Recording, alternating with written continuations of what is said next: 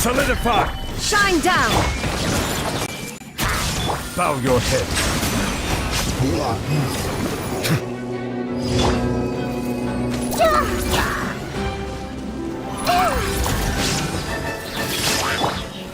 Gather!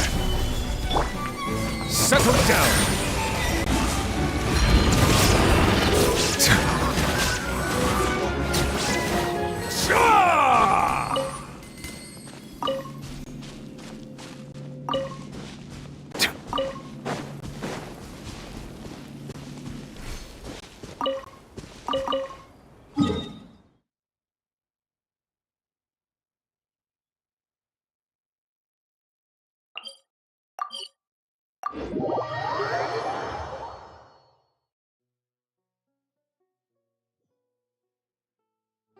Silence!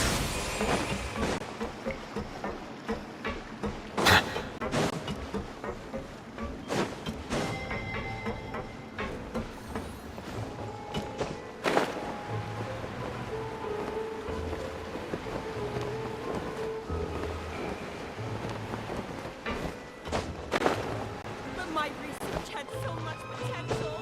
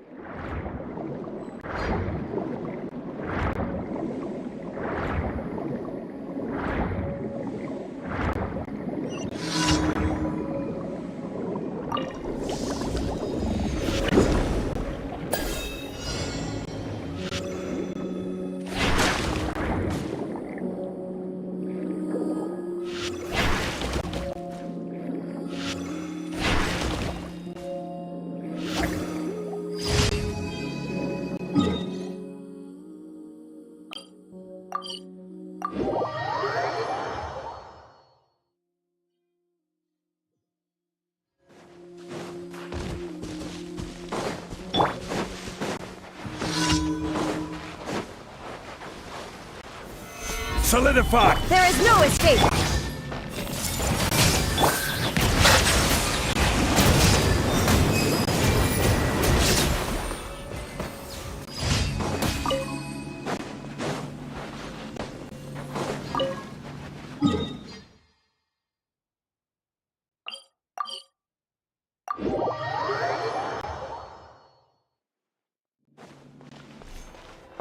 Add Ast.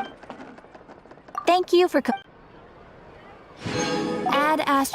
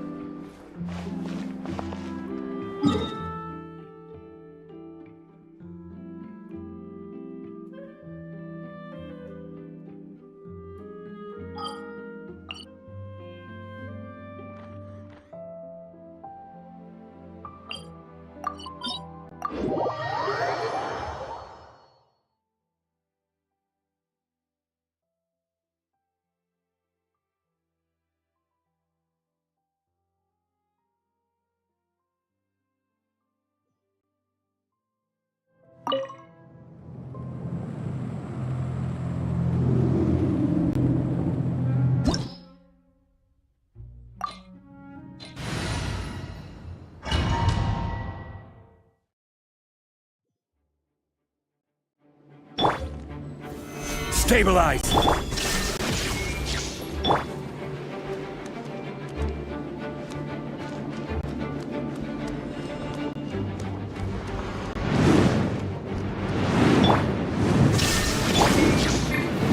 Gather!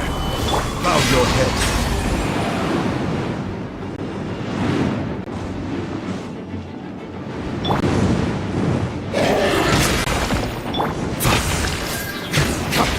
Silence!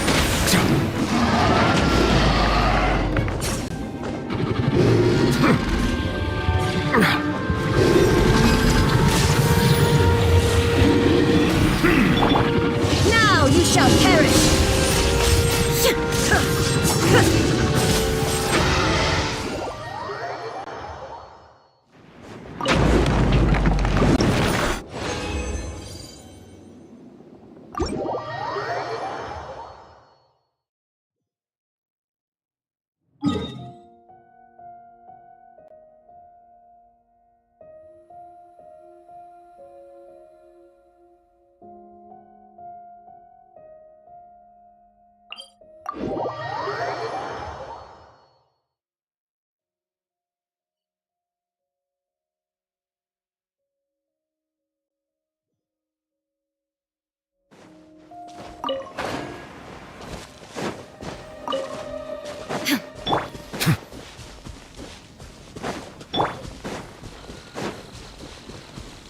Order guide you.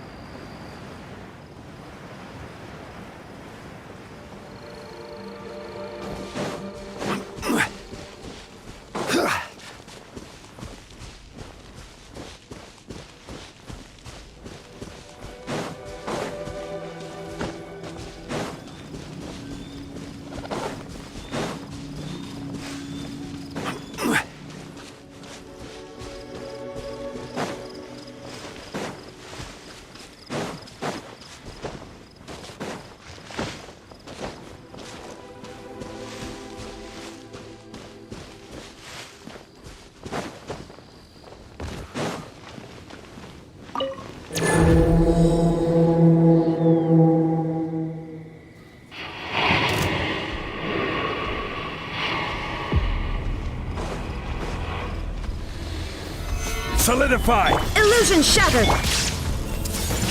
Settle down! Be sanctified!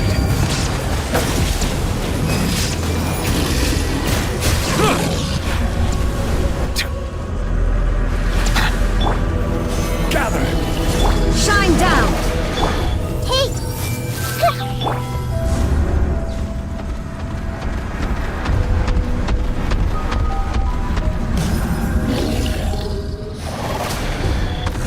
Bow your head.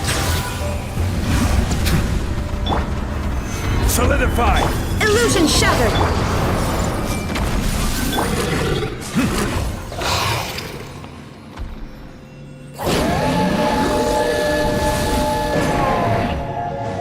Settle down!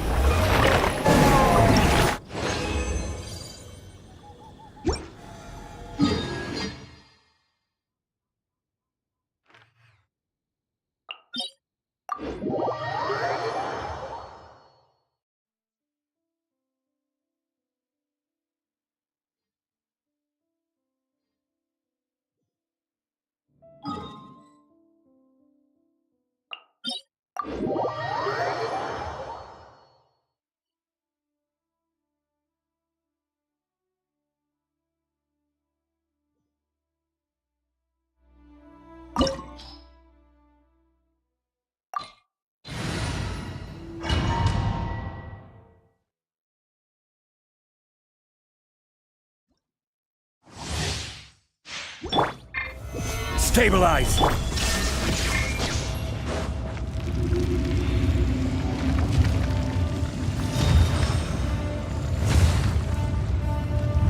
It is time, Morax! We settle this now! Bow your head.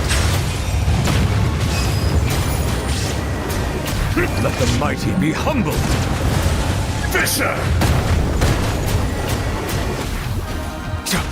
The enraged earth will not absolve you! Silence!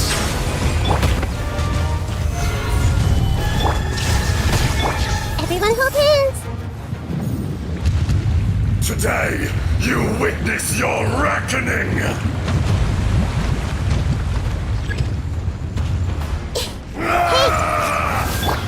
Bow your head.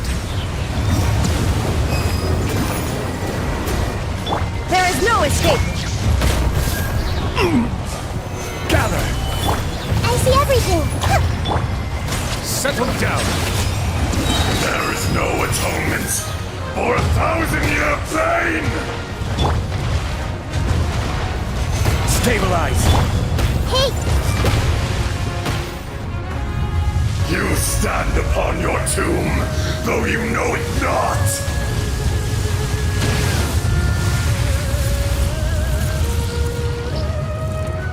Everyone hold hands! Experience an eon of solidify! Silence!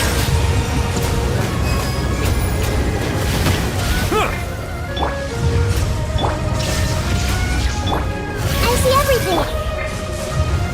Gather! Settle down!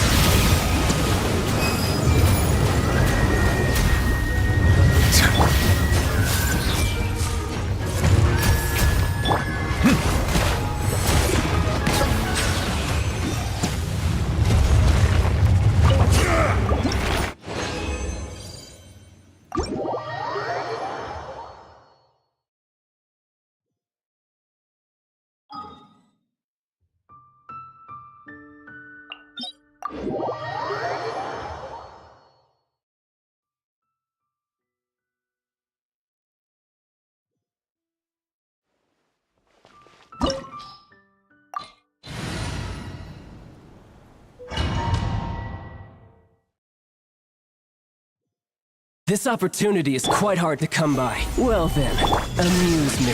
Surrender is a valid option. I promise I'll be gentle. Not bad, not bad. Not bad. Stabilize! You've got a trick or two. Oh, settle down!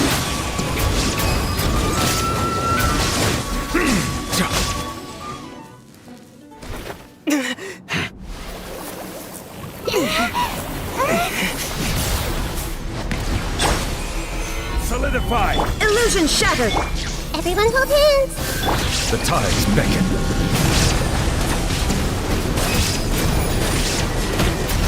Bow your head. Some you win, and some you lose.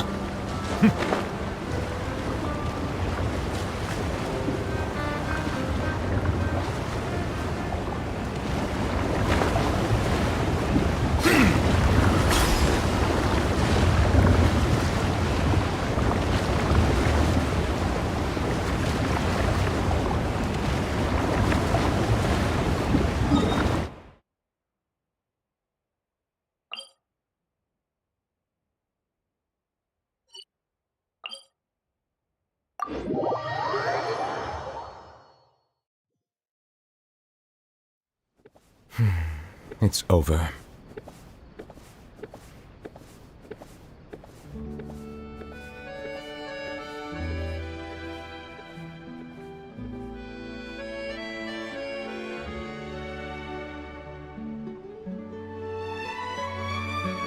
Water comes in many flavors to the discerning palate. Mondstadt's water is crisp and pure, while water from Liyue has an enduring aftertaste. In Inazuma, the water possesses a depth of flavor unlike any other. Sumeru's water, meanwhile, has a rich and complex flavor profile, but it must be savored patiently to fully appreciate it.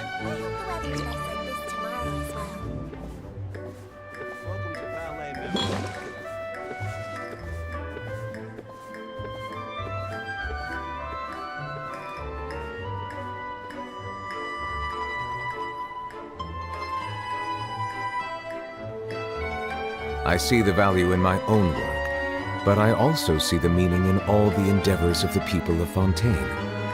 I believe I will continue to take pride in fulfilling my duties.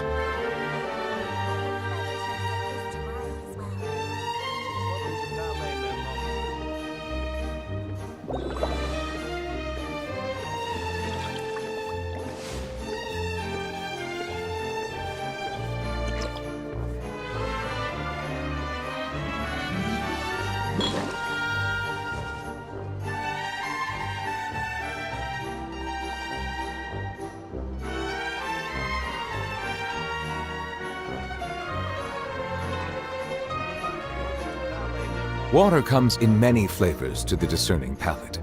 Mondstadt's water is crisp and pure, while water from Liyue has an enduring aftertaste.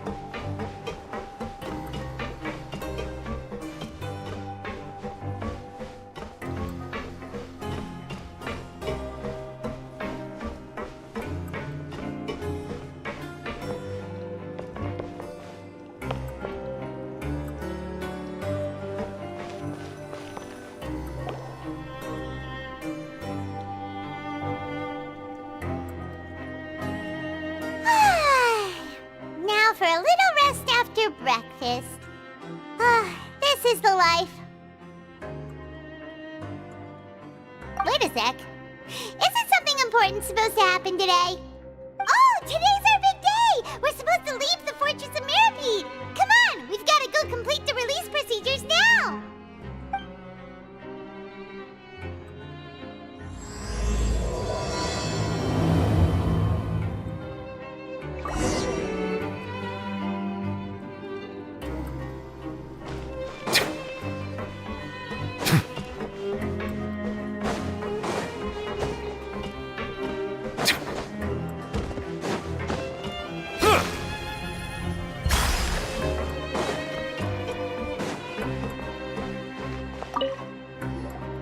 Please, sign here.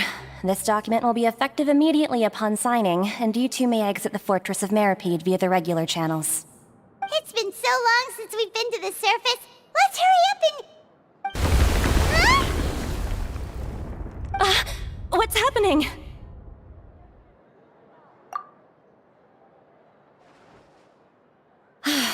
I'm fine, thanks. But I wonder what that tremor was just now. Let's go ask the Duke.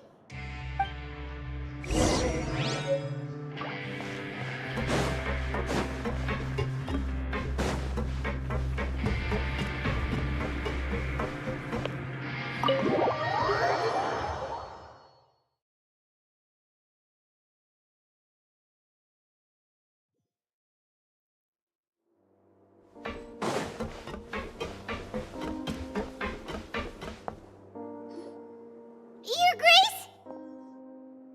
Ah, good to see you two. Is there something you wish to see me about? Yeah, what was with that earthquake just now? Ah, that. The tremor didn't originate from the seafloor. In fact, it seems it came from the surface.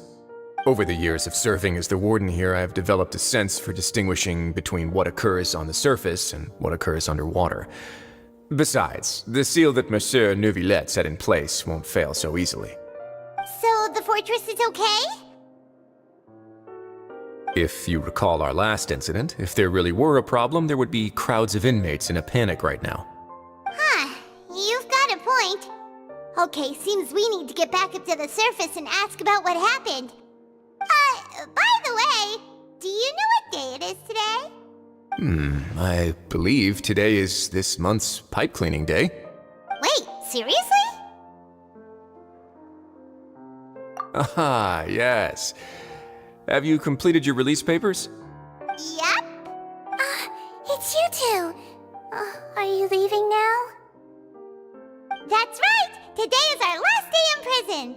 But now that Paimon says that, it doesn't feel like we were confined here. It's actually been pretty nice! Oh yeah, Paimon feels fond of this place now! Well, then be sure to come back and visit. I'll miss you. If you've signed the release papers, then you're free to go. The guards will escort you out. You're not going to see us off? I knew you'd ask. All right, sure. Let's go. Well, you actually agreed. No worries, you must be busy. Paimon was just joking. Ah, so you do have a polite side, I see. After being down here for so long, I imagine you must feel like you're lacking companionship. Shall I come along too? Yeah, don't worry, we'll come back to see you. Paimon really likes the cafeteria here. The chefs sure do know how to make good grub. I hope you won't be here as convicts the next time I see you. We'll do our best to stay out of trouble. Well, it seems our work in the Fortress of Mirapede is finished. That's the end of another chapter in our journey. And since Nervalet was the one who asked us to come here, we should probably go report to him now. Next up, the Palais Mermonia. You're going to see Monsieur Nervalet? Please pass on our kind regards. I'm sure just your regards will do, no? I believe it would be the polite thing to do. You're right. I've heard the Palais has been terribly busy these days. Tell him that I hope he hasn't been overwhelmed by the recent string of troubles.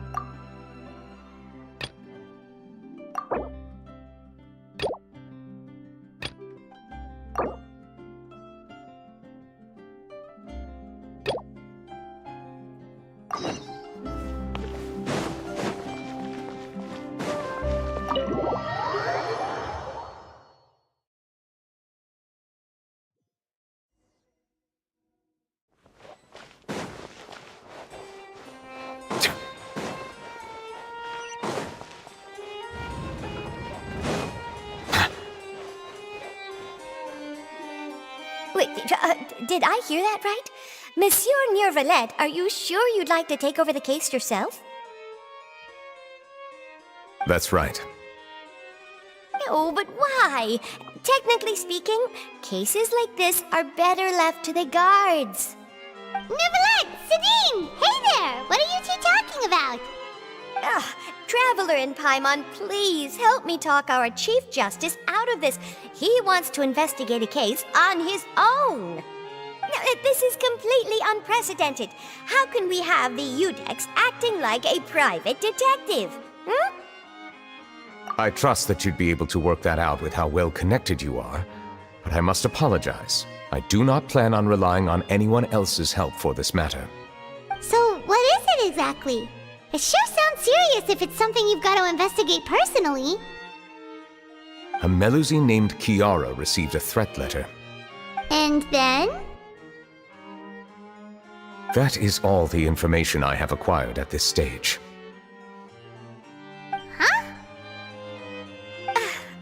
I have no idea why you're so hung up over this. I've checked the schedule in advance, and it seems like there aren't any trials today. So, if you insist, I have no objections. Thank you for understanding. I will leave a note explaining my absence on my desk. I would appreciate it if you could take it to Lady Farina. She may have no interest in official affairs, but standard procedure dictates that I'm still responsible for reporting to her. Yes, understood. I'll come back later and deliver the note to her.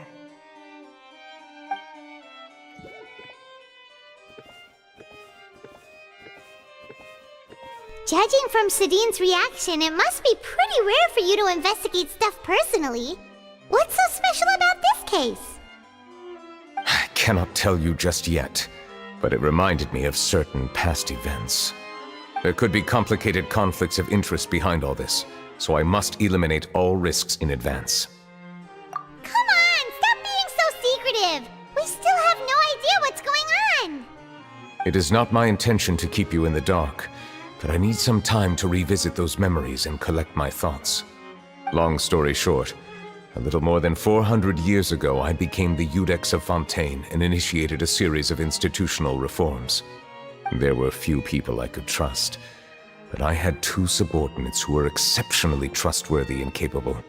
Carol, a Melusine, and Vautrin, leader of the Special Security and Surveillance Patrol.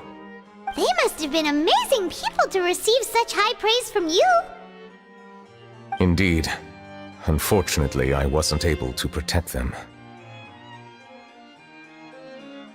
The reforms damaged the interests of some, and the more conservative faction took advantage of Carol's identity to instigate political unrest. Ultimately, they wanted me to yield more of my power. The incident resulted in Carol taking her own life, and Vautrin being exiled. From then on, I've been especially careful when dealing with cases related to Melusines. All Melusines used to live a secluded life away from human society. I granted their wishes when some of them, including Carol, asked me to bring them to the court of Fontaine. Many common folk believe that I share a special bond with the Melusines, and whatever they do can be traced back to me. Some of them, especially those who hold a grudge against me, exploit that belief and stir up conflict over Melusines in an attempt to lay the blame on me. I have nothing against the opinions of others, but the moment a whirlpool of conspiracy forms, it inevitably affects the innocent. It has already happened once, and I want to make sure it does not happen again. Even so, why do you have to be the one investigating? There's the guards, the Maréchaussée Phantom, and the Special Security and Surveillance Patrol. Aren't they more than enough to figure out what's going on? Based on prior experience, there is a high chance that those who hold hostility towards me do not belong to the same department. The political system of Fontaine is relatively complex and involves the interests of multiple different factions.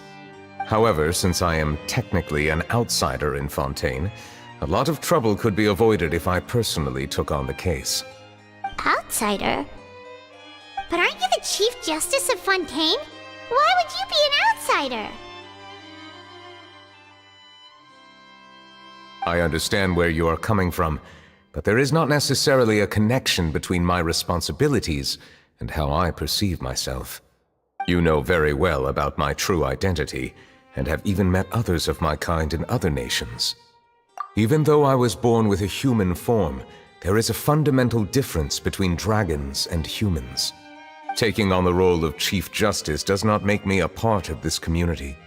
In fact, the status I was granted has prevented me from forming deeper bonds with others. I have lived in Fontaine for a long time, but I do not belong here. That is why I call myself an outsider, a fish out of water. Yeah, we have nothing to do with all those organizations anyway. So how about we come with you on your investigation? Let's team up and round up all the bad guys lurking in the dark. That does not sound like a bad idea.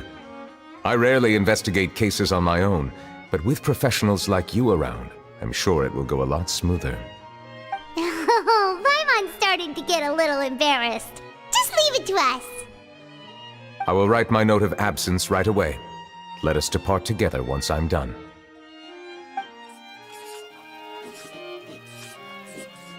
Let us go. We should visit Kiara first and try to gain a better understanding of the situation.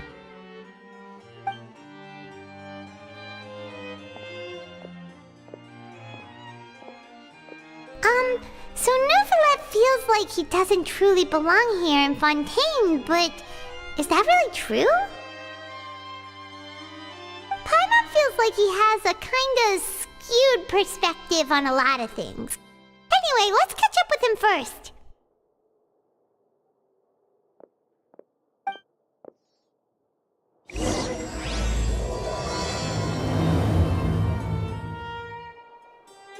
Paimon's been thinking. You called yourself a fish out of water, right?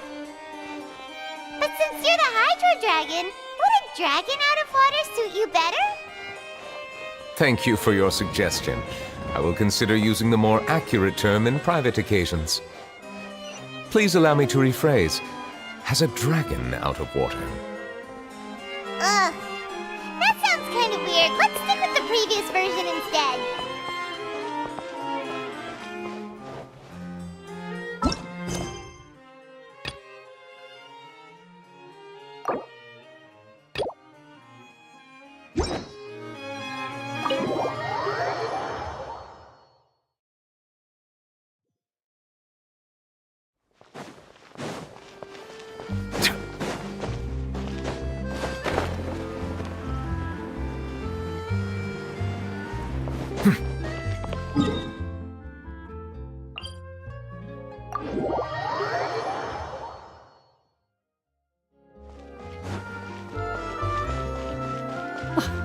I never thought I'd see him here.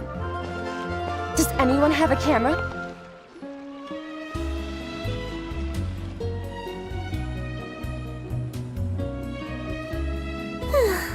The weather's amazing today. Kiara. Huh? Monsieur Neuvillette! And you are? Oh, I remember. You're the Traveler and Paimon. I've heard about you. Aw, she's adorable! Hey there, it's nice to meet you. Thanks for the compliment. Is there anything I can do for you? I heard from Sidine that you received a threatening letter. A threatening letter? Oh, right! I remember now. The letter fell through the crack in my door as I was heading out this morning. It said something about catching me, so I thought someone wanted to play hide and seek. But Sidine told me it was a threatening letter, and that I could be in danger. But that's not gonna happen with everyone looking after me, right? Have you run into any suspicious-looking people recently? Suspicious-looking people? What counts as suspicious?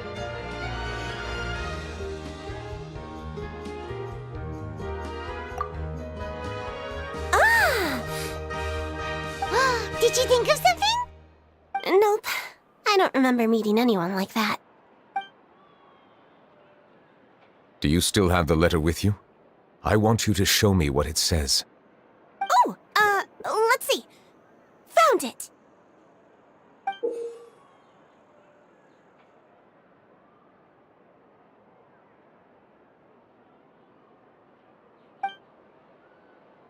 Now then, get lost. If you don't leave the Maréchaussée Phantom, I will come and catch you in person.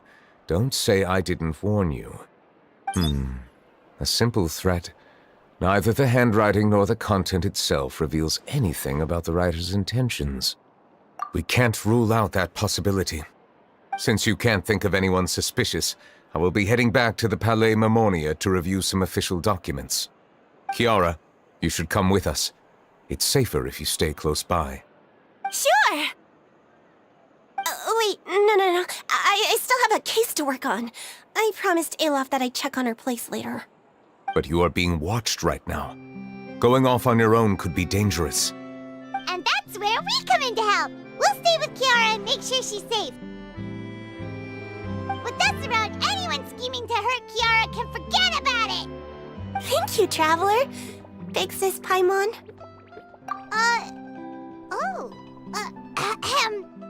Don't worry, your Big Sis Paimon is super strong. All right, let us go our separate ways for now. Please take care of Kiara. We'll take her to a lost place right away. See you around. So, Kiara, how old are you? Let me think. 1, 2, 10? I can't remember. But I remember coming to the Court of Fontaine with Carol and Neuvillette. That must have been a long time ago. Carol? Didn't Neuvillette mention her just now? That was more than 400 years ago. Why would Paimon be a big sister to you? My memory isn't that good. But Carol told me I could address others based on how I feel about them. Paimon feels a lot more grown up than me, so you're a big sis. Huh. Paimon sees. Hey, Traveler, did you hear that?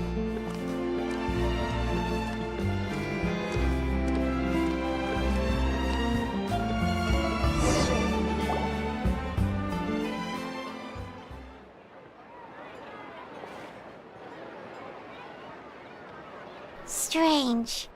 Paimon felt like someone was following us. Olaf! Kiara, you're here. Huh? Wait, aren't these two... Oh, they're the Traveler and Big Sis Paimon. I thought so. What brings you here? All right, guess I shouldn't have asked. May I begin inspecting the store as planned? Of course. Go ahead.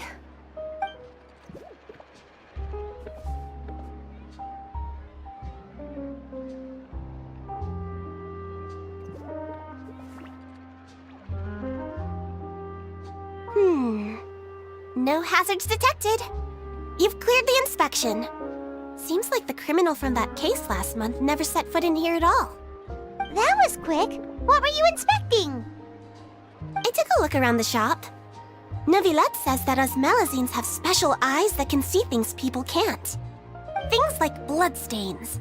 No matter how hard you try to clean them up, we Melazines can see their residual stains for some time. Pretty cool, huh? All right. Now that you're done inspecting, can we have a chat? Hear me out. I'm planning to release an outfit for children next month and wanted to hire you as my model. Is that okay with you? Of course! Is there anything I need to do? Please wait a moment while I take your measurements. The sample should be a perfect fit. Seems like they get along really well. Huh? What are you looking at? Is there really someone watching us? Shh! Let's sneak over and take a look.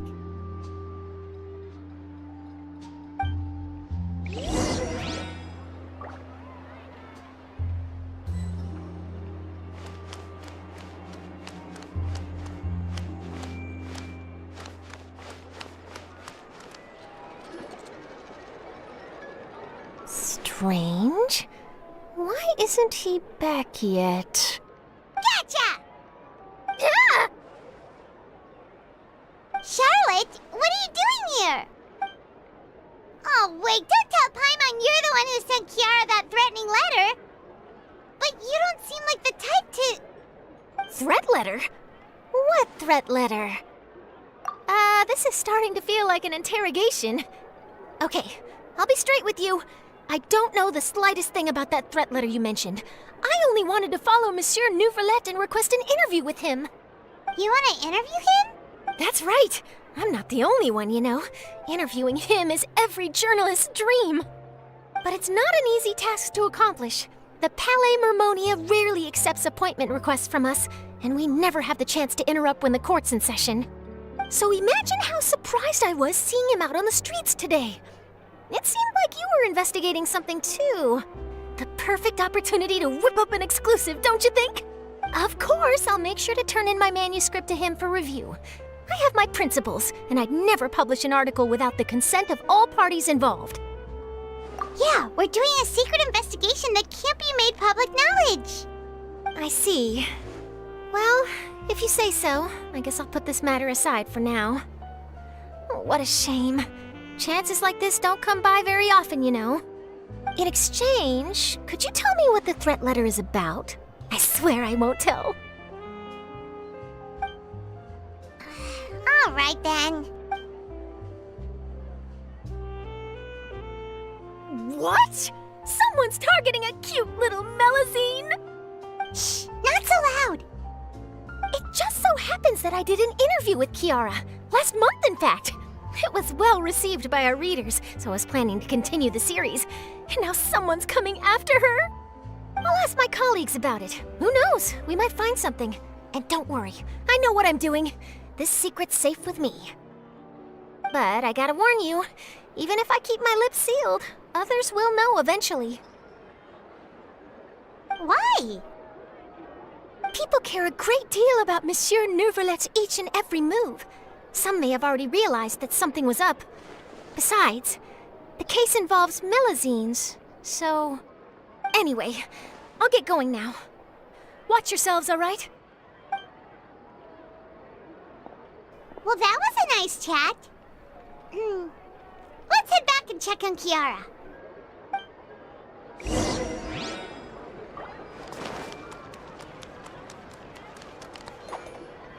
What do you think? The design looks pretty good, huh? I think it's great! Huh. It's very pretty indeed. Clarand! What are you doing here? It seems that you just showed up out of nowhere. As I passed by the Palais Mermonia, I heard that Neuvillette was investigating a case with you. Technically speaking, he and I are under an employer-employee relationship. It didn't feel right to have my employer personally take on such trivial cases. I happen to have some time at the moment, and came to take a look. I sometimes have my clothes custom-made at this boutique, in any case, so we always have a lot to talk about. Ah, Neuvillette sure is lucky to have someone like you. Leave this to me. You should go meet up with Neuvillette. Okay then, we'll leave Kiara in your hands. Come on, let's go find Neuvillette.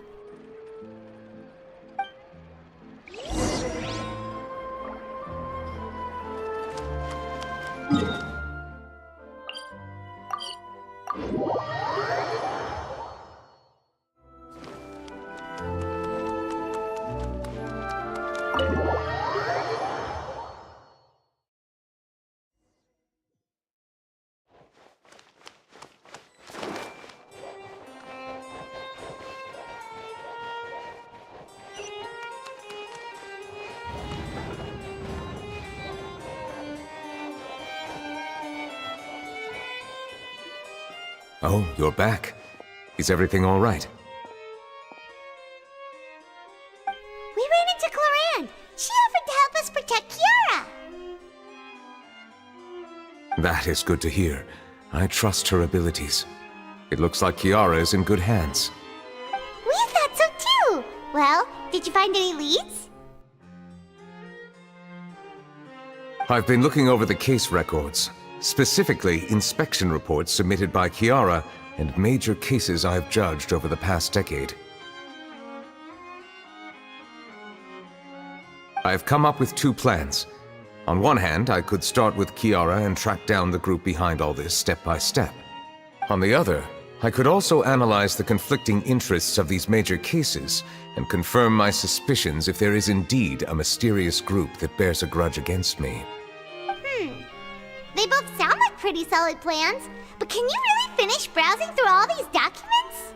That's a lot of reading even for Paimon. Don't worry.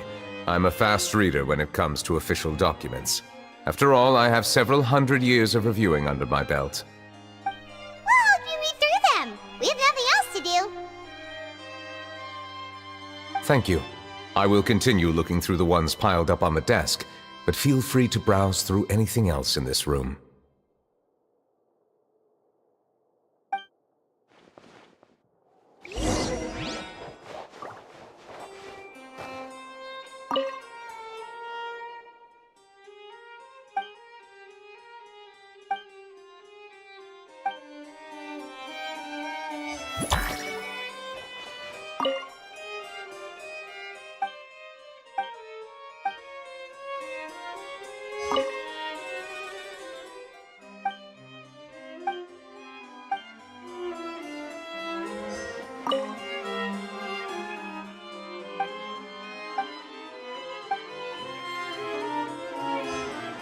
Have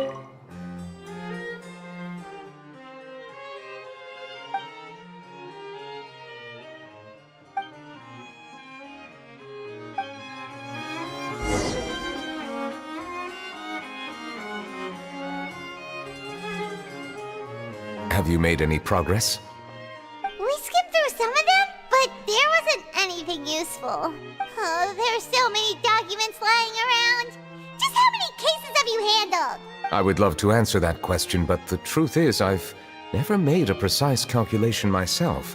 If memory serves me right, there should be at least 100,000 cases. The documents you see are just a small fraction of what's really there. Whoa, that's a lot. Looks like the work of a Chief Justice isn't easy at all. That might be how it seems from another's perspective, but trials and official duties are, to me, simply routine. There are many documents here. Take a break if you are tired. You read Paimon's mind. All right, let us take a break then.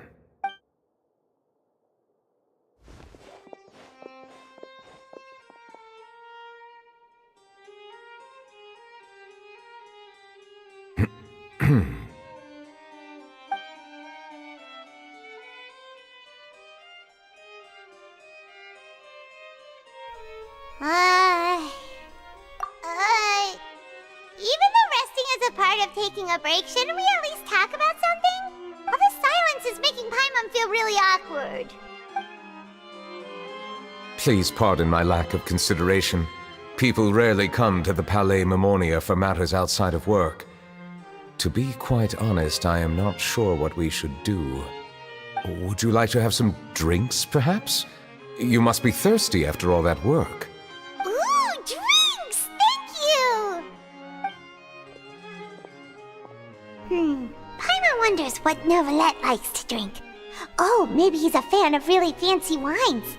He seems like the type of person who'd own an entire winery. You know, like D-Luke.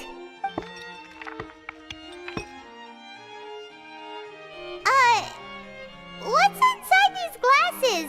It looks just like water. An astute observation. It is indeed water.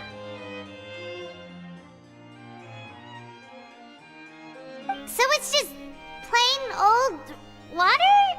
What did you think it was?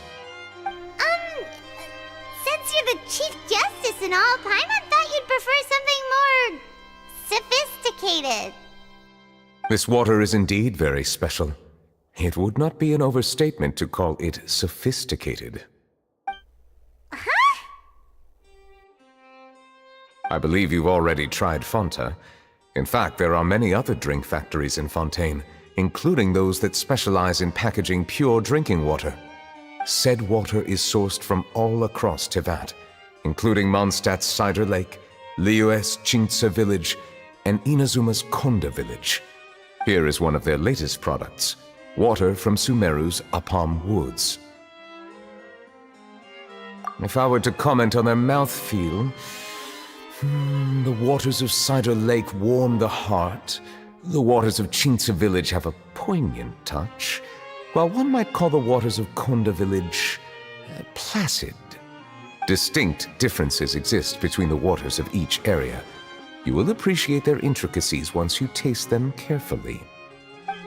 Really? Let Paimon try!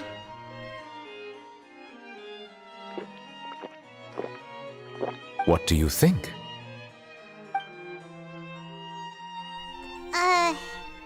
Nope.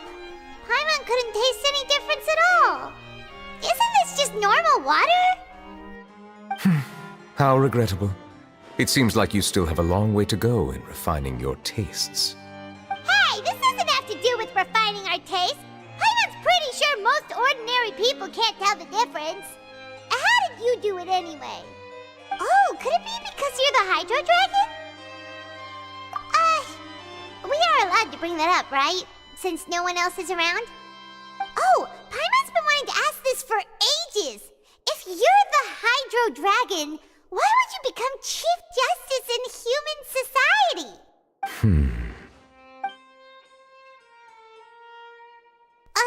Sorry. Paimon was just curious. You don't have to answer. There's nothing to hide. I was simply organizing my thoughts. I accepted this position because I wanted to seek out answers to questions that have perplexed me. Questions? Are there really things you can't figure out? Many, in fact. But the one question that puzzles me the most concerns my own existence.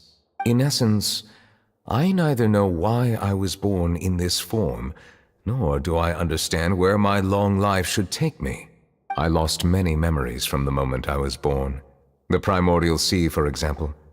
I can only vaguely recall its connection to me, but I am unaware of what that connection is exactly. Perhaps the elemental dragons of other nations may have some form of an answer. However, they are scattered across all of Teyvat. Abruptly visiting could very well pose an unpredictable risk. True. Some of them have very unique personalities, too. I have been holding on to these unanswered questions for a long time. But there is one thing I've discovered along the way. My emotions easily resonate with those of others. Even I don't have the slightest idea what they mean. My guess would be that there are at least some similarities between humans and myself. By observing their behavior, perhaps I could one day understand the meaning of my existence. Have you made any progress then? Perhaps, but I find such progress difficult to describe. As an outsider, chances to engage in meaningful interactions with others are few and far between. That's why I'm quite thankful for this chat. Such opportunities are rare. Alas, time is limited. We should move on with our investigation. Are we gonna continue reading these documents? Paimon's getting dizzy already. I wasn't able to find any leads even after browsing through most of the documents. But while we were on the topic of water a moment ago, another idea came to me. Water? Do you mean... That's right. The Fountain of Lucine is where all of Fontaine's waters converge. It is the vessel of countless memories and emotions. If there really were an organization attempting to use Melusines against me, they should also hold an intense resentment towards me. Perhaps we'll be able to find some new leads by sensing the hydro element within the fountain. Huh. Why didn't Paimon think of that? Come on, let's go take a look! Perhaps we should go. There shouldn't be too many people near the Fountain of Lucine during the evening.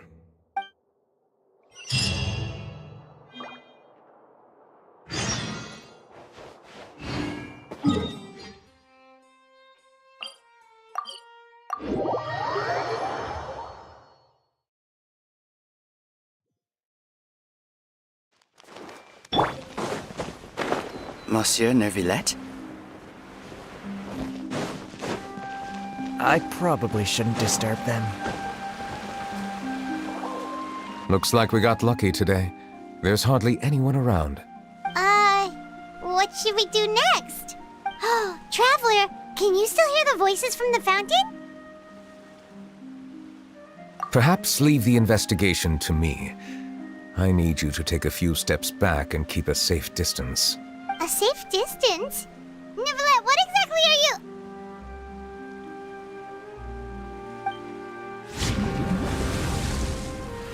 Whoa, it's glowing!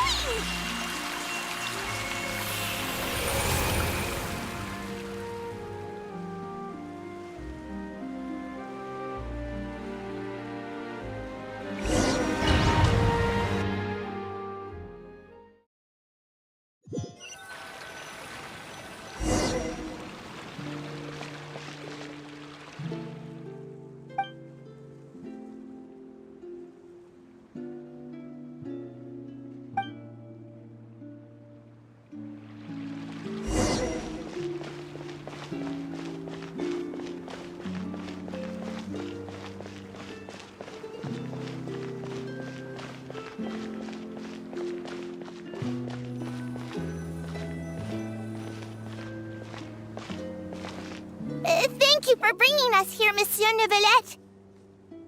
The Court of Fontaine is truly incredible. There's so many things I've never seen or heard before.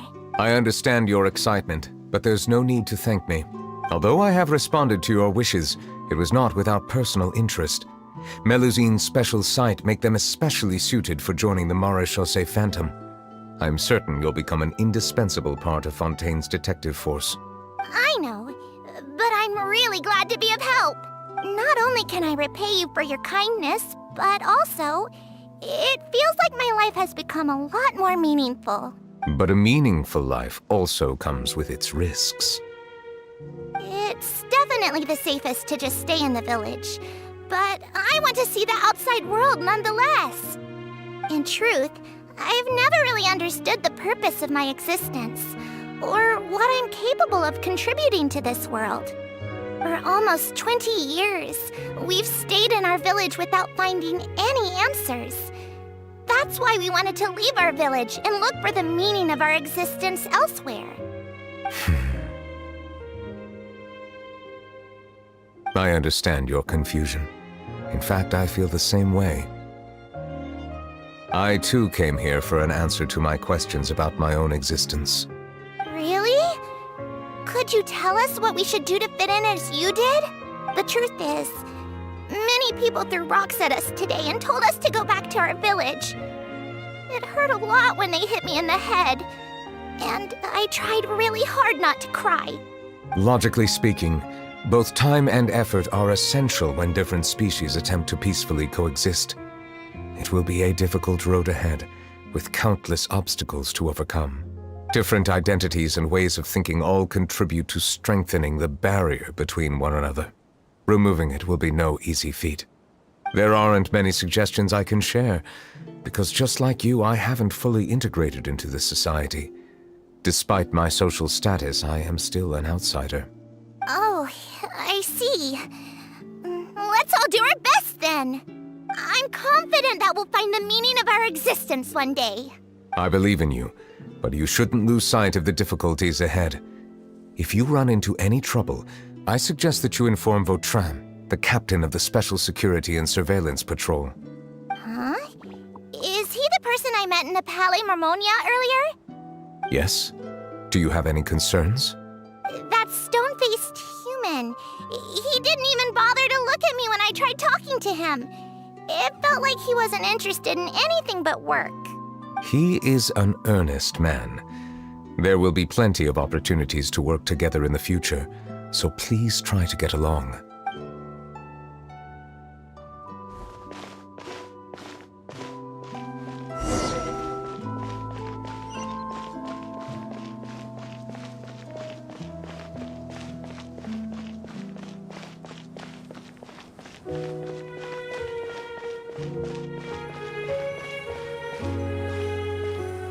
Hello.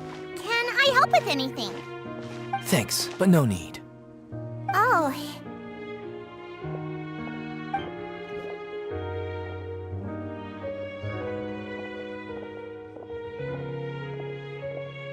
Hello, I'm Carol, a Melusine. Is there anything you need help with? Get away from here! I'm calling the guards! Please, calm down. I don't mean to cause any harm.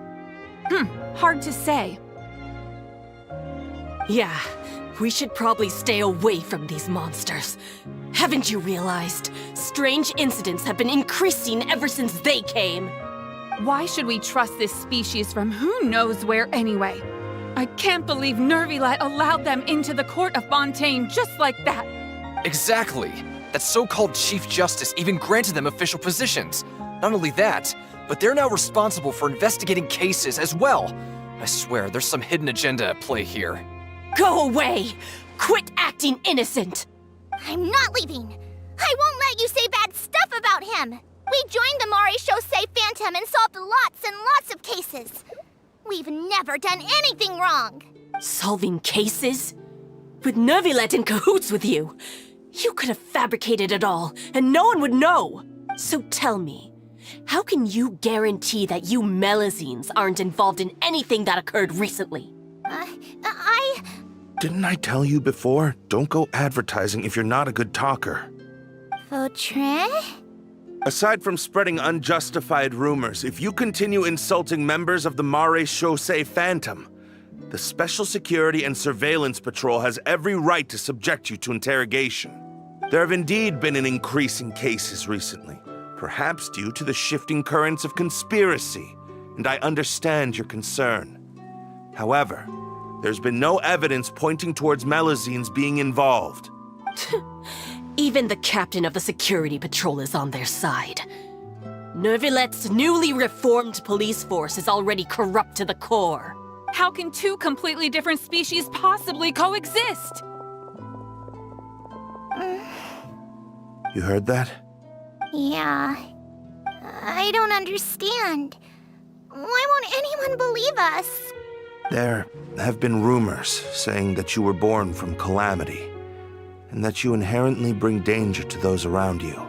There are countless negative rumors about you floating around in Fontaine. It's near impossible for you to become a part of this society. Best if you give up before it's too late. Monsieur Nervilette said that we needed to put both time and effort in. I don't know how long it'll take, but I can at least try making my best effort. I still want to try a little harder. Thank you for bailing me out earlier. Okay, I won't be taking any more of your time. I painted a lot of flyers last night, so I have to stay and hand them out to everyone. Give them to me. You're not gonna take them away, right? We'll hand them out together. The faster we get this done, the sooner we can head back.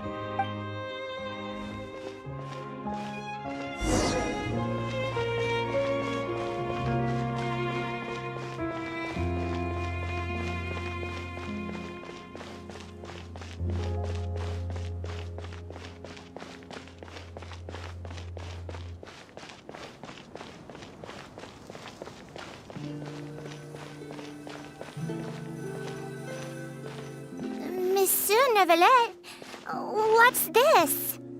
Medals of Peace, awarded to you and Vautrin. Thank you for your continued dedication in the past 5 years. You've taken one small step forward in helping Melusines gain the trust of humans. I think I'll pass. Hey, don't say that. We wouldn't have made it this far without you. It won't be long before Melusines begin living peacefully with the humans. Just the thought of it makes me happy. Don't keep your hopes up. We've barely scratched the surface. There's still a long way to go before that dream of yours comes true. You blockhead! Don't ruin the mood! Vautrin brings up a good point. The trust humans have placed in you is still very fragile. Any small incident could undermine the hard work you've put in. Please be on your guard for the next few days. Yes, sir. Okay, got it.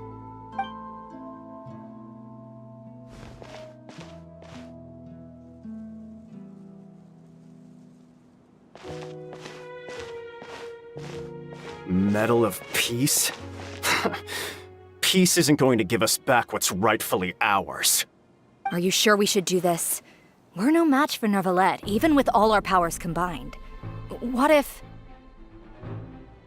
Nah, not gonna happen. As long as he remains in his position, there's no chance he'd take us out personally.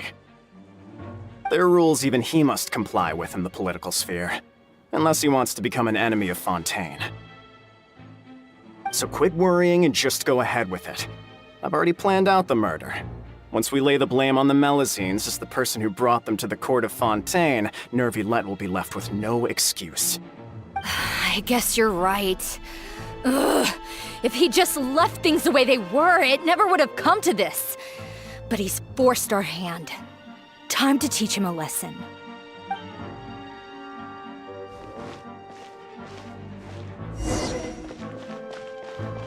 Turn the murderer in!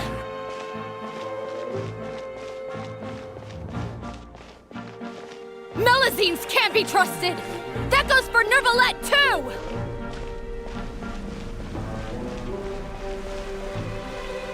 Peaceful coexistence? What a joke! Get out of the court of Fontaine and don't ever come back!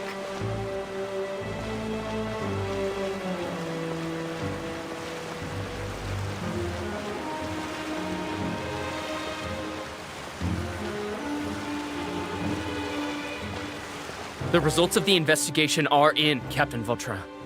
Go on. There is no direct evidence, but reasonable inference indicates that the ones controlling the situation are supporters of the old regime, whose interests have been undermined by the reform. They tricked Miss Carroll into going to the crime scene and pressed charges against her. After that, they incited panic among the people in order to make Monsieur Neuvillette confess to his mistakes and yield up power. The guards were stopped by the enraged mob and couldn't intervene in time. Miss Carroll chose to sacrifice herself to pacify the situation. And she called me a blockhead. A little investigation would have cleared things up. Why didn't she wait until we'd established the truth? She didn't have to prove her innocence like that. The situation had rapidly escalated to a physical altercation between infuriated citizens and the guards. Miss Carroll might have thought there was no better plan. That is indeed something she'd do. Captain Vautrin, should I present these results to Monsieur Neuvillette right away? There's no need. Notify the guards to restrict public access to all information. Restrict access to... Wait, are you planning to... There's something I've never told Carol. I had a little sister named Ilaria who passed away when I was very young. She's just like Carol in every possible way. Innocent, kind, always believing the best of people. People like her are the most vulnerable to deception and betrayal. From the moment I met Carol, I knew that she'd be easily manipulated by others. I kept a cold demeanor and tried lecturing her into giving up. Looks like she was unfazed by that. Yes. In fact, some of her spirit must have rubbed off on me instead. Because I too began working towards that pie-in-the-sky dream of hers. I should have known. Those cowards don't have the guts to confront Neuvillette. They even avoided causing trouble for me. They were after Carol all along. Can you understand how I feel?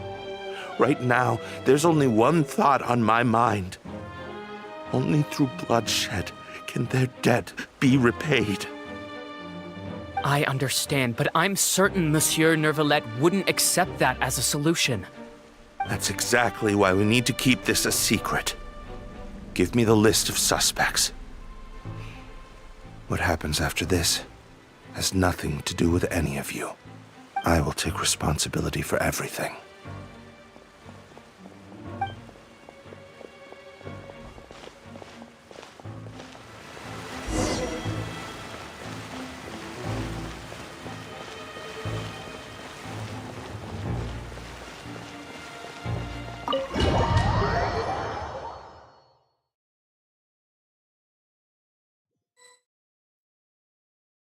Did you know? They're hearing a major case today, and the criminal is Captain Vautrin of the Special Security and Surveillance Patrol. Apparently, he resorted to personal measures to seek revenge for Carol and settled the score with the group that framed his friend. Hey, why aren't you saying anything? I'm thinking... we should try our best to bail him out when the trial commences. Bail him out? Why? Shh, keep it down! Haven't you realized? Both Vautrin and Carol are Neuvillette's most trusted subordinates.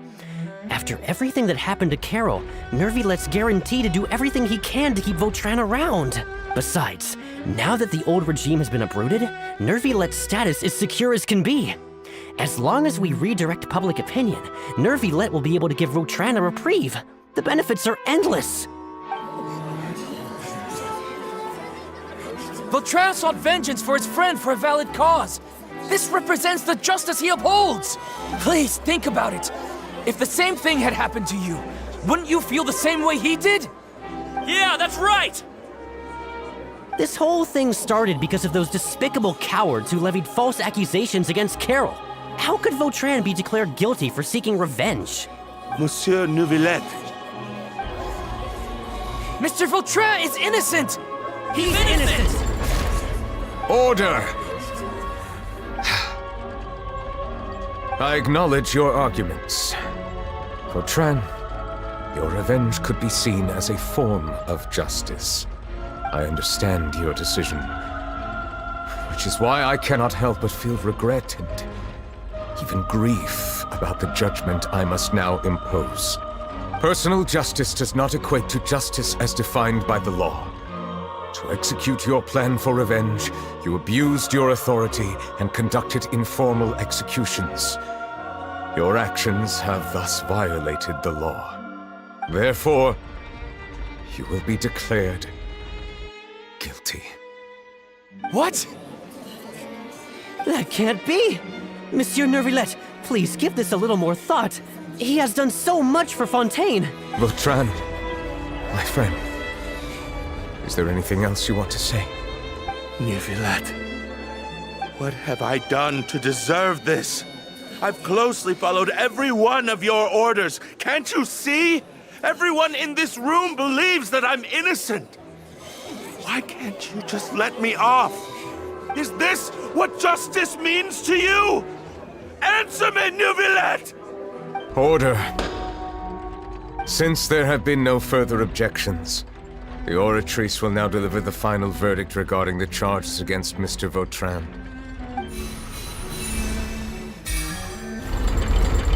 According to the judgment of the Oratrice Mécanique d'Analyse Cardinal, Mr. Vautrin will be declared guilty.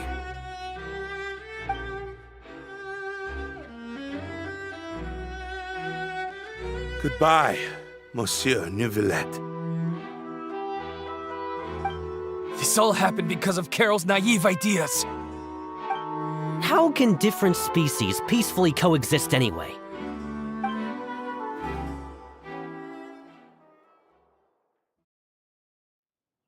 Hey, stop spacing out! What's wrong? Are you not feeling well? Apologies, it seems like my memories got the better of me. I tried my best to suppress the power of Hydro within myself, but it seems like it still caused the emotions within the Fountain of Lucine to boil over. Due to my negligence, the overflow of emotions and memories must have affected you as well. Are you all right? Wow, the Hydro Dragon is more powerful than Paimon thought.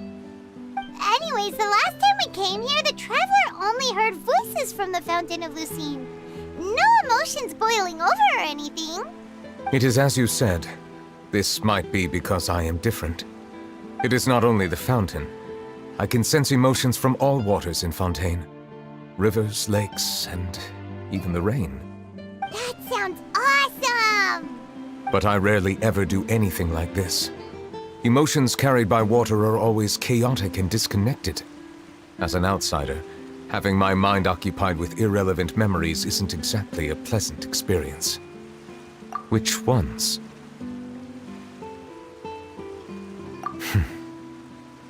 It's fine. I prefer not to speak of those memories. That does not mean I am deliberately hiding them. It was a coincidence, but perhaps it is a good thing that you saw everything in that form. You should now understand why I believe there to be a conspiracy behind all this. These two cases are much too similar. I felt like I needed to do something. Paimon's starting to lose track of what you're saying. Don't leave Paimon out of the conversation. Paimon wants to help too. Then let us get back to the point. While I was investigating the fountain, I discovered something strange. I did not sense too much hatred towards me within its accumulated emotions. I don't know what caused this to happen, but it seems like there won't be a shortcut to finding the organization that may be pulling the strings here. However, I did find some resentment directed towards Kiara. If I remember correctly, it seemed to be related to a smuggling case. Oh! Didn't we read about that in one of the documents? You've read about it? In that case, the resentment should have come from that incident. Huh? What are you doing here? I was just about to look for you at the Palais Mermonia. Navia! Nice to see you again! Is there something we can help with? I've heard some things, but I'm not purposely asking around or anything. Don't worry.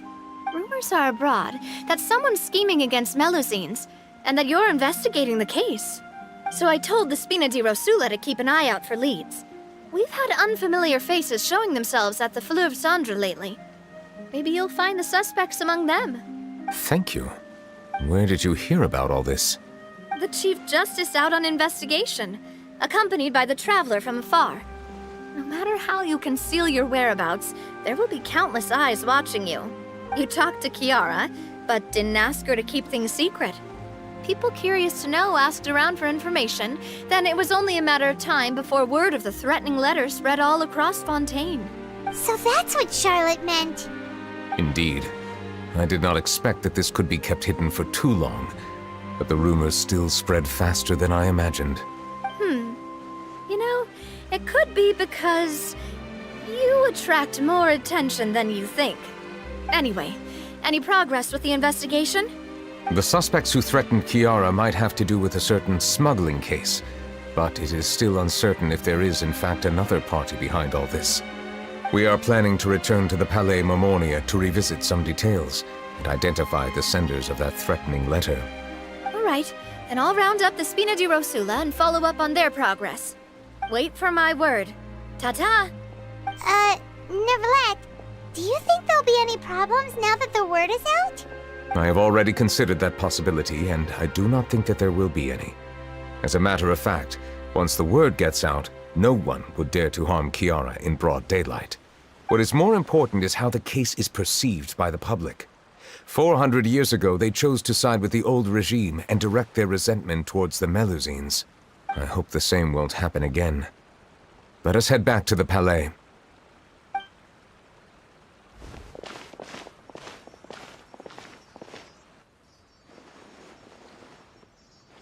Strange. What are these people doing out on the streets so late at night? Did something happen? Let's take a look around. Have you heard? Someone's plotting against a Melusine.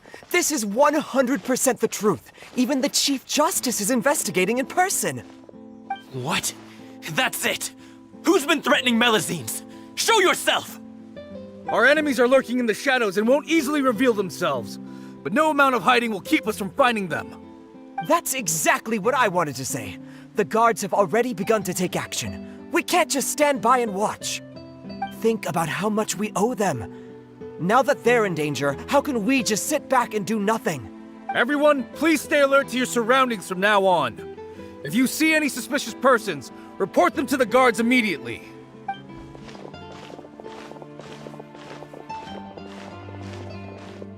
It feels like you've been following me this whole time. Did something happen? We were informed that. Nope. We just finished our shifts and happened to be strolling by. Have you had dinner yet? Why don't we check out the new items at the dessert shop together? This isn't a good time to be out and about. Come on, don't act tough. I bet you're hungry too. All right, let's go buy a cake or something. You shouldn't ever skip meals, especially if you have another shift scheduled for later.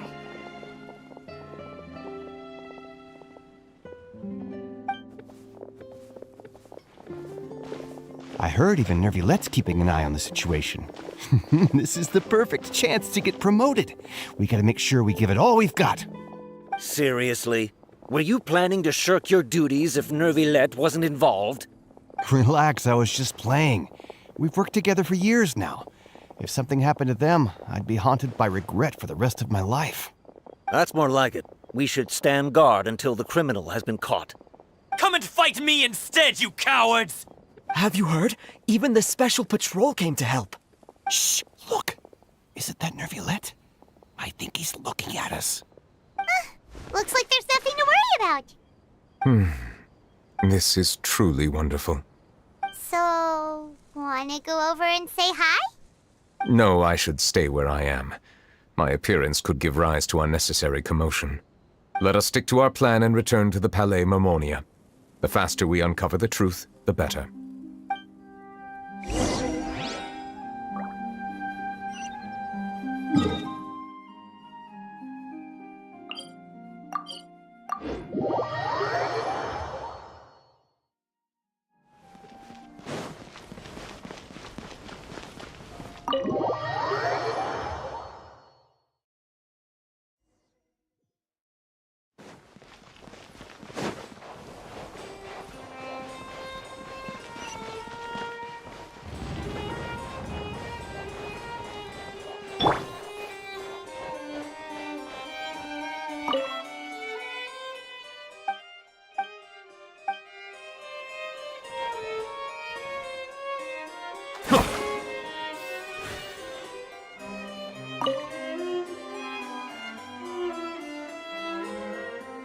The smuggling case was solved by the joint forces of the Guards and the Maréchaussée Phantom.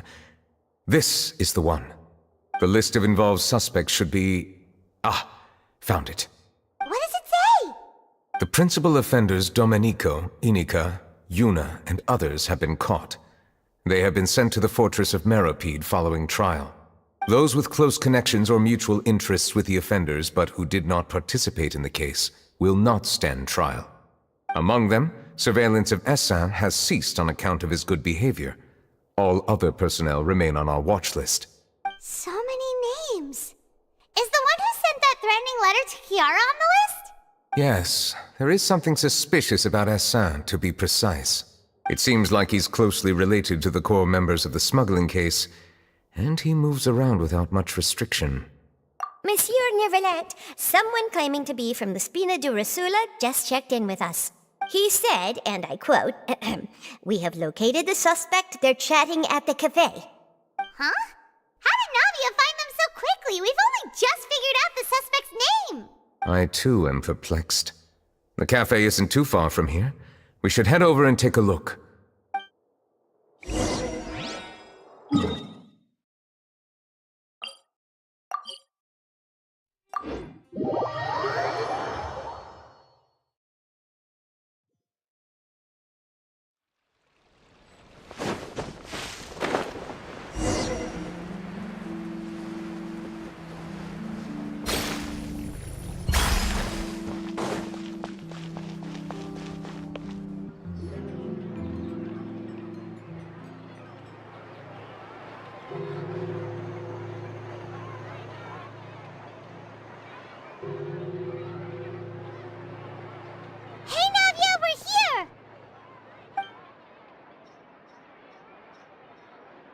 Whoa.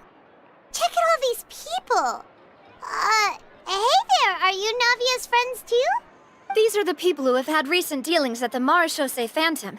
They're usually hidden in the Fleuve Cendre, but I sent for someone to invite them over. Invite them over? Exactly. Now, I heard there's great coffee here, and so I asked them if they'd like to come and have some. Yeah, it's our pleasure to be guests of the Spina di Rosula. I've wanted to have a meetup like this for ages.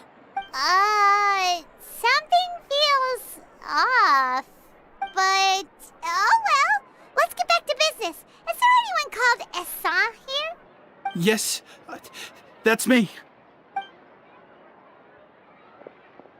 You're Essin? Yes, Monsieur Neuvillette. Did you write that threatening letter to Kiara? I did, but I was just following orders. Orders from whom? Domenico. He was my boss. I couldn't disobey his orders. Domenico? Where is he now? The fortress of Meropide. Well, I'm afraid even the Spina would have trouble looking into that place. Looks like you'll have to make the trip yourselves. This was as much as I could do. You've done more than enough. I am extremely grateful for your help. Leave the formalities for later. You should find Domenico first. If he really is the one setting up the conspiracy, it'd be best if he's exposed as soon as possible. All right then, let's head to the fortress right now.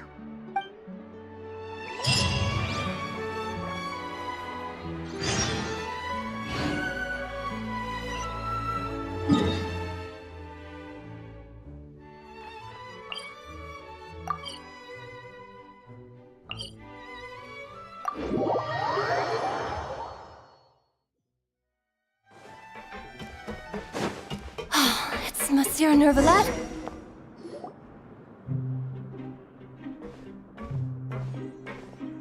Welcome to the Fortress of Meropide, dear esteemed guests.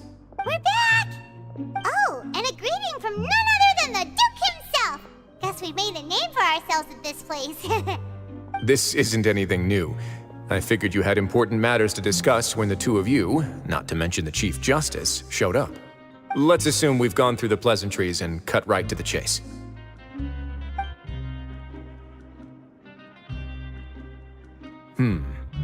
I do remember a thing or two about Domenico. He once attempted to round up the other inmates and instigate a protest.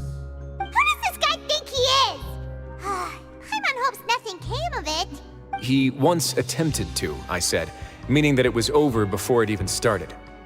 And now he's threatening Melazines, is he? To be honest, Domenico doesn't seem like much of a conspirator. The fact that the three of you bothered to personally investigate raises a flag. Is there something else going on behind the scenes here? He's got the same concerns we do. I am concerned about this incident because something similar has occurred in the past. I wish to meet Domenico in person and have my questions answered. That's an easy one. Let me think. I think he's at... Oh, did I hear someone say Melazine? What happened? Sijuin! Yeah, and we're investigating. The person who threatened her seems to be imprisoned here. Really? Is Kiara gonna be okay? There's no need to worry. Clarande is protecting her as we speak. Well, that's great. But if the criminal's still... Is there anything you can do about this? Ah, head nurse. Do you require me to personally deal with the criminal? Writhsley. Okay, I get it. I'll bring Domenico to you. That's your only demand, correct? Think of it as more of a humble request. I'm here on my own accord, not to formally transfer a criminal for trial. I urge you to set aside any concerns. Thanks for the trouble. Consider me in your debt. Whoa! If Paimon were the Duke, Paimon would take this chance to ask for something really important. Well, were I still a criminal, I'd probably ask for a lighter sentence. But I'm sure Monsieur Neuvillette would reject that. But enough jokes. I'll look for Domenico and bring him to you. Make yourselves at home. Our dear head nurse has mentioned you quite a few times, so I'm sure she has a lot to say. Please come with me to the infirmary. Ah, and watch your step. There's some pretty dark areas, so make sure you don't trip over anything.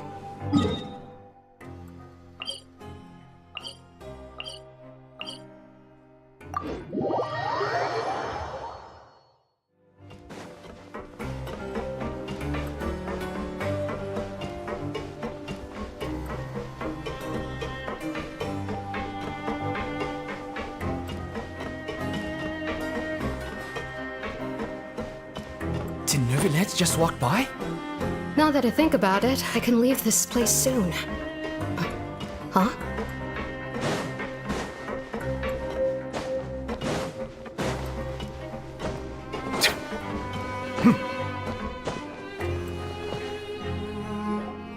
Please rest here for a moment. Oh, and would anyone like anything to drink? Paimon's not that thirsty, but thanks anyway. Thirst is a warning sign that you're dehydrated, which means you have to drink up even before that. I'll bring you some tea. I'm sure you'll have a lot to talk about. Typical Sijuin. Concerned about everyone's health as always. Why aren't you two saying anything? You noticed them too. The badges they wore on their chests looked quite familiar. Familiar? Paimon didn't even realize they were wearing them. But if both of you say so, let's go ask them about it. That's not a bad idea. I will stay here and wait for news from you.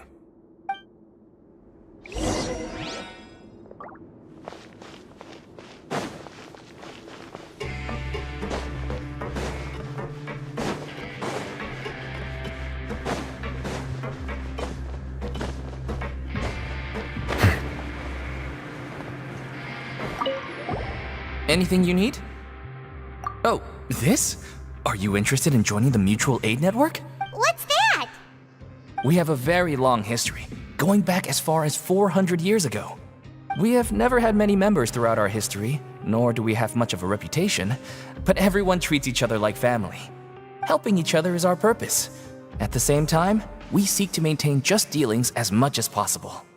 Sounds like a pretty neat organization. All we want is to defend ourselves.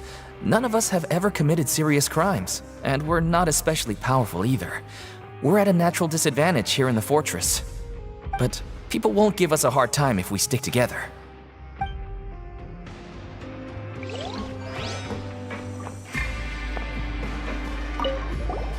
Interested in joining the Mutual Aid Network? If you'd like to learn more, here's our flyer.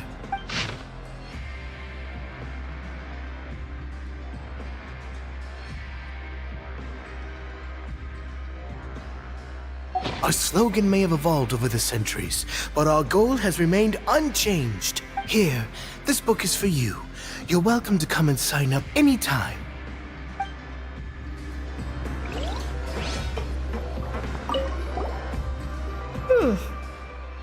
You two look kind of familiar. It's the symbol of the Mutual Aid Network designed by our first president. From what I've heard, it's based on something called a Medal of Peace. I've never seen one of those medals for myself, though. The first president of our network was an amazing person. Powerful as he was, he never used his strength against anyone. He encouraged the weaker criminals to stick together and look out for each other. All of us have a lot of respect for him. We should have gathered enough information. Let's head back and talk to Neuvillette.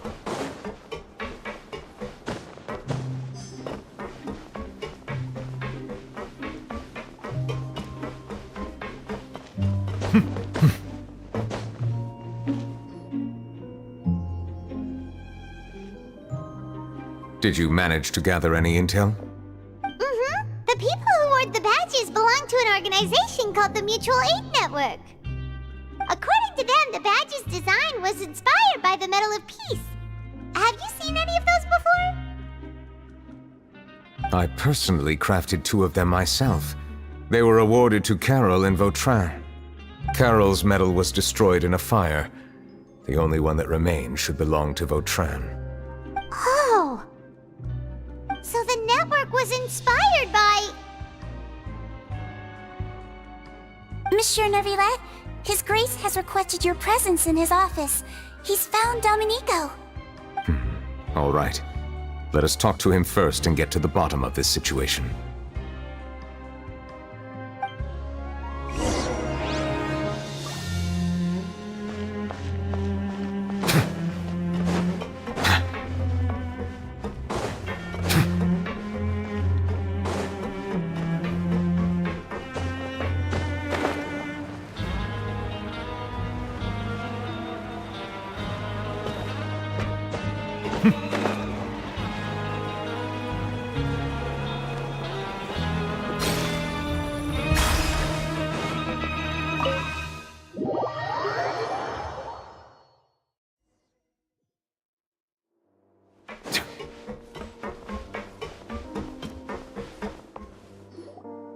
Allow me to introduce this fine gentleman, Domenico.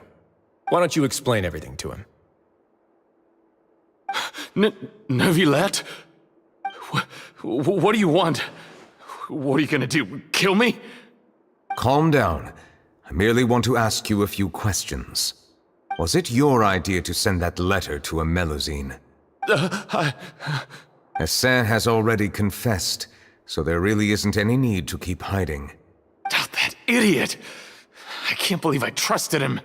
Let me ask this another way. It was your idea to send that letter, correct? Yes. Who is pulling your strings? What? You're not trying to frame me for something I haven't done, are you? It's best if you realize the gravity of your situation. The Chief Justice of Fontaine has been personally investigating your case. I assume your previous attempt to incite unrest at the Fortress of Meripede has something to do with this as well. I admit I acted on impulse. I'll tell you the truth. But before that, you must ensure my safety. I can do that. You see, we're all reasonable people here. I only intended to do some small business at first. Someone contacted me about delivering some goods and promised me a generous sum of more in return. After making a few trips, I was suddenly approached by the Marechaussee Phantom. They accused me of smuggling prohibited items, and I was put on trial. But I refused to accept any of that. The ignorant can be rightfully absolved from guilt, right? Well, I suspect that someone got me locked up here so they could get their hands on my goods. And then you decided to take revenge on the Melusines? Over that? My initial target was Nervilette. Everyone in the Fortress of Meripede was declared guilty by him after all. So they must more or less hold a grudge against him, right? If I could get them to strike back. But for some reason, no one wanted to team up with me. That mutual aid network in particular. What did those nobodies even gain from trying to challenge me? Seriously. In the end, I had to redirect my focus onto Melazines to salvage things. I recall that Kiara was the one who confiscated my goods for inspection, so I asked one of the more approachable guards to send a letter, claiming that I meant to contact my family. But the letter was in fact addressed to Essa. I requested that he write a threat letter to Kiara and force her to resign from the Maréchaussée Phantom. Am I to assume that the claims you've made are your own thoughts? Have you been in contact with any suspicious people recently? No. Is it true that all members involved in the smuggling scandal have been caught? Yes. And that's all I know. Sigewinne, please take him back to the detention center. I'll deal with him later.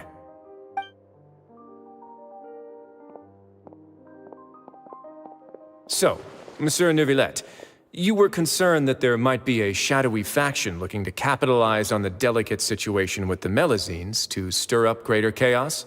Yes. I experienced a similar incident in the past, so I had to be prepared for any possibility. And how long ago was this incident? More than 400 years.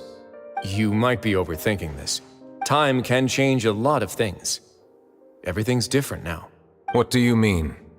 400 years ago, you and the Melazines you brought to Fontaine were the outliers in society. But in the present day, if someone were to threaten the safety of the Melazines, people wouldn't just sit back and do nothing. I trust that they would make different choices from before. That's right! We saw lots of people standing up for Melazines on our way back to the Palais Mermonia. Monsieur Nervilette, the Melazines are a species you introduced to Fontaine. How the public treats them is also reflective of their attitude towards you.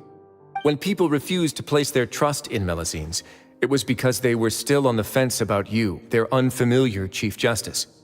For almost 500 years, you've conducted every trial with impartiality. You made the right judgment each time, regardless of whatever nonsense went on.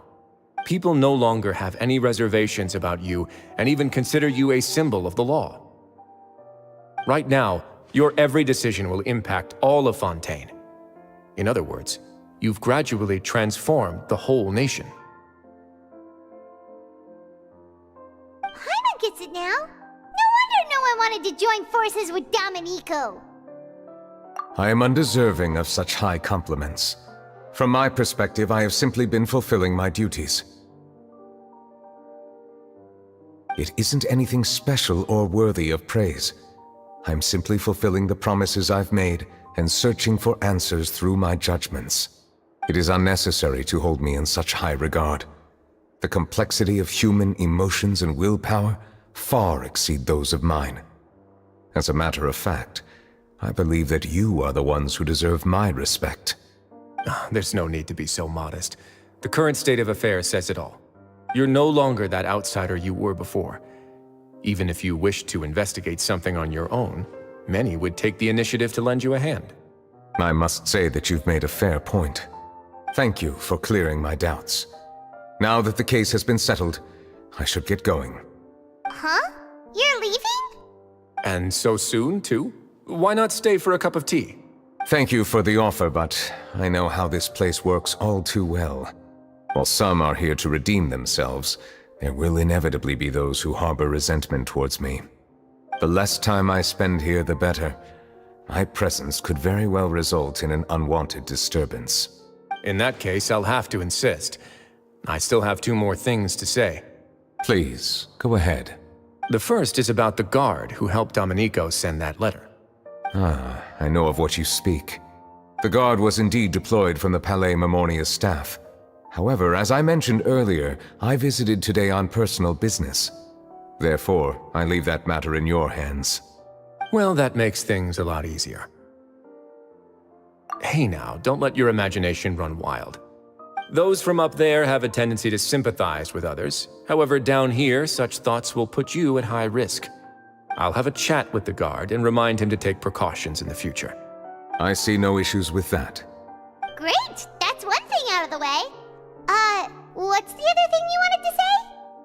The other thing was born from my own sense of curiosity. Now, I've heard that you investigated the mutual aid network. Is that right? Yep. Neverlet thought their badges looked familiar. I noticed the small gang as well when I first took over the Fortress of Meripede. They were not great in number, but every member always made sure to stand up for what was right. I've looked into their founder, Vautrin, who once stood trial and was sentenced to imprisonment in the fortress. According to existing documentation, Vautrin remained disciplined throughout his imprisonment. He had never once engaged in physical or verbal aggression. In other words, how he presented himself in prison was very different from his behavior in court. What? During his trial, I could sense that his feelings were complicated. He appeared to be full of resentment, and I believe he had every right to feel that way. Perhaps he had been putting on an act. An act? Neuvillette and Vautrin had a close relationship as superior and subordinate. Vautrin must have known that the Chief Justice would make an impartial judgment. Thus, the more resentment he displayed, the clearer it would be to those present that you were upholding justice. And to those who had been sitting on the fence, Vautrin's act was a very meaningful one. That's all from me. Does anyone else have anything to say? Now's your chance. I don't have anything to say. Apart from expressing my gratitude, that is. Well then, let us head back. No need to see us off.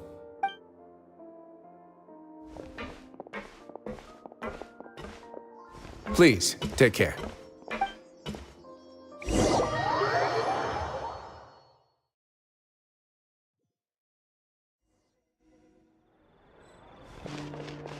That trial is something I rarely bring up in conversation, but I have always felt deep regret for what happened to both Carol and Vautrin.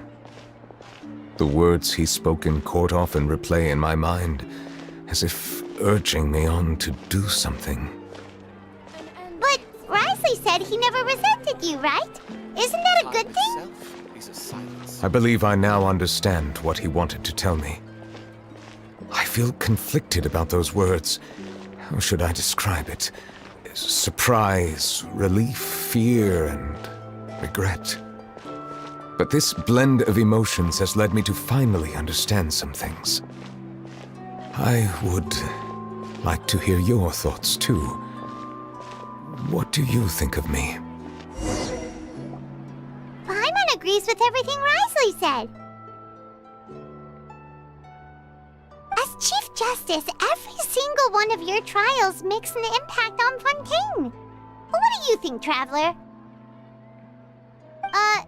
Hey, any comments? What I really think is, every trial you've ever judged has left its impression on you. And that's what makes you who you are today.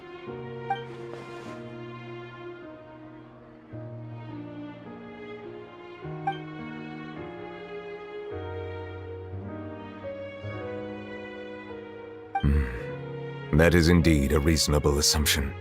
As I said, I find it difficult to express my emotions because I cannot fully understand myself. But I trust your judgment. Since some time ago, I have begun to notice the changes that have occurred upon my person. These changes were not due to any specific occurrence, but emerged as a result of time itself. I will try to contemplate this further. Thank you both.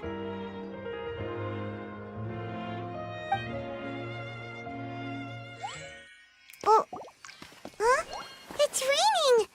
Oh no, Paimon forgot to bring an umbrella! Come on, let's hurry before it rains harder!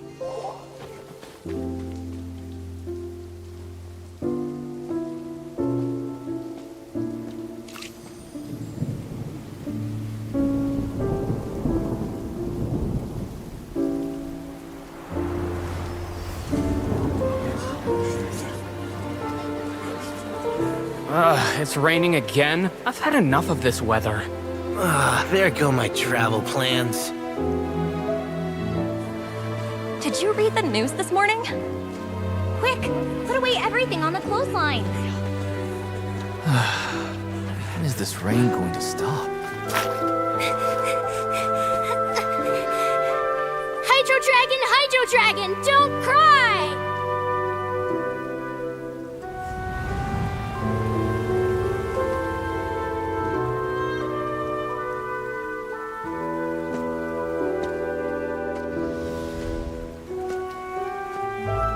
They're planning to reanimate the monster. We have to report this to the Chief Justice.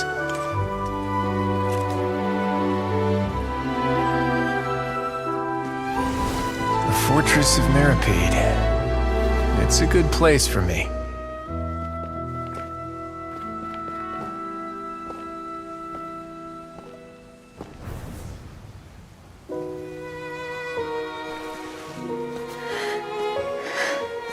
He owes me so many answers.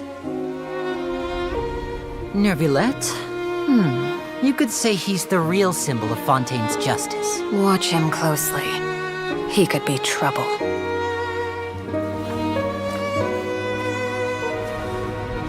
How can two completely different species possibly coexist?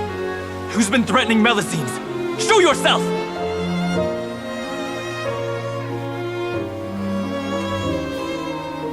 You will see much in the human world, from the delightful to the depressing. And one day, when you have dwelt among humanity long enough, you will be placed to bring judgment over all as a spokesperson for Fontaine's past. Good morning, Monsieur Neuvillette! The rainy season's almost over! The skies are supposed to clear in a few days! I hope you find time to enjoy the sunny days ahead.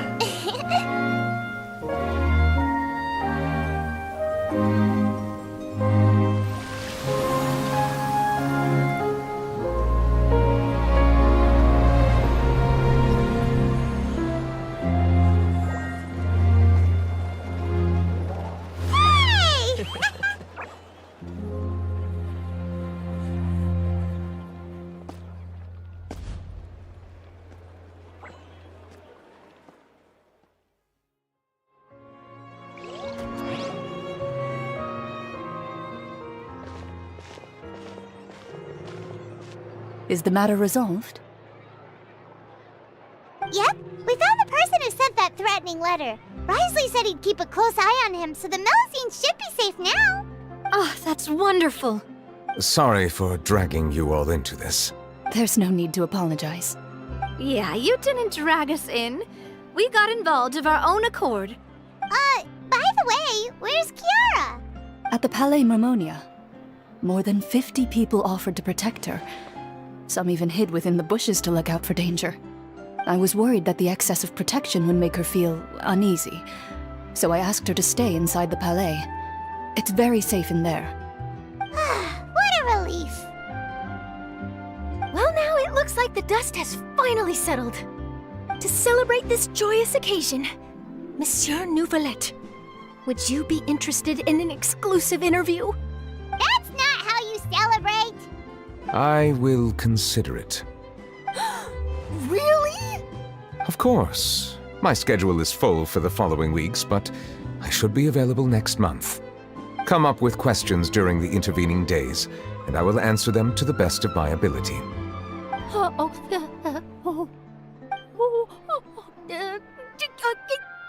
Yes! Thank you so much, Monsieur! Now, if you'll excuse me, I must head back to the Palais and issue a communique to publicize our investigation results. I hope it will assuage the concerns of all.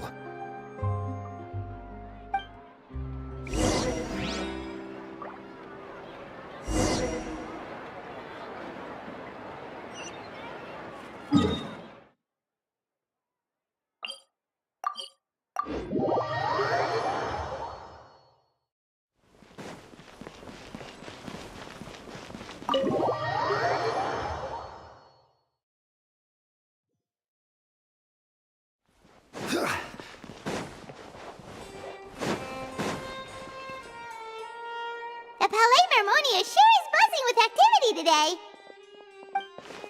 Halt! Huh? Oh, it's you two. Apologies. Monsieur Neuvillette did say you'd be welcome at any time. Excuse me, would you mind helping me take a look at this report? I'll be right there. Sorry, I've got my hands full here. You can see yourselves in. Everyone's so busy. Seems a lot has been happening.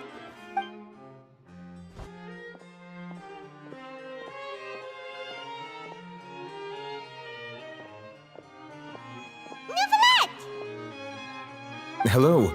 You've come at the right time, but you'll have to wait for just a moment, as there are some urgent matters I must tend to first. In the meantime, please, have a seat. If you'd like to have something to drink, let the Melusine outside know.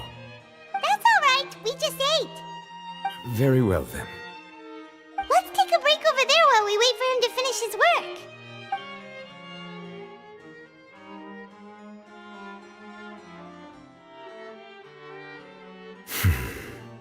All right. That should wrap things up for now. Are you done with your work? Yes, sorry to keep you waiting. Today should be the day you were released from the Fortress of Meripede, and it appears that you've managed to complete all the release paperwork. That's right, and we came here to see you right away.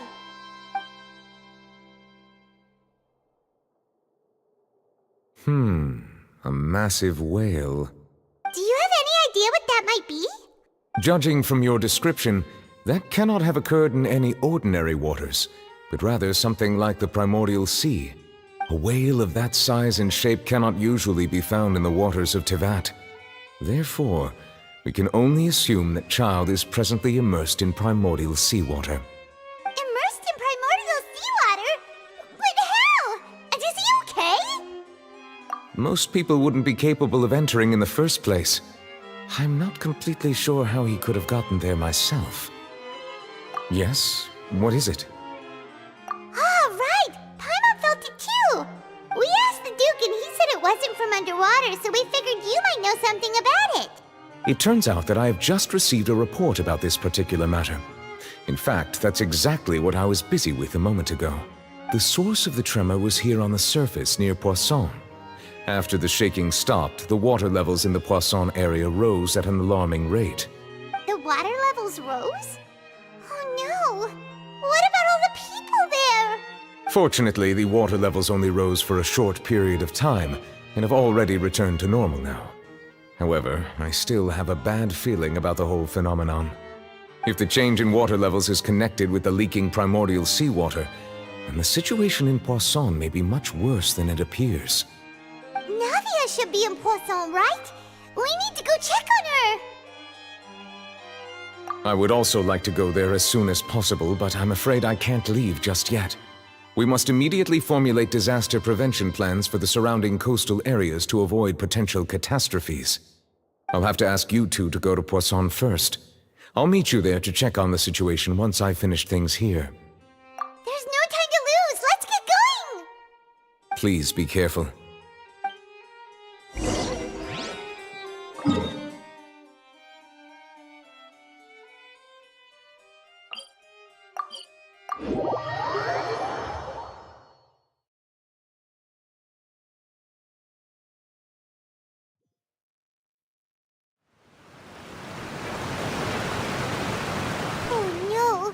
What happened here?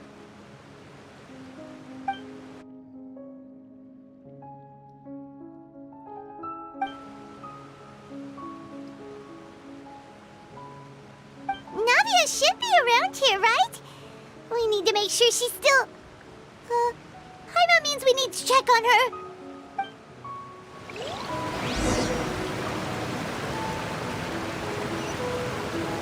This is order.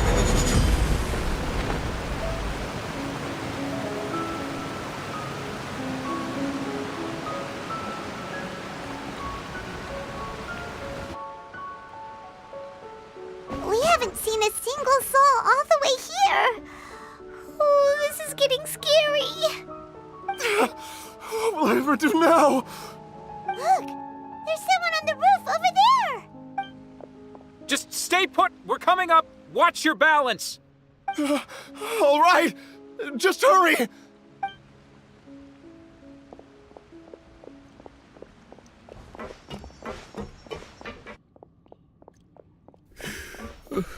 I'm not young anymore. How will I survive on my own? My Desiree! Oh, he looks pretty sad. My leg! My leg! How could this have happened? It hurts! Just hang in there. Help is on the way. You can hold my hand if it makes you feel better.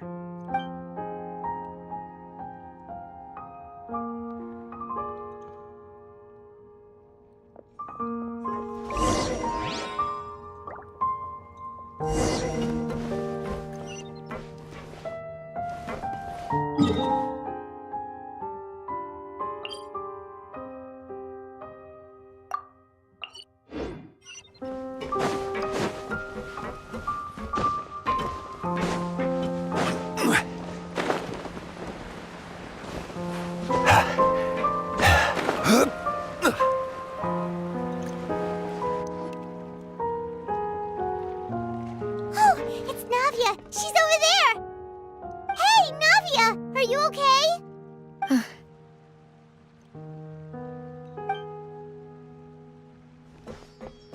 You're here. We heard there was a situation in Poisson, so we came as quickly as we could! Yes. As you can see, the water level suddenly rose. It caused quite the disturbance, in fact.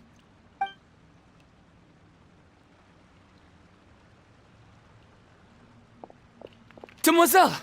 There was a wounded resident next to a building southeast of here. We've already transported him to safety, but we've run out of medical supplies. He's wounded? How badly? He fell, so it's probably a broken leg. He's pretty shaken up. When the water level rose, he desperately climbed up to the roof.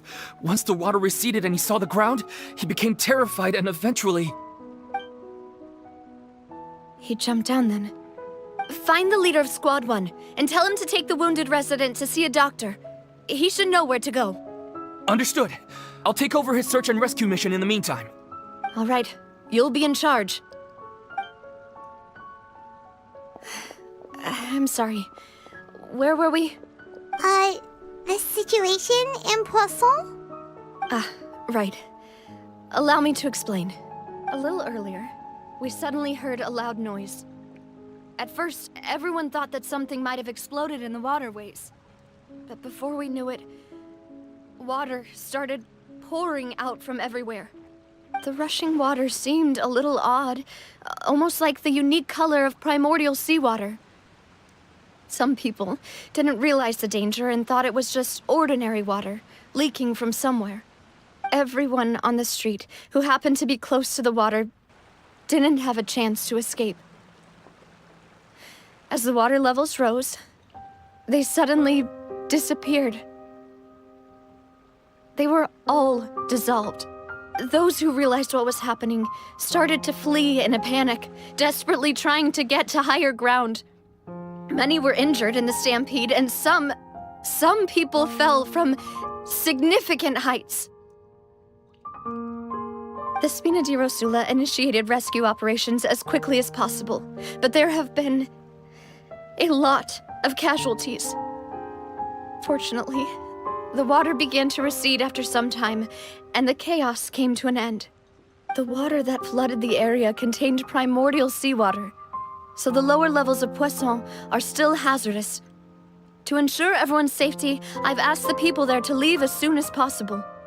No one knows if this could happen again. All we can do for now is try our best to help evacuate the residents. We still haven't completed the head count, but we'll have some numbers soon. How awful. And all of this just came out of nowhere. It was quite frightening indeed. I only wish that everything that just happened was a bad dream. Is there any way we can help, Navia? Thank you for being so willing to help in a moment of crisis like this. You don't know how much it means to me. I really can't express how grateful I am. Don't say that, Navia. That's what friends are for. Demoiselle! We've got a situation here! I'll be right there. Sorry, I need to go for now. And off she goes. Seems it might be a while before she can take a break.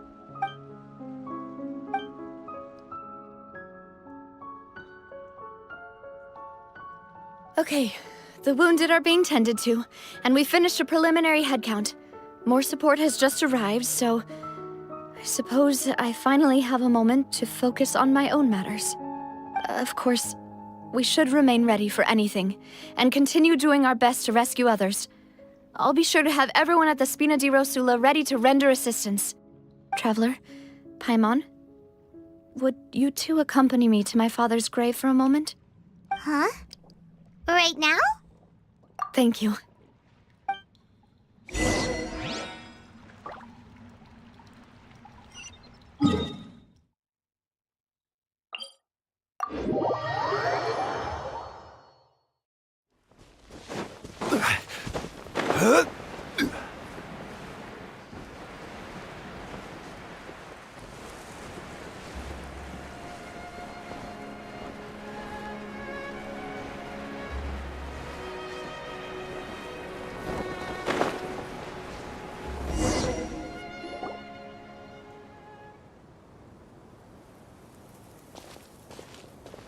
Not a lot of people here, huh? Well, given the time of day and the whole situation in Poisson, Paimon doesn't think there'd be a ton of people here visiting graves. Right. That's how things are now. The living are so exhausted that they've no strength to spare any words for the dead. Navia?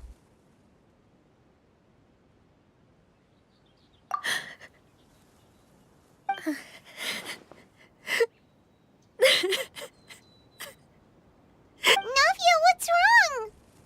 Sorry. I just... Malus and Silver... They won't ever come back here again. What should I do, Papa? Huh?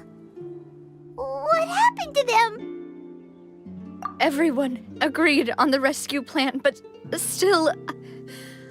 I was the one who initiated it. They were helping evacuate the residents, but they couldn't leave in time. And they were caught in the seawater. What should we do? I've known them for so long. And I know they weren't afraid. But I could at least hold a funeral for my father. And I know where he rests. But as for Malus and Silver, they're just... gone. I just can't...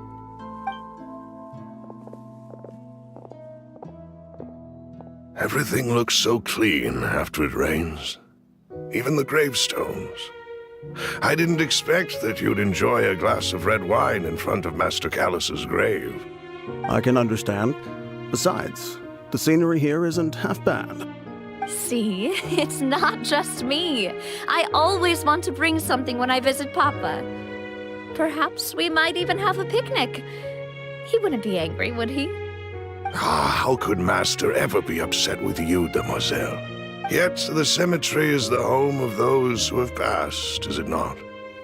Everyone ends up here sooner or later, no matter who you are. Buying yourself a plot in advance, are you? No need yet. But when I do, I hope you'll let me be buried beside Master Callus, demoiselle. Hey, stop joking around. I'm quite serious. That way, it'll save us both the trip to see each other whenever you visit your father's grave. That makes sense. In that case, could I be buried on his other side? After all, besides you, demoiselle, the two of us could certainly be considered Master's closest companions, no? Personally, I believe we fill those shoes just fine. Why are you bringing this up all of a sudden? Seriously. All right. I'll remember your requests. But I'd really prefer not to talk about this stuff. And what do you mean by saving me a trip? I'd make the journey even if I had to visit you two somewhere else. I'd promised to let them rest in peace here. But here I am breaking that promise. I'm sorry for letting you see me in a mess like this. I don't usually cry, really. Paimon doesn't know how to help you feel better. But, well, she understands how you feel. I had always thought I could make my wishes come true. But now that I think about it, that never solely relied on me. Many things can only be accomplished with someone else's help. Malus and Silver have helped me so much. But by contrast, I could do nothing for them. I'm so sorry. You can spend as much time as you need here, Navia. We'll stay with you. Thank you. Right now, you don't know how much that means. By the way, you can have a look at this. It's a list of victims from the incident that took place here. Obena, Khan, Burnett, Giverny, Francine, Karina, Daisy Ray, Joinville, Julianne, Esson, as well as Malus and Silver. So, everyone else is safe. But still... It's okay. I know what you're thinking. And you're right. We lost Malus and Silver. But we were able to save more than we anticipated. The overall outcome indicates that the cost was worth it. Right! Don't think that way, Navia. One person might be saved at the expense of another, sure, but that isn't something we should ever consider a trade. Malus and Silver were not the price for saving anyone. They're heroes. You're right. Thank you, Paimon. What you said just now was pretty amazing, actually. I'll remember your words. Oh, really? Seems you've become more eloquent in the time since we last met. The knave? What are you doing here? Is everything going well on your side? Yes, my people are carrying out the mission according to your request. All the residents of Poisson have been evacuated, and we're preparing to relocate them to higher ground. As for these supplies, we have everything taken care of. There is no need to worry. Thank you very much. Wait, do you two know each other? We just met recently. Right, Miss Navia? Usually, I would call this a coincidental encounter. But that doesn't quite fit this time. Besides, it never even crossed my mind that a Fatui Harbinger would come looking for me. Thanks to the Knave, Spina di Rosula received generous support from the Fatui, which allowed us to complete the rescue and evacuation work so quickly. Mutual aid is essential to fostering positive developments. We were already in the area, in any case, so it was nothing. That said, I must say that you're a lot sharper than you let on. I'm sure you understand what I mean. I apologize for all the ways in which I tested you previously. We've never worked with a Fatui before, and it's extremely important for us to know who we're working with. My subordinates have reported that Fatui soldiers have been observing water levels and taking head counts in various locations. I hear that they've also prepared a large amount of emergency supplies. I'm quite surprised. This is nothing to brag about, nor do I intend to. It is simply the way of powerful organizations to act forcefully, whether they are doing good or ill. You've witnessed that firsthand, in any case. As I've told this traveler before, I know of the prophecy, and I intend to prevent the impending disaster. Lending your organization a hand was a natural first step in accomplishing that. As such, do not be troubled by this token of our sincerity. Perhaps one day, you'll also be able to help me in the same way. Without your help, there would have been many more casualties. I won't forget your kindness. Furthermore, I sincerely regret what happened to Malus and Silver. I only wish that my people could have arrived a little earlier to prevent this from happening. Don't say that. You and your subordinates did everything you could. As Paimon said, Malus and Silver didn't choose to sacrifice themselves for any specific person. And they weren't the price paid for others' salvation. They chose to become heroes themselves. I've never liked hearing people put it that way. It's like trying to relieve pain by saying some noble-sounding words. But right now, there's nothing more suitable. They really did become heroes. You're right. I'm sorry for your loss, Miss Navia.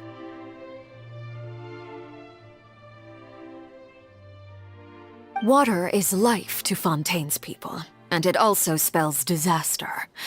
It's no wonder that people always say that prophecies represent fate. Fortunately, I've never been one for such opinions. So, you're one who will try to change fate, then? Of course. That is why I'm going to Hotel Bouffe de Thé.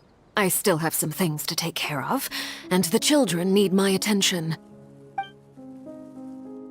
By the way, Traveler, Paimon, one more thing.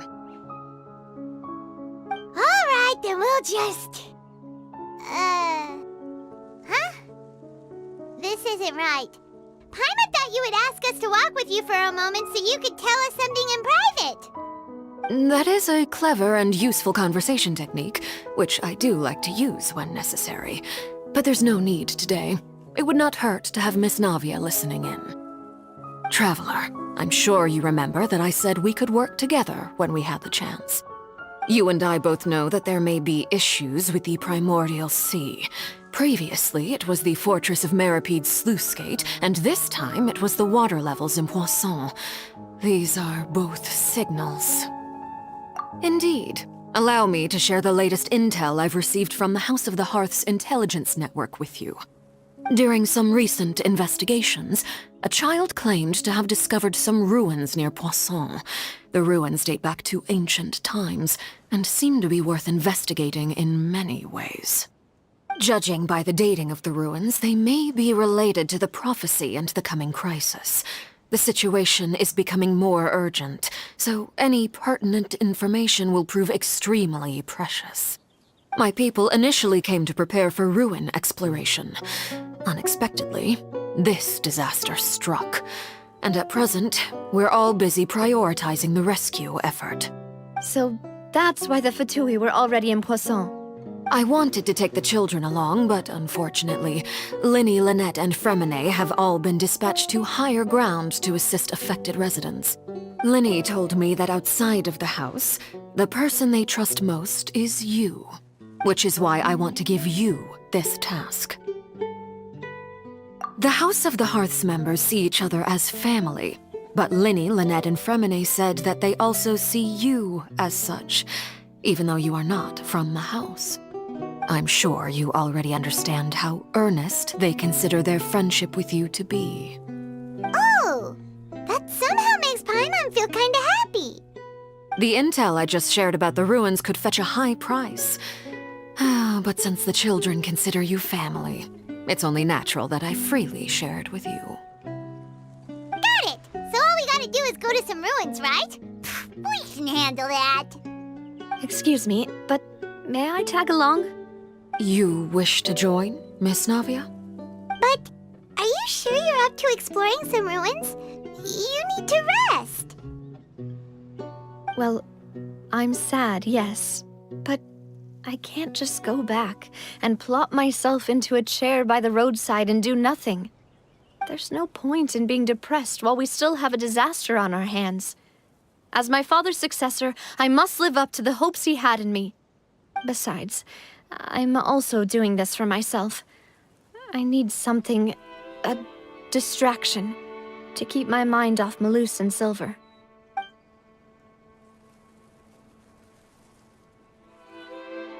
Since you put it that way, I have no objections. What do you say, Traveler? All right. The ruins are to the south of Poisson. Here's the map. Okay, the three of us will handle it. Come on, let's pack up and get going.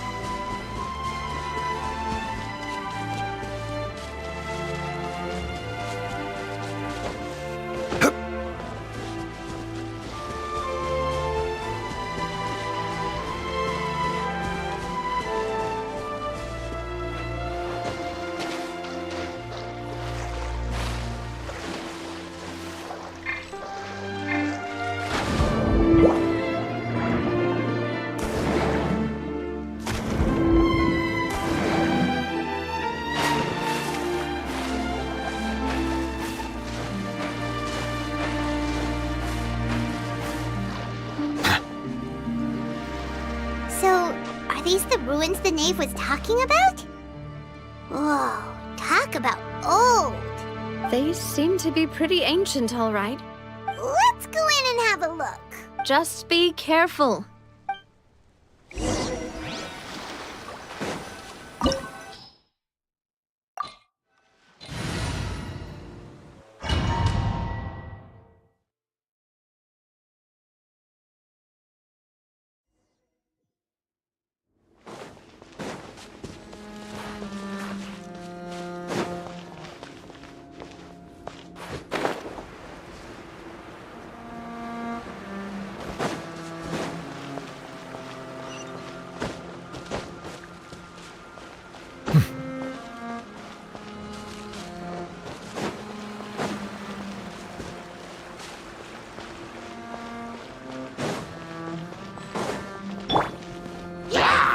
Stabilize!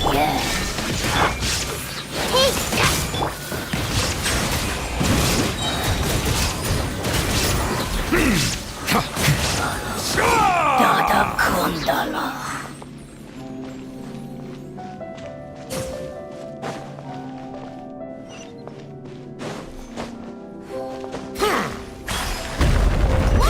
The floor here isn't safe.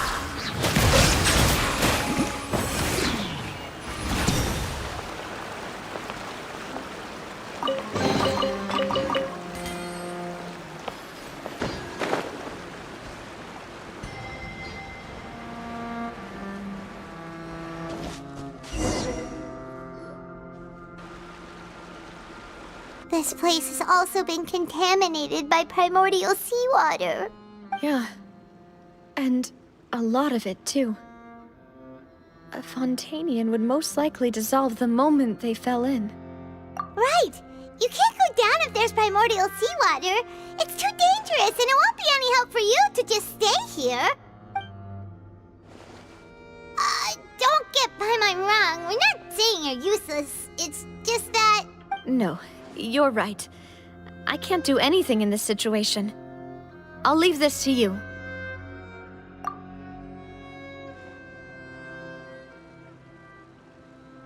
That complicates things. Maybe the only way left is forward. In that case, do you want to wait for us here? The water levels here are unstable, and there's a chance the water will rise. So staying here wouldn't be safe either. I'll go together with you. Perhaps we'll find the exit just up ahead. All right.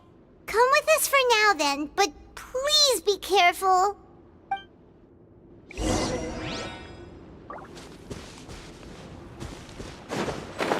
Oh no, it's a dead end! Let's try climbing over from the side.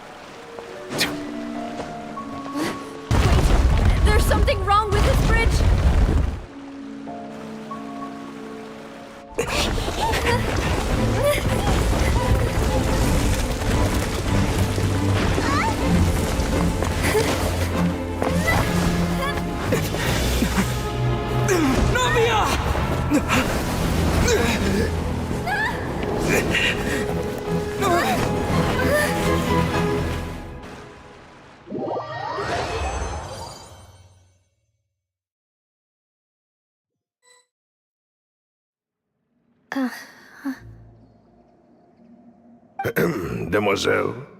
Huh? Demoiselle, what are you doing here by yourself? Would you be standing here till dark if I hadn't come to get you? Maybe she just wants some time to herself, Malus. Oh, was I sleeping? Yes, it would appear so. I must be tired. That's quite possible. However, you were the one that suggested we go out for a walk. Oh, right. I nearly forgot. It must have slipped my mind when I dozed off. I haven't had a nap today yet. This is a familiar feeling, yet something's a little strange. Is something the matter, Demoiselle? Oh, no. No, I'm fine.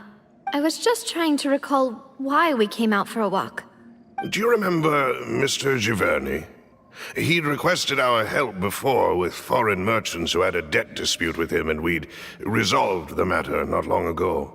We were headed to see how things were going with him at the moment. Ah, right. Yes. I remember now. Oh, Miss Navia. Ah, Mr. Malus, and Mr. Silver, too. It's good to see all of you. How have you been? I've been great. Thanks to your help, those bothersome merchants finally realized that I wasn't the one they were looking for. Why, I wasn't even the guarantor for that person. They were knocking at my door day and night. Even my neighbor, Obina, was getting fed up with them. Sometimes force is required to calm someone down and get them to listen to what you have to say. That's right. Oh, by the way, Burnett, what was it that you wanted to give to Miss Navia again? Oh, yes. One moment, I have it right here. Miss Navia, these are some flower seeds that I prepared. Please take them. They're a very good variety, and they'll become very big and beautiful once they bloom. I don't know what we would have done without your help, so this is a little token of our appreciation. I hope you won't refuse. Did you cultivate them yourself? Thank you so much. I'll certainly take them. Malus, we do still have some empty flower pots at home, right? Why, we can have as many pots as you'd like, Demoiselle. Perfect. In that case, we'll swap out some of the decorative plants for some of Mrs. Burnett's flowers. Very well. Wait. Something seems to be off here. Excuse me, madam. If I'm not mistaken, your name is Burnett, correct? That's right. Is something wrong?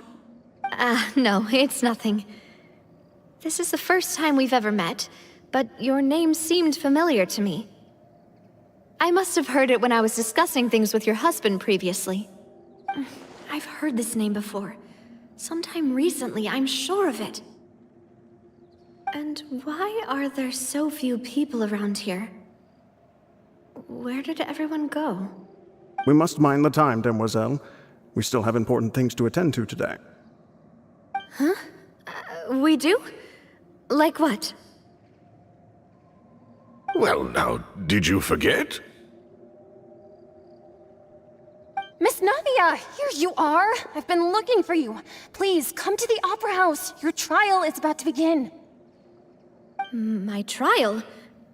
Wait, why would I need to go to the Opera House? Yes, she's right, Demoiselle. It's just about time now, so we should get going. Oh? All right then.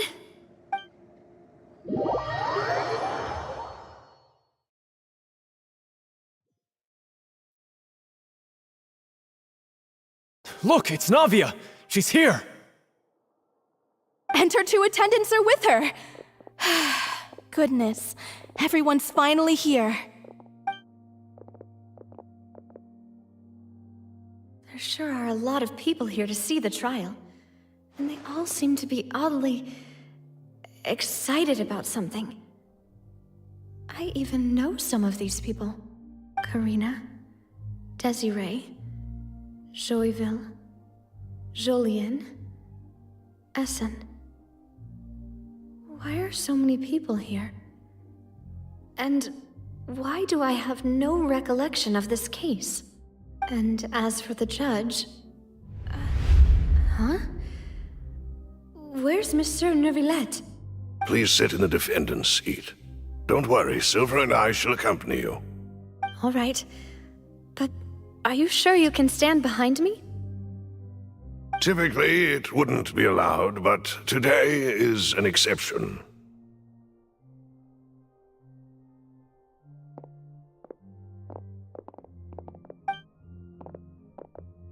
Hey, what kind of place do they think this is? Come on, do they have any idea what they're doing? Seriously.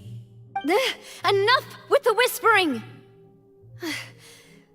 Could someone please tell me where Monsieur Neuvillette is? And why I'm standing trial? My dear Miss Navia, have you not yet realized what you've done? In that case, allow me to explain. As all here know, you are Master Callus's successor, the head of the Spina di Rosula, someone held in high regard by every soul in Poisson. After you took over the Spina, you treated all of us just like the late Master Callus had. If anyone in need reached out to you for help, you responded. Not only you, but your butler, your subordinates, nearly everyone in the Spina di Rosula fought for the well-being of those in Poisson. Wait a moment. Aren't you just proving that I'm a good person? Yes, correct. Absolutely right. And that is why you stand accused. You have helped so many people get through so many difficulties. You are one with us. We are inseparable. We are one big family, all of us who are from Poisson, inextricably linked. And with you being so important, we couldn't possibly do without you. Therefore, this fair and honorable court shall declare you guilty, and you shall stay here. You will be together with us forever. Huh? What are you saying? Everything you have said is correct. I have indeed done a lot for my hometown, and I would be willing to be with you all, but what is the purpose of having me stand here like this? What is there to discuss? Ah, well, if that's what you think, then I have no further comments. How wonderful, Miss Navia!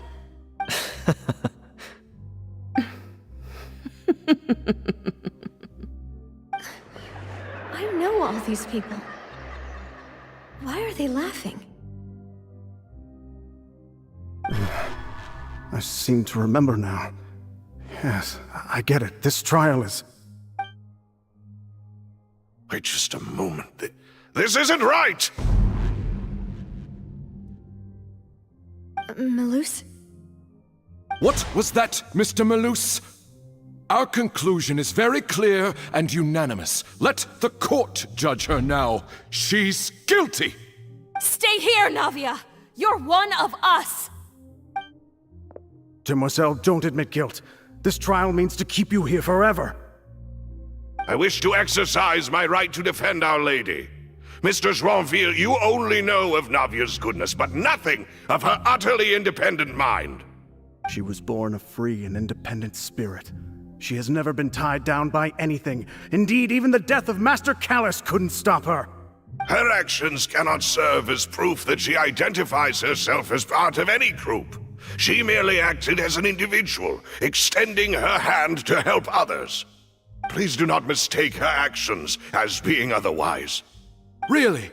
As an individual, you say? Don't forget, we are all Fontanians here. This is the nation of justice, the nation of Hydro. Even if Miss Navia only voluntarily rendered her assistance, that doesn't change the fact that her beautiful soul must return to everyone. Water accepts all, blends with all. It will surely accept her kindness.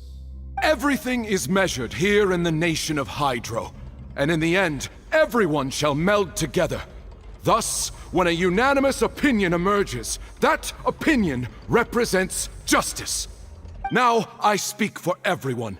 Our opinion is consistent. Navia should stay. We and Navia are one. And you would call this justice? Preposterous. You are merely jealous that Demoiselle still has a chance to exist as an individual. Have you forgotten how much you all once longed to become individuals, to become independent? Do you mean to defy our justice? If your justice is flawed, then why should we acknowledge it? As you said, we can also have our own justice. Silver and I shall defend Demoiselle. And that is how we will enforce justice. Ugh, my head... It hurts. Demoiselle. Silver, it hurts. My head is spinning. All I can see is stars swirling in front of me. I remember now. Everything that seemed odd from the very beginning.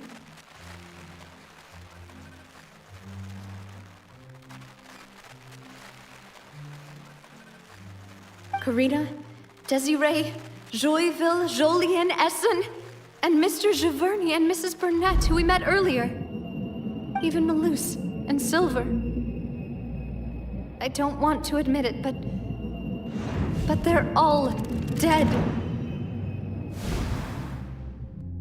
Don't be afraid, and don't admit guilt. We will protect you to the very end. Absurd! Who are you to say that she cannot be judged? We are the majority, and in the nation of trials, the majority is absolute justice. We are the will of all. Don't let them escape! We shall keep Navia here with us! Mr. Malus and Mr. Silver, must you be so stubborn? How could the two of you possibly hope to stand against the collective?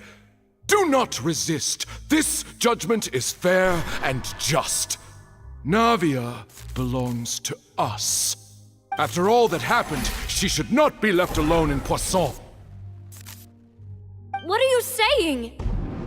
No more excuses! She says we're jealous. Jealous? How could she possibly be an independent individual? What's with these people? Who's jealous of her? She belongs to us! Miss Navia, she... Silence! That's...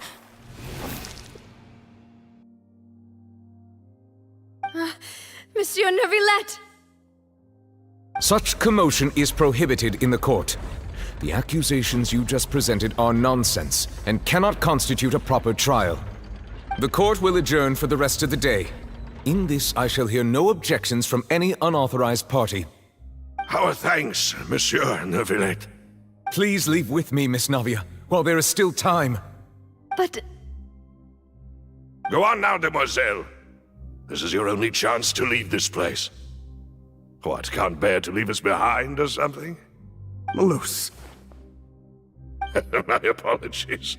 I couldn't resist making one little joke once I realized that this shall be our last goodbye. Malus... Silver... Quickly, you must come now! Goodbye, Demoiselle. Farewell.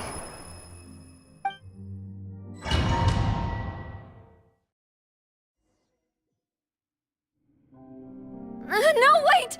Just a second! Navia? You're awake? Good. I must have been dreaming. Malus and Silver were still alive, and they were defending me at some insane trial. It looks like you're all right. Did all the sad feelings cause you to have a nightmare? Paimon could give you a hug. The ruins you were exploring suffered a cave-in. When I arrived, I found you falling toward the water. You were just about to be dissolved within, but I...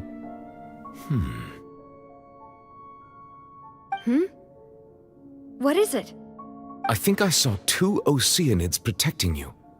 It was only for a moment, perhaps even a fraction of a second, but they gave me the chance to retrieve you.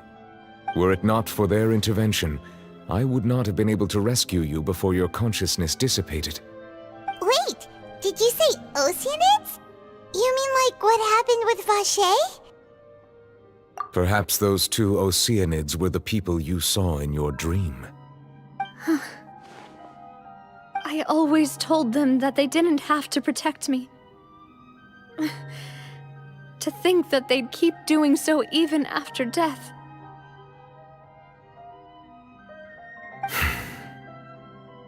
Please come with me.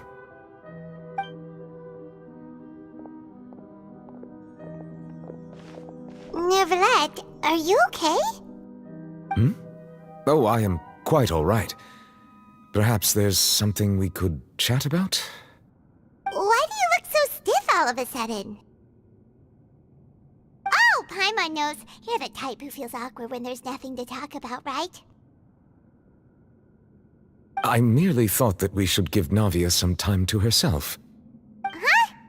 Why didn't you just say so then? Don't you think it's even more awkward to call us over like this and then have nothing to talk about? I suppose so.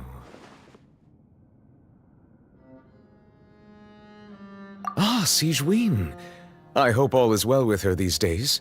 Her work in the Fortress of Meropide has not been too much for her, has it? No way, don't worry. She's doing fine down there. She's an amazing head nurse. I see. Well, that is good. I have always worried that Sigewinne would need a lot of time to understand the world of humanity, just as I have.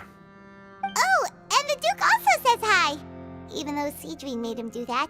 He hopes that you haven't been overwhelmed by all that's happened lately. Thank you. I have indeed been busy lately, and I also hope that everything is going well in the Fortress of Meropide. He still doesn't know what to talk about. Let's chat about something else then. So, Neverlet, you're probably quite the swimmer, huh? Yes, of course. This isn't going anywhere. Let's try something else. How did you find these ruins? Did the knave tell you? Yes, in fact. I had arranged to meet you in Poisson, but when I arrived, I discovered that the Fatui were helping the residents evacuate. They had even transported a large quantity of supplies to the area. Amid my astonishment, I ran into the knave, and we had a chat. She informed me that she had asked you to investigate the ancient ruins here. Yeah, we originally planned to meet up with you, but we thought you might still be busy with all those official documents. We didn't think exploring the ruins would take very long, and who would have thought you'd wrap things up so quickly?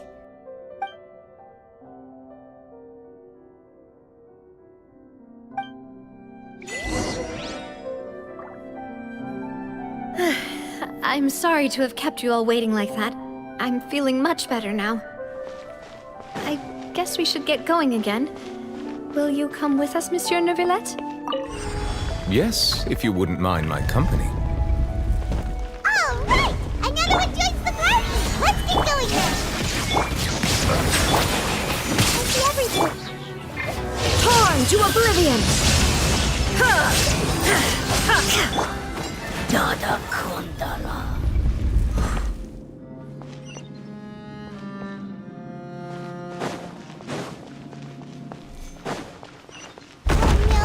Another unstable path! Watch your step!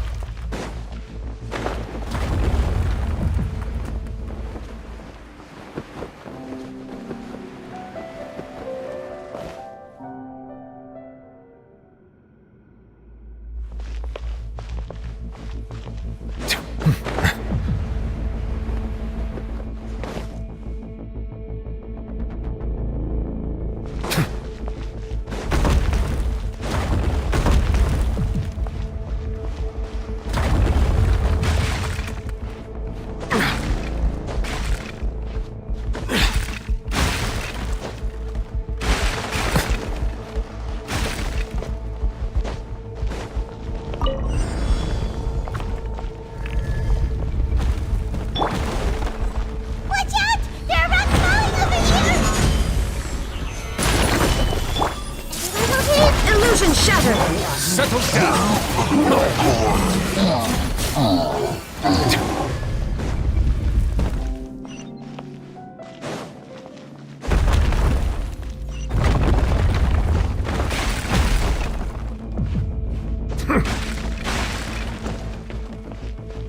Seems we're almost at the top. Keep it up!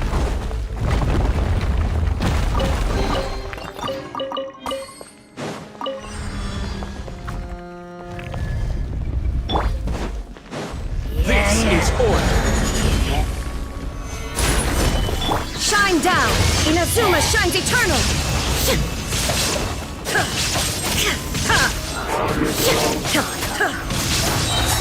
Bow your head.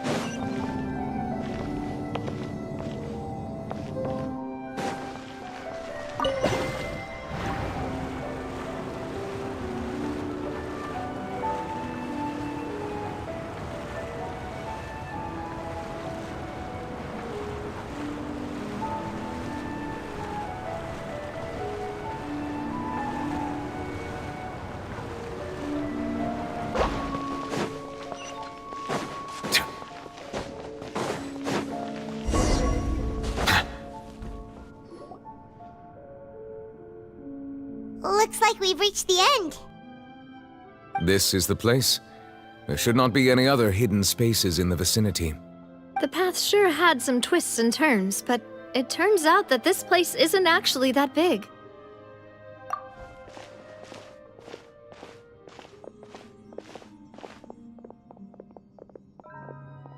Stone slates. It seems like they were put here as an offering. Could we take them down and have a look? Perhaps we should just leave them be for now. There are 4 locations in total, but only 3 stone slates. The slate that should be in the first empty spot is missing. The surrounding walls also show signs of damage. There's something written below. Let Paimon see. Reason dictates that this nation be destroyed. I shall record the history of its future here in its past. Say what? It feels like someone left these slates and these words here for a purpose.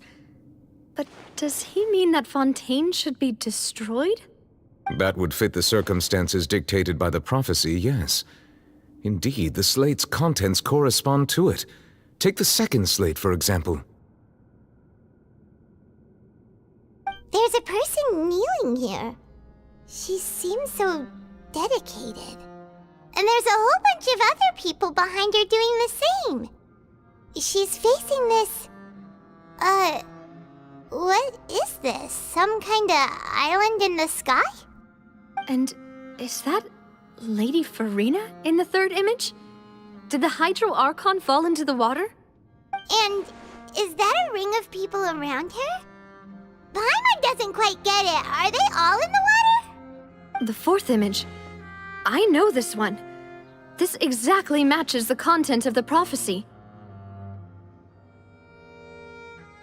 The people will all be dissolved into the waters, and only the Hydro Archon will remain, weeping on her throne.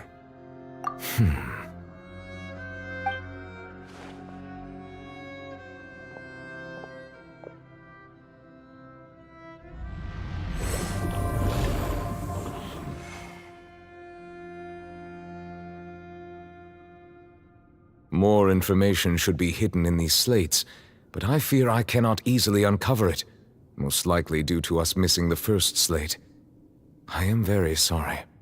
Don't blame yourself, Monsieur Neuvillette. Deciphering ancient stone slates isn't one of your duties. Ooh, Paimon's getting the chills just looking at these slates. This says that it's the history of the future, right? That means the prophecy's sure to come true. I really hope it doesn't mean that. Still, Paimon feels like these images are kind of weird when you look at them together.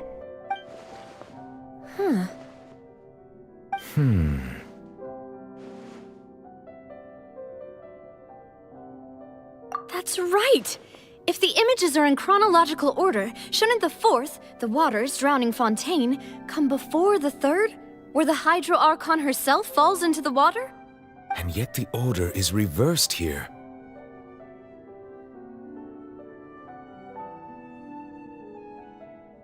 If we go by timing, Lady Farina only emerges in the third image. That means that the person in the second image might be the previous Hydro Archon. Egeria, then. I had never met her, but her appearance here does match the records. The previous Archon kneeling before the floating island in the skies, as if confessing a sin. Did she herself commit that sin? And if not, why would she be in such a posture? Also, I'm still wondering why these ancient stone slates are here at all. Judging from their contents, could this place be the origin of the prophecy? Does that mean that someone, or some people, once saw these slates? But who would have created these slates and left these words here? It seems that any further clues will have to come from Farina. In that case, there's no time to lose. There's nothing else to be gained here, so let's head back first. Yeah, we better get somewhere safe for now.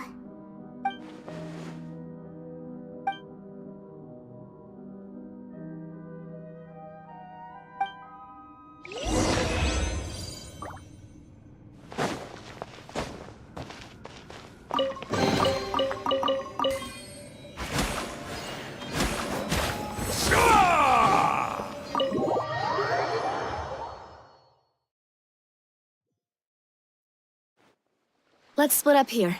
I'm going to check on what's happening with the Spina. You know how it is. There's some things you just need to be there for yourself. You still have energy for that, Navia? Paimon's already beat! Just head back to the Fluvsandre and have a rest then. Thanks for keeping me company all this time. I'll depart as well. Thanks for your hard work today. Rest well, everyone. Traveler, I will go talk to Farina tomorrow morning to ask about the stone slates. I'm sure that you're concerned about this matter as well. If you have time, drop by my office.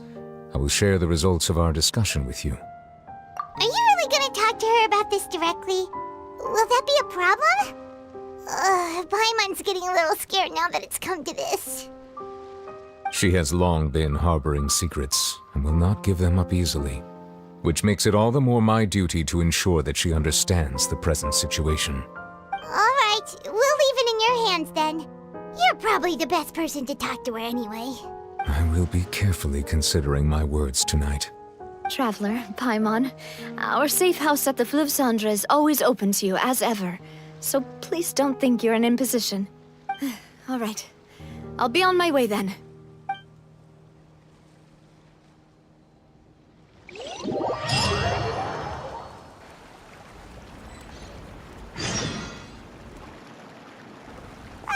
We're finally back! Welcome back. We've got a special menu prepared for you two tonight. Yay! And there's good food too! Navi, no, the boss is the best. Ooh, desserts!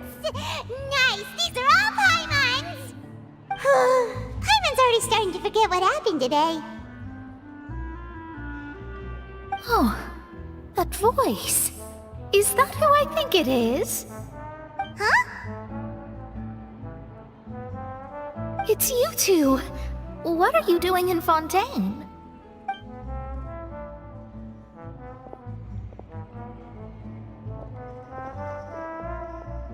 Mona?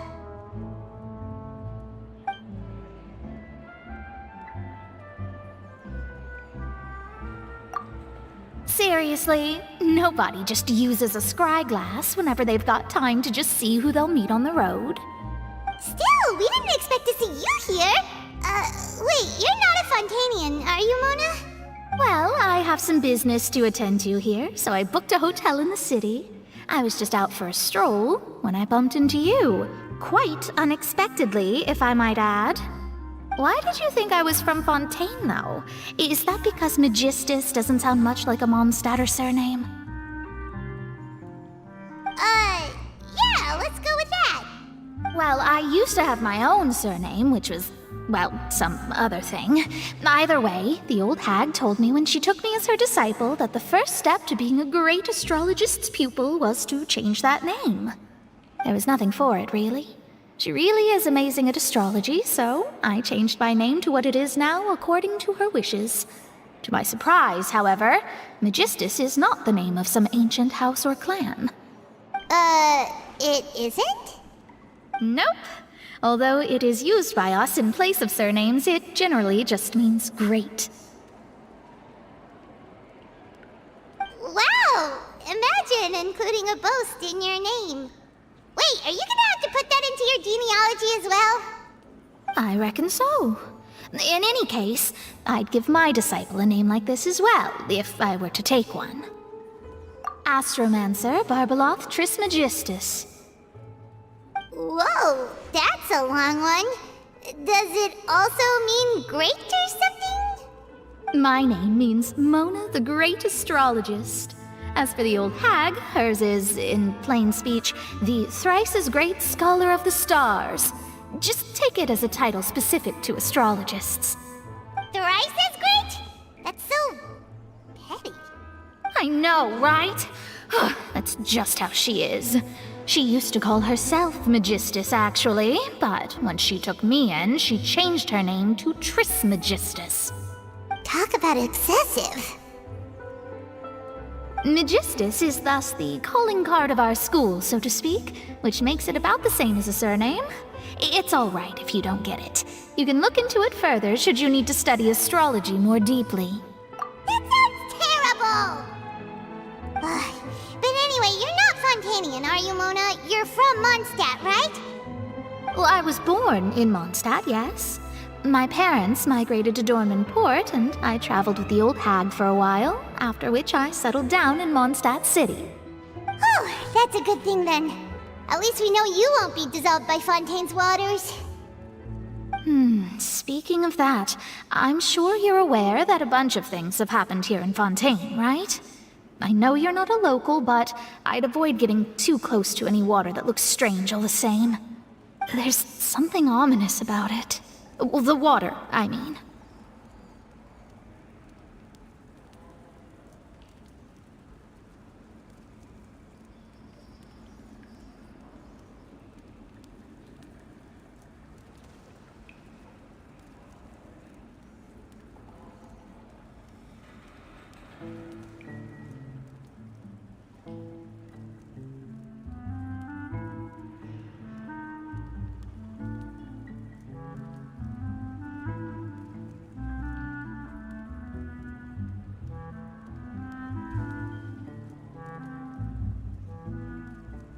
That was the main reason, yes.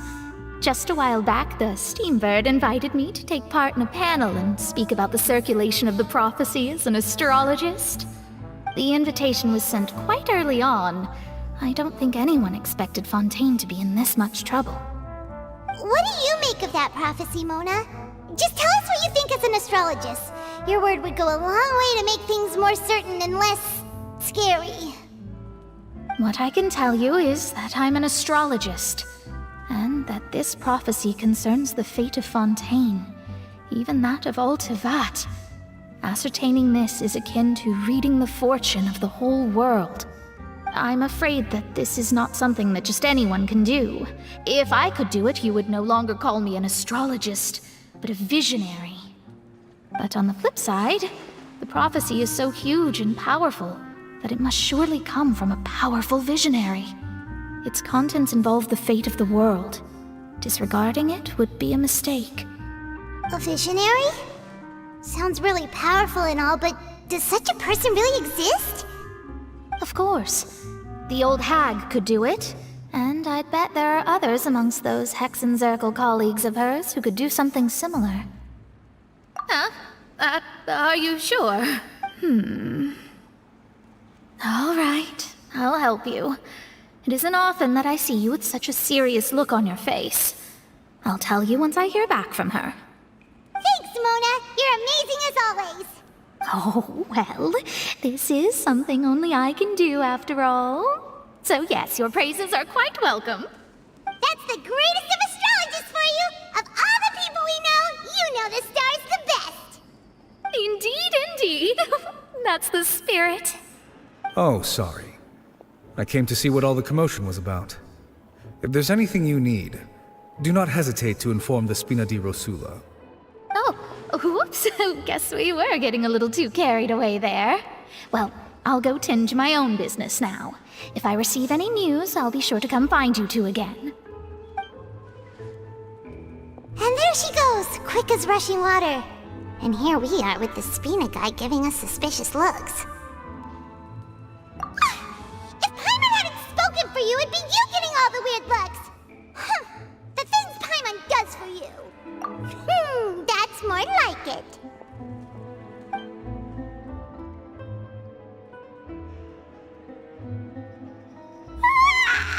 Good morning. To be honest, Paimon's still feeling kind of sleepy. But it's time to get up, Traveler. We agreed to go see Novelette, so let's pack it up and get going.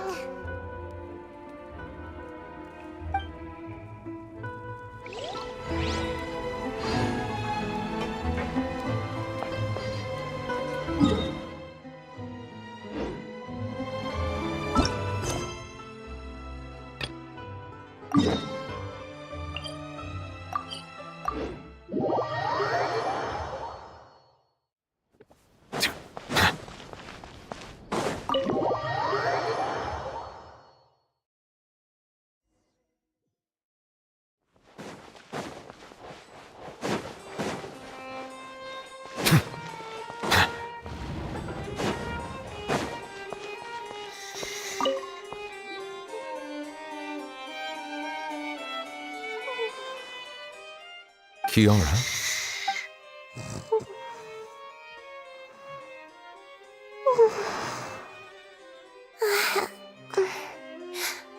Monsieur Novelette? Sorry, I accidentally fell asleep. It's quite all right. I'm here to tell you that we have caught the sender of that threatening letter. You're safe now. Thank you, Monsieur. And thank you too, Traveler and Big Sis Paimon. Everyone's been so nice to me, so I've always felt really safe. Do you remember Domenico? He was the sender of that letter. Let me think. I can't remember. My memory isn't that good, so I easily forget things. By the way, I saw Carol in my dreams just now. Where's she gone, by the way? I haven't seen her in a long time. In my dream, she looked really happy. She held my hand and said, "Kiara, our dreams have finally come true." I can't remember what our dreams were anymore, and I don't know why. But I felt really happy too. I can sense your joy. It is indeed a delightful moment. Monsieur Novelette, are you happy too? Oh, I almost forgot! Am I allowed to go out now? I promised to model for Alov. Of course. Off you go. See you next time, Monsieur, Traveler, and Big Sis Paimon. See you next time.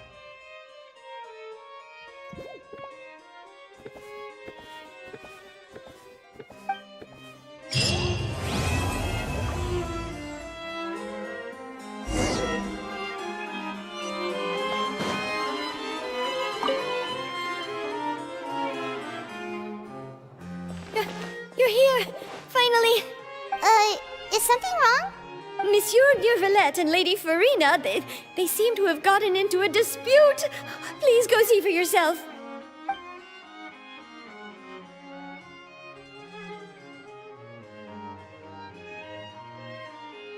Like I said, I've already explained everything.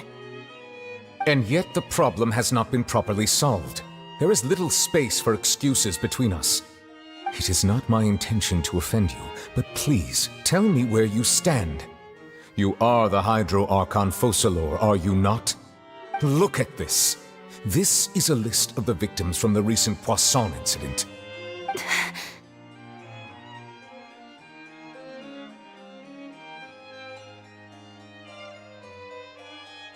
You mean...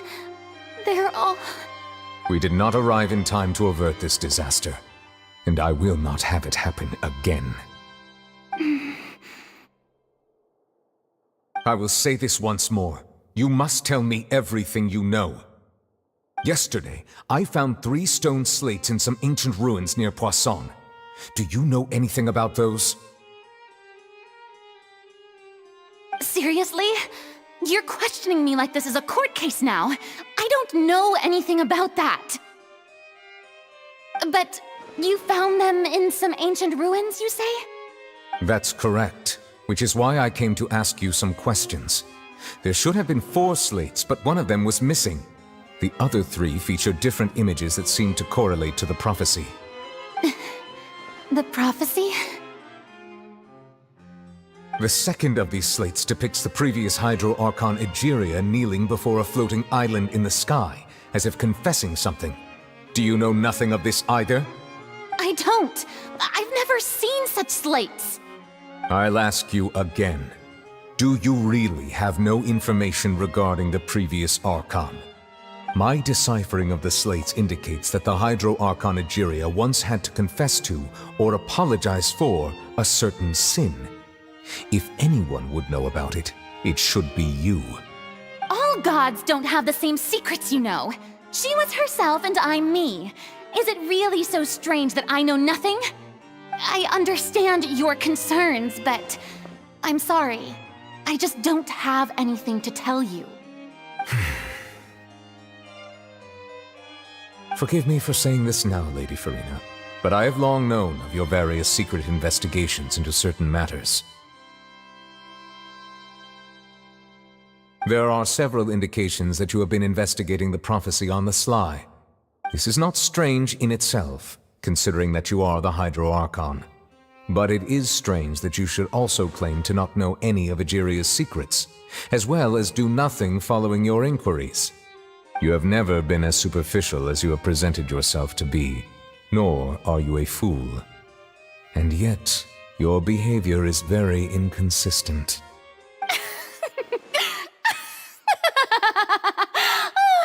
So you've been watching me all this time, have you? I didn't think you were that type. You... Well, since you know about my secret investigations, then you should know I'm actually working to take care of it. There's no point questioning or suspecting me. You're the Eudix, but you're still my subordinate. You should be following my lead. Just trust in me, you're Archon, and do as I say. Never mind whether you can truly convince yourself to or not. It'll all turn out fine. That's all I have to say. We do not discuss this matter again. Oh, the opera's about to start. Toodles!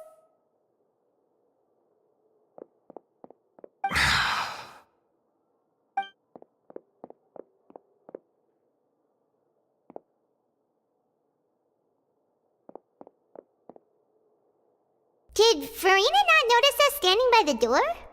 Wonder what's up with her. She was smiling. Huh. She didn't seem in the mood to care if we were listening in or not. I assume you've been outside for a while now? Oh! You noticed! Seems Farina didn't even realize we were here. She was in a great panic, though I cannot discern the reason. Our discussion reached impasses time and again, a state of affairs that we cannot allow to continue. Still, I do not understand. Dialogue is the basis for understanding, so why did she keep refusing to engage? Everyone in her inner circle has noticed that she is hiding some secret. The issue is her attitude. I fear that she will not reveal anything unless absolutely forced to. We may have to create a situation in which she will have no choice but to speak. Oh? Like what? Normally, people will only reveal the truth when standing trial.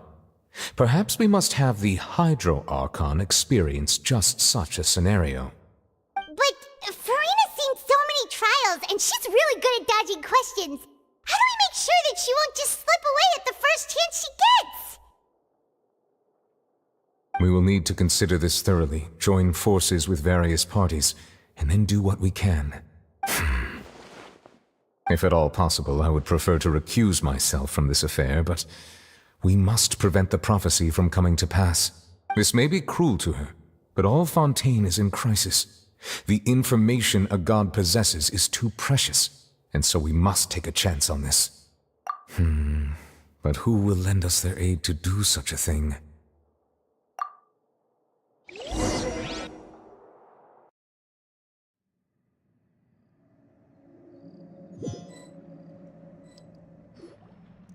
Well, that's everyone, huh? Speaking of which, it was pretty smart of you to think of hiding here. Poisson was just involved in a disaster, so it's presently devoid of people. That naturally makes it the best choice. And here you are drinking tea like it's the most natural thing in the world, huh? That's what families should do. Sit and enjoy a leisurely time together. It's nice to enjoy tea here, you know? Care for a cup? Lend me your ears, everyone. Or perhaps one of you might like to start us off. How about you, friend? Me? No, I don't think I can. Then, how about you, good sir? I fear that I will cause the mood on this boat to become as somber as it is in court. Well then, I guess we're lucky we've got a local like me to organize things. Wonderful, the spotlight at last. I guess I'll be facilitating things from here. That was a little long-winded, don't you think? Oh, you might be right. Anyway, to cut to the chase, our friend here, the Traveler, has brought us together to discuss something. As for what that is, well, let's start by saying that we'll be pooling our efforts together to create a series of traps. Oh, how intriguing. Well, it's just an expression, really. One that I just learned from Chlorand, and used on the spot. So, let's invite her to explain in detail. A round of applause, please.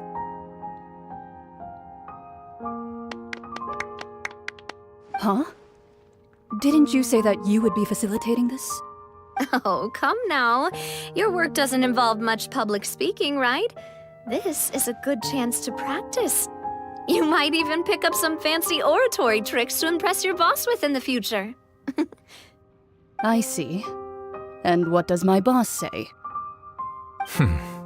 He is glad that you consider him your boss.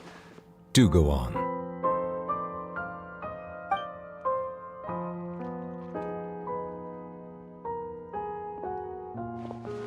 In that case, do any of you have experience hunting? Not that I recall.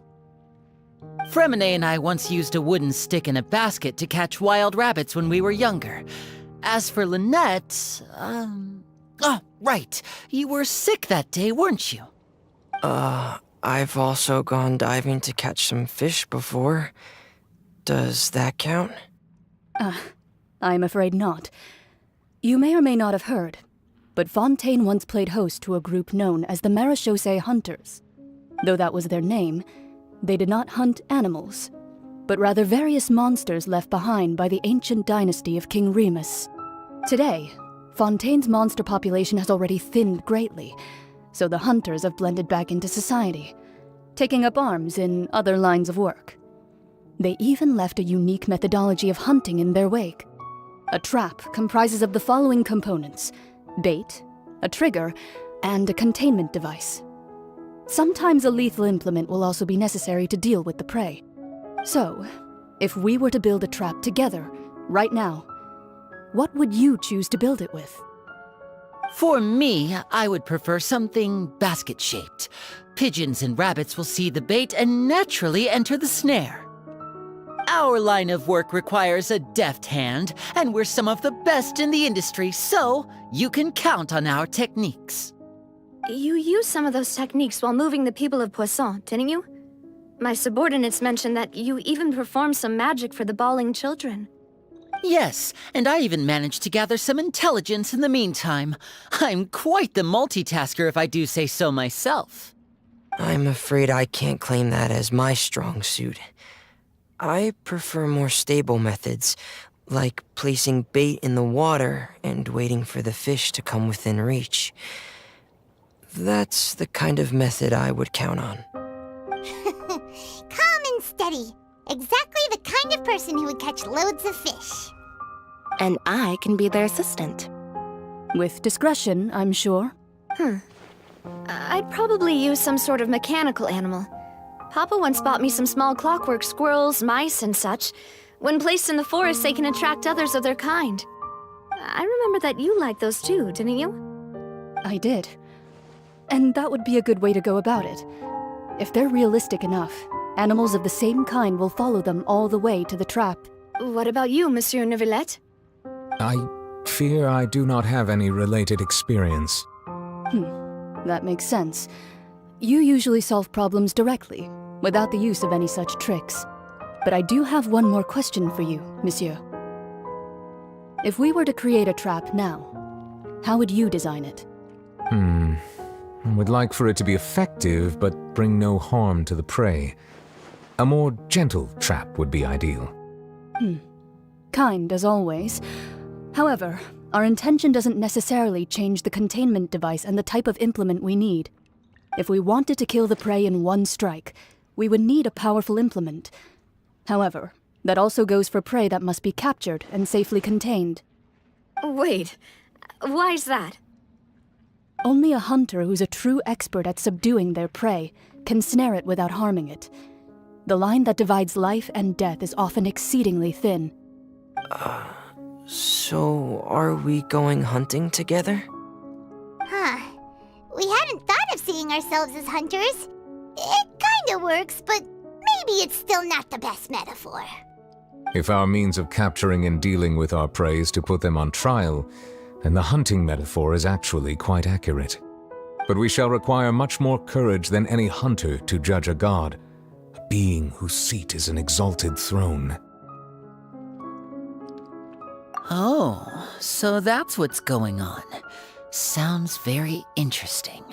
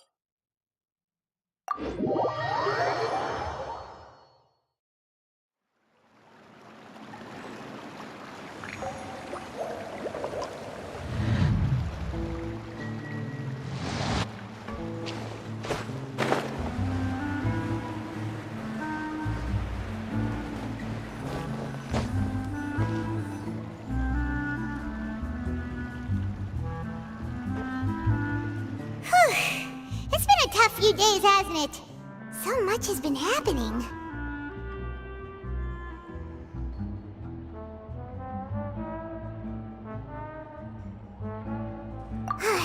Paimon didn't think the meetings would go on for so long, but everyone seemed pretty fired up, huh? Paimon thought they'd be at least a little frightened. Well, Fremine was, now that Paimon thinks about it, but everyone else just looked a little surprised. Well... It's hard to say. Paimon doesn't have any experience with this sort of thing. But with you around, Paimon sure will do great. After all, you're the most reliable person in the world, aren't you? Huh? Did you just pour some tea? Paimon didn't notice you doing that at all! Then what's that? Paimon's never seen that cup before! Don't be frightened. I'm just joining you two for tea. I merely refrained from saying anything till now. Who's that voice? But there's no one here! Ah, have you forgotten me already? Wait, you are familiar. You're the voice we heard from the sky in Sumeru! The voice from the sky, I fear that description is wrong. Though, not completely wrong.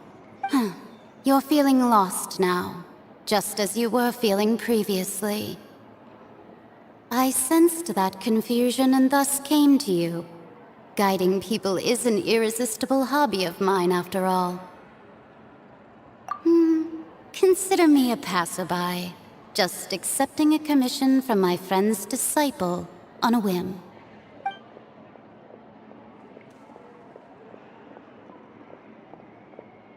The prophecy. Yes, what has been prophesied will be fulfilled. You may view such things as the history of the future. What? Then is there any way we can stop it? I believe you have witnessed a failed attempt with your own eyes.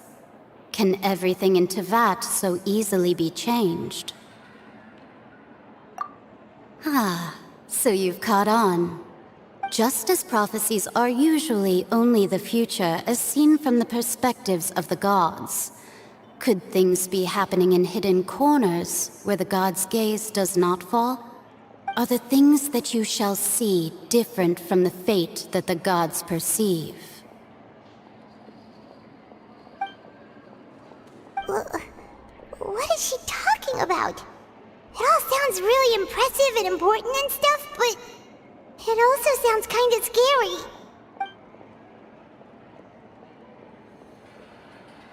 I believe that you understand, right?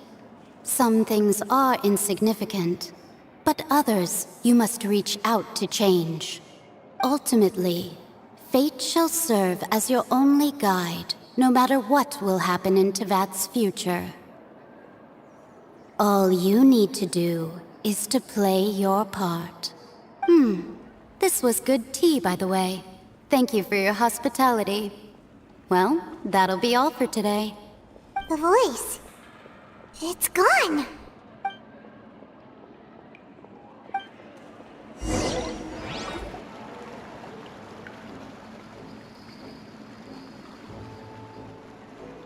What? I want to hear someone talking. Alright, coming! Hey, it's you who's getting lazy, okay? Well, I see I've walked in on some lively banter. Mona! Fine, just fine. I went to take part in that Steambird panel. It turned out to be more interesting than I expected. Not all Fontanians are pessimistic about this. One journalist mentioned that sitting around and waiting for the end to come would be wrong, and that they should make their own rescue preparations. I agreed, so we had a brief chat with her. Did she have pink hair by any chance? Why, yes! It was Charlotte. You remember her, right? That daredevil journalist? I'm in full support of her view. Prophecies are very important, but how can people allow their lives to be commandeered by just a few words? That's right! Paimon's glad to hear something sensible for once. Ah, yes. About what we had discussed before. I did try, but I'm afraid I couldn't reach the old hag. I'll try again tonight, but I wouldn't get your hopes up. Huh?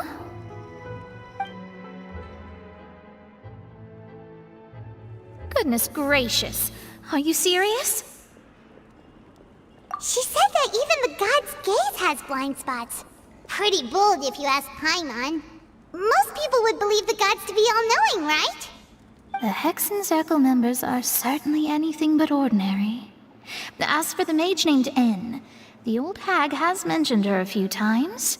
She said that N's sense of direction is incredible, and that she loves guiding those who are lost. but I've never met her. And if she were still alive, she'd be... well, suffice it to say that the hag's at least a few hundred now, and N's been around for longer than that. Whoa. The Hexen Circle sounds like a scary group. But they must really stay in shape to live so long. Their abilities alone are pretty terrifying. If she came to see you personally, then the problem you're facing must truly be of great importance. Well, it's not like Paimon could understand anything she said. Yes, she was quite cryptic, but I suspect she means that there is still a way to turn things around. She didn't say when or what that would be, though, so... perhaps it is something that you cannot know right now.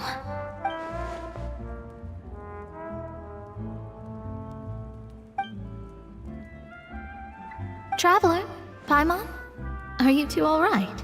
Oh, we're fine. We're just a little down right now. It kind of feels like the end is coming, you know? I see. I feel that same sense of desperation, too.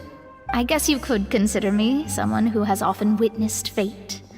So far as I have seen, it cannot be swayed.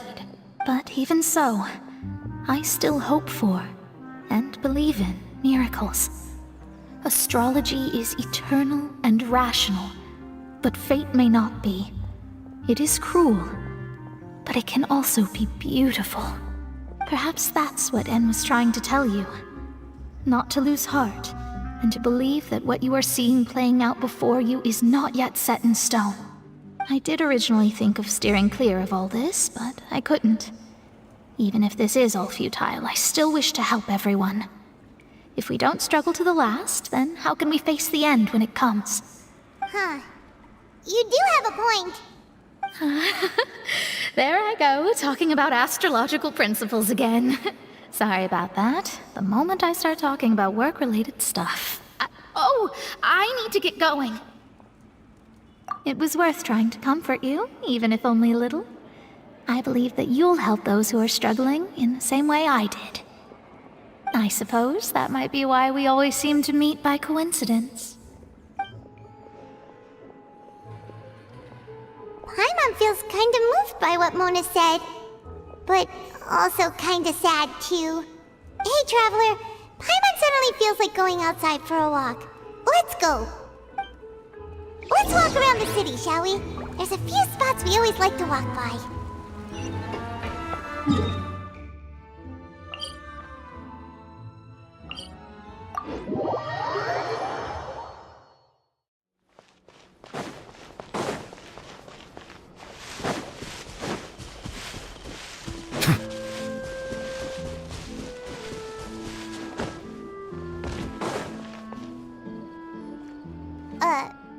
Huh? Our names are written in this newspaper. What's going on? Let Paimon see! The underwater stronghold, the Fortress of Meripede, has continued in its noble autonomy, but that does not mean that others cannot interact with it. My recent attempts to enter the fortress bore little fruit. Huh. Guess Charlotte still hasn't given up on that. Thus, did an Outlander friend become the focus of this report, a blonde adventurer with their white fairy legends trailing in their wake. It is said that this mysterious traveler once visited the underwater fortress. So while the fortress's interior remains a mystery behind closed doors, do not fear, for the tales of the traveler contain surprises in spades. Journalist Charlotte's biggest scoop yet, the Traveler's Trail, World Walker. Huh. Charlotte took so many awesome photos of us and we never even noticed her. She hasn't been able to get a hold of anything at the fortress, so since we're easier to find, she's using us as the subject matter instead? Ugh, seriously? Well, fine. Those headlines and photos do look cool, so Paimon will forgive her this time.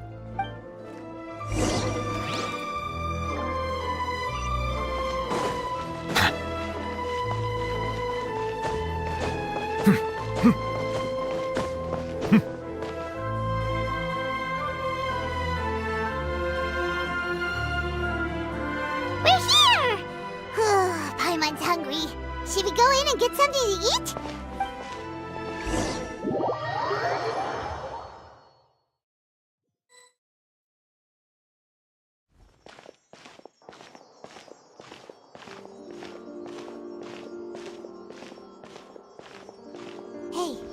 quick! Look! That's the limited edition, only 16 slices a day cake! It was so delicious the last time we tried it! Despite the tense situation we were in, let's give it another go. I'm sure it'll be great! 1 slice of cake, please. Someone showed up after all! Oh, wait, you're the one from the Palais Mermonia. Oh, are you here to buy cake too? It seems Monsieur Nervalette was right. You really can eat. Wait, did he really say something like that? That's right. Even he has his own preferences when it comes to food. As for me, I love the cake and coffee here. Do you come here often? Usually every day. Every day?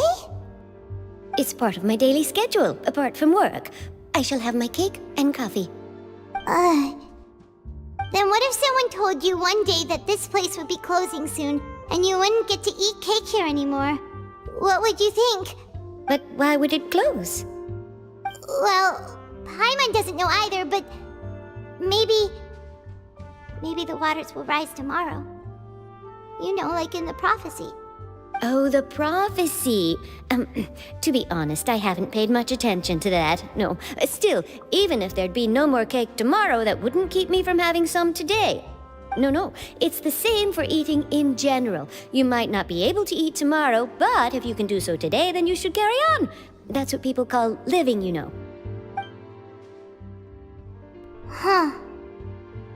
Don't be sad. Excuse me, could I have 2 more slices of cake to go? These 2 slices are for you. Sijuin said that this kind of expression you're making is what humans call being sad. Oh, you know Sijuin? I sure do. She was born before me, and she sometimes comes to the surface to teach us things about humans. She said that humans are creatures that are saddened easily, yes, and you can only lift their spirits by feeding them delicious food. So please try the cakes here.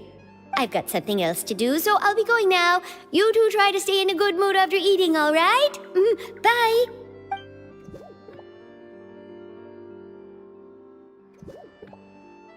And there she goes. All right, let's dig in. I'm unsure this cake will be delicious. It's more delicious than last time, and the flavor gets even better with a sip of tea. It sure would be nice if we could come again tomorrow. Sure would be nice if we could always eat delicious food here.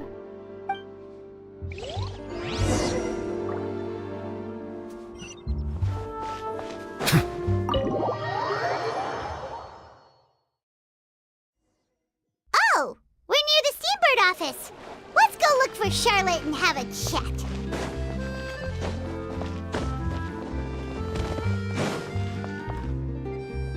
Wow!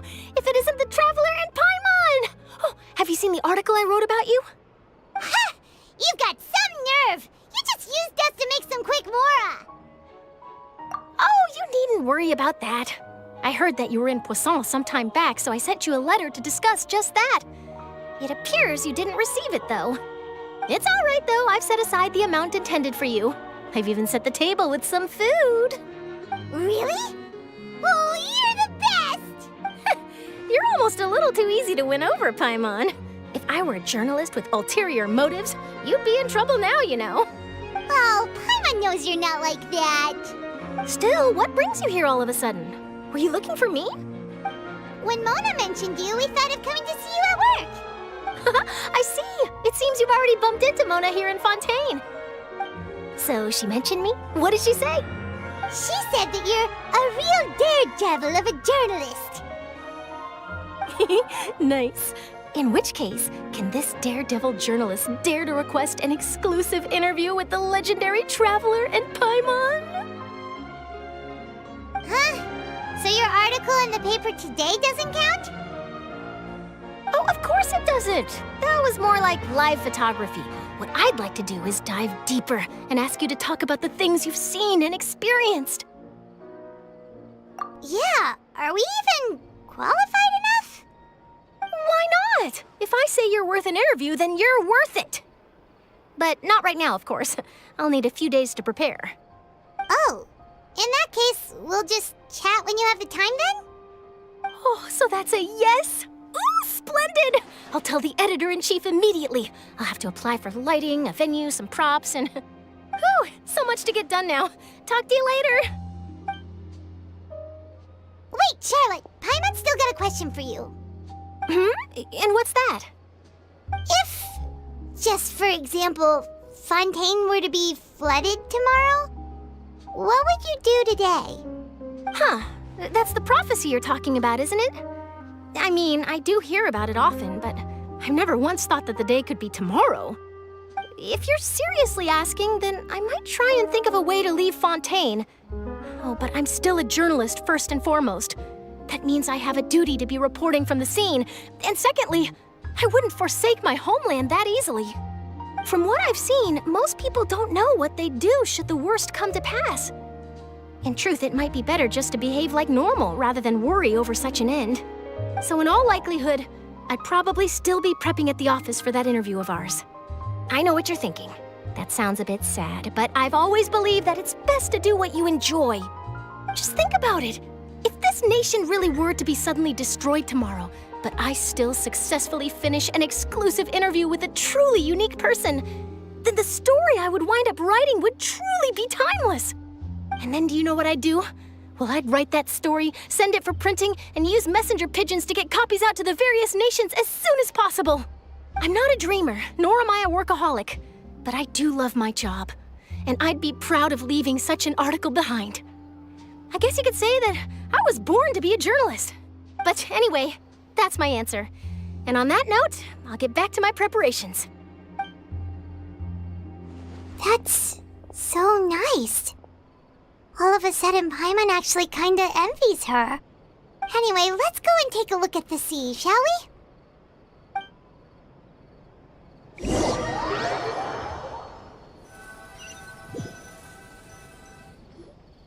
The sea breeze and scenery can be a pretty soothing combo, huh? Paimon's been thinking. If it wasn't Fontaine, but all of Tevat that would be destroyed tomorrow, where would we go and what would we do? No, Paimon should ask, if you could choose, what would you like to do?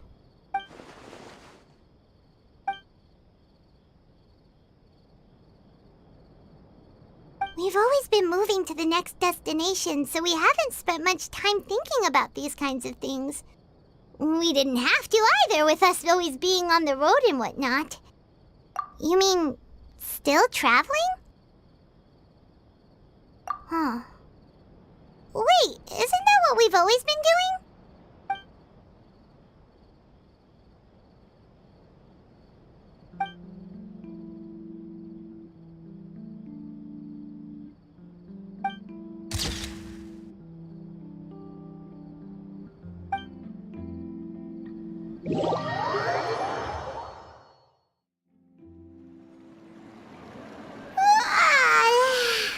Feels like you'll grow mold if you stay here long enough. But it's still better than the Fortress of Mirapede, that's for sure. It's not only damp there, but salty too. Ah, so the two of you are still here. Wonderful. Oh, you're from the Palais Mermonia, aren't you? Yes, I'm Isadora.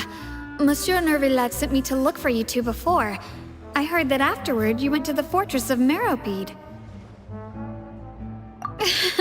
Not at all. I'm well aware that you're friends of his. Actually, I'm here to pass along a message from him. Yes, inside the Opera House. The Maréchaussée Phantom has declared the incident a small-scale riot. A riot? Well, that said, I don't personally think it was that serious. Lady Farina was watching a performance at the Opera House, and while she was resting during an intermission, some other audience members suddenly started harassing her, loudly accusing her of doing nothing about the prophecy crisis. And before she could respond, others started to join in. The crowd continued to grow, and protests against the Hydro Archon started to break out. So people have started to put the blame on Farina. Guess they finally found an outlet for the pressure they've been under due to the prophecy. I agree. People will naturally rely on gods, as is customary. But the moment people feel threatened, gods are also the first to be blamed. So what happened after that? Is Farina okay? Seeing that the situation was spiraling out of control and that further argument was pointless, she claimed that she'd gotten tired of this and left in a hurry. The Marechaussee Phantom had their hands full maintaining order and did not catch where Lady Farina had gone. Only when things had stabilized did we realize that she had gone missing. So, you mean she's still missing? That's right. The Marechaussee has dispatched many people to search for her, but we don't have any leads yet. That said, I don't think there's much to worry about. She is a god after all. Even if she were to fall into the hands of rioters, what could ordinary people do to her? Good. Monsieur Nervillet sent me to tell you about the situation, but he didn't say anything else. Don't worry, this is more than enough to go on. Thanks for keeping us informed. Ah, is that so? Well, all right then. In that case, you two take care. I'll be heading back to the Palais now.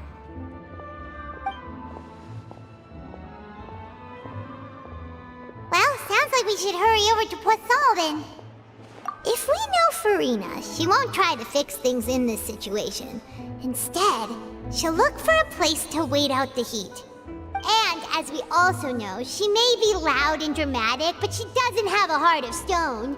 When Nervillet was talking to her in the Palais Mermonia, and she heard about Poisson, she couldn't hide her sadness and remorse.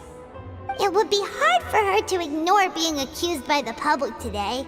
Paimon thinks Farina's probably taken the opportunity to slip away to Poisson and try to relieve the sense of guilt that she's feeling. Huh! Well, what do you think? Paimon knows the answer, of course, but Paimon can do the analysis to back it up, too. Cool, huh? In that case, there's not a moment to lose. Poisson, here we come!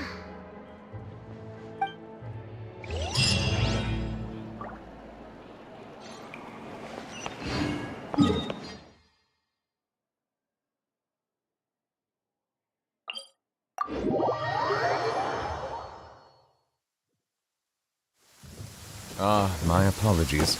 This heavy rain must be quite an inconvenience for you.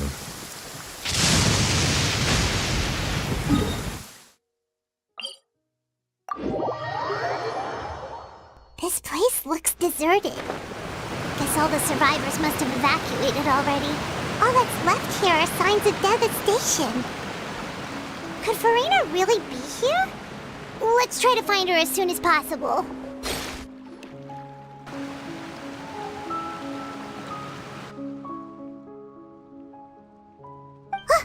That's Farina, right over there. She really is here all on her own.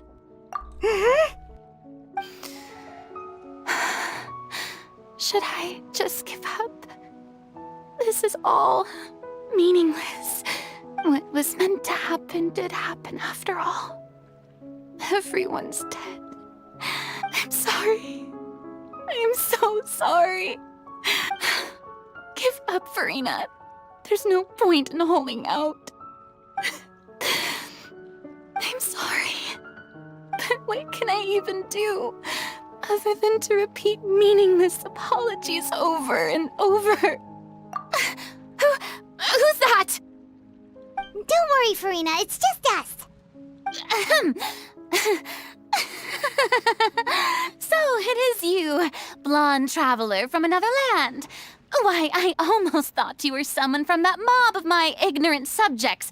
Come to kneel and beg for my forgiveness. Farina, you were crying just now, weren't you? The tear stains on your face are obvious. What do you mean, tear stains? Oh, I remember. The show at the Opera House earlier this morning was so moving. I'm still trying to process it. Who did that uncivilized rabble think they were, disturbing my enjoyment of the arts? They even dare to tout their Archon. I must teach them a lesson. I can just imagine their twisted and frustrated faces once they realize that I'm nowhere to be found.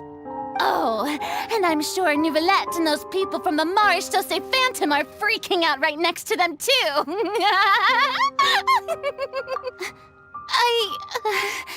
Of course not. Hey, there she is! The Hydro Archon's over there! Quick, after her! Farina, those people seem to be after you. They are? They're just some rabid fans who want to cut the line because they haven't been able to meet me in person, aren't they? That's against the rules. I can't let them get their way. Farina just ran off! Quick, we have to catch up with her!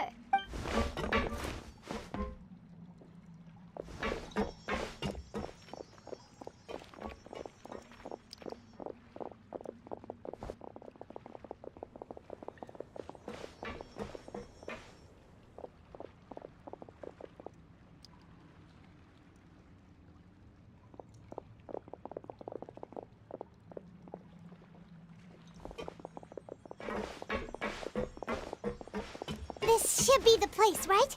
Hey, Farina! There's a good hiding spot over here. Quick, come to Paimon before the rest of them catch up to you. What is this place? Hurry, they're almost here. Fine. I suppose haste is warranted. Lead the way.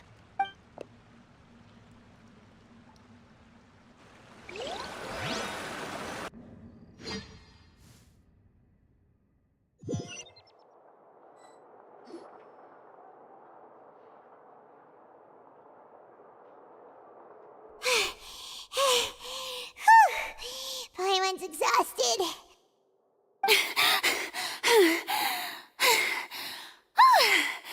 I'm so tired. I totally thought they had caught me. No, I merely gave in to the sheer enthusiasm they displayed.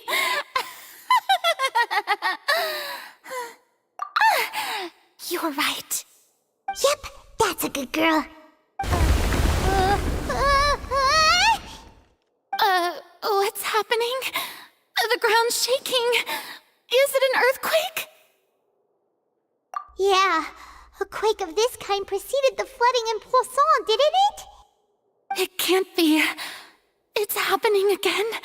Well, there's no need to worry too much about that. Nouvellette's made some emergency plans, so the evacuation should go a lot smoother this time. Yeah, I hope you're right. But the people of Poisson, they've already...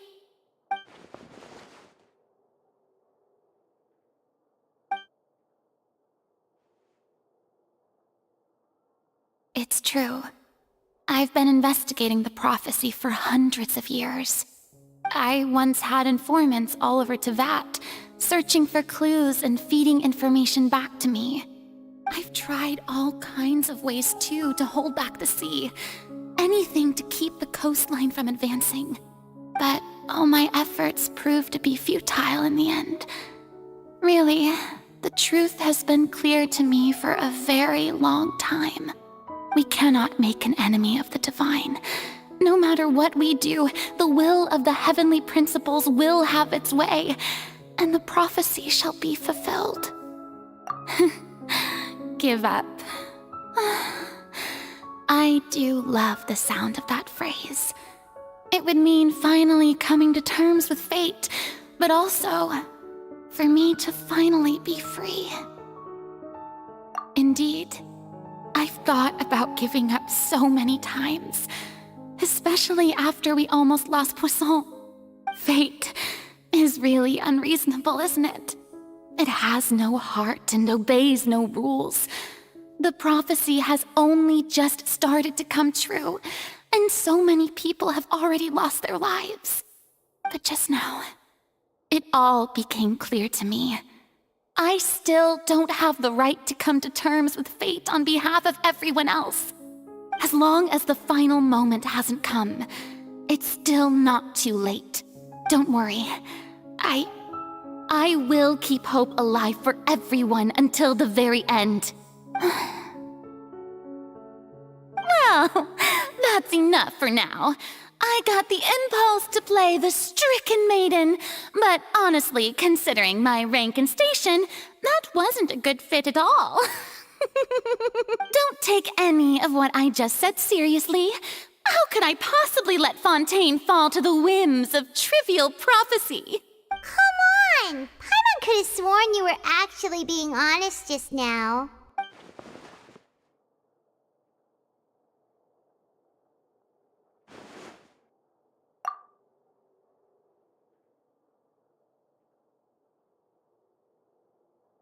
Share my burden. That's impossible. It was fated right from the start that this would be my duty alone.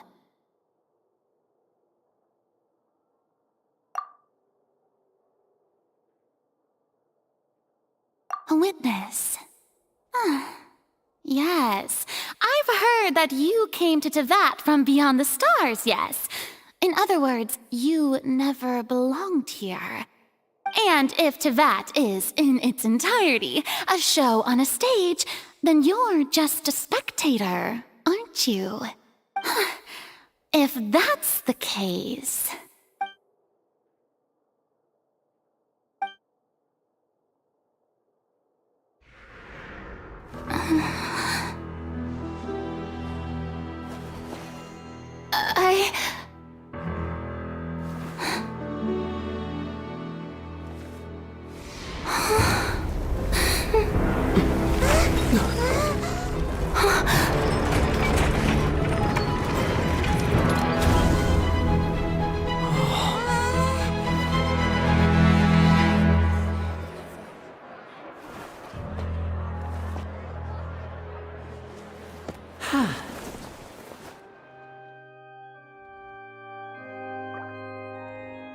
Ladies and gentlemen, this concludes my opening performance.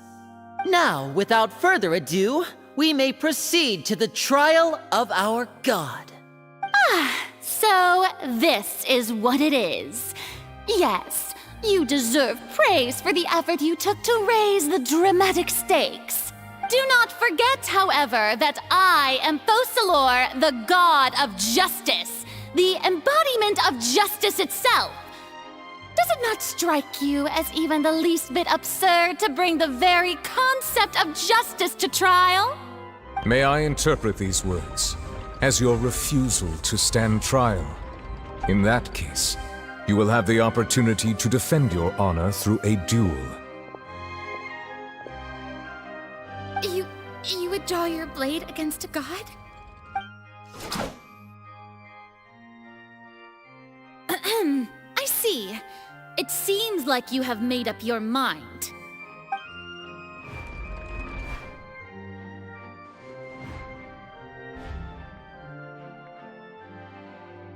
Paimon can't believe it. She just surrendered. What the heck is going on? Did I just see an Archon surrender to a human? Wow, how utterly humiliating. Lady Farina, what is the meaning of this? It would seem that there has been a misunderstanding. To be clear, the raising of both hands is not always an indication of surrender. Looking for excuses again, huh? I raised my hands just now to indicate my acceptance of the trial. No duel shall be necessary. I will admit that I've been running away for a long time. I'm sorry, everyone. I was unable to protect the people of Poisson. It is my duty to stand trial for my crimes. You are not the only ones to be disappointed in me. I, too, am exceedingly disappointed in myself. But now, it is time for the Hydro Archon to show you her courage and resolve. I, Farina, will use this trial to show the world the true meaning of justice! This time, I will protect you. A Applaud and rejoice. One of the most outrageous and fantastical arcs known to the opera epiclese is now unfolding before your eyes. Mark my words, this shall be one of the most exhilarating and brilliant shows ever to grace the stage of Fontaine. The trial of the Hydro Archon, Focalor, will now begin! Woohoo! Oh, now we're making history! Why does it feel like Farina just took over the whole thing? Like, come on! Didn't she just get forced to stand trial for her crimes? Also, even though she's still acting super dramatic, she is taking this seriously this time, right? All right, then. Who will be my opponent in this trial? The court asks the prosecutor to please take the stand. Is that so? Very well. Then please speak, witness of Tivat, my accuser and fated opponent.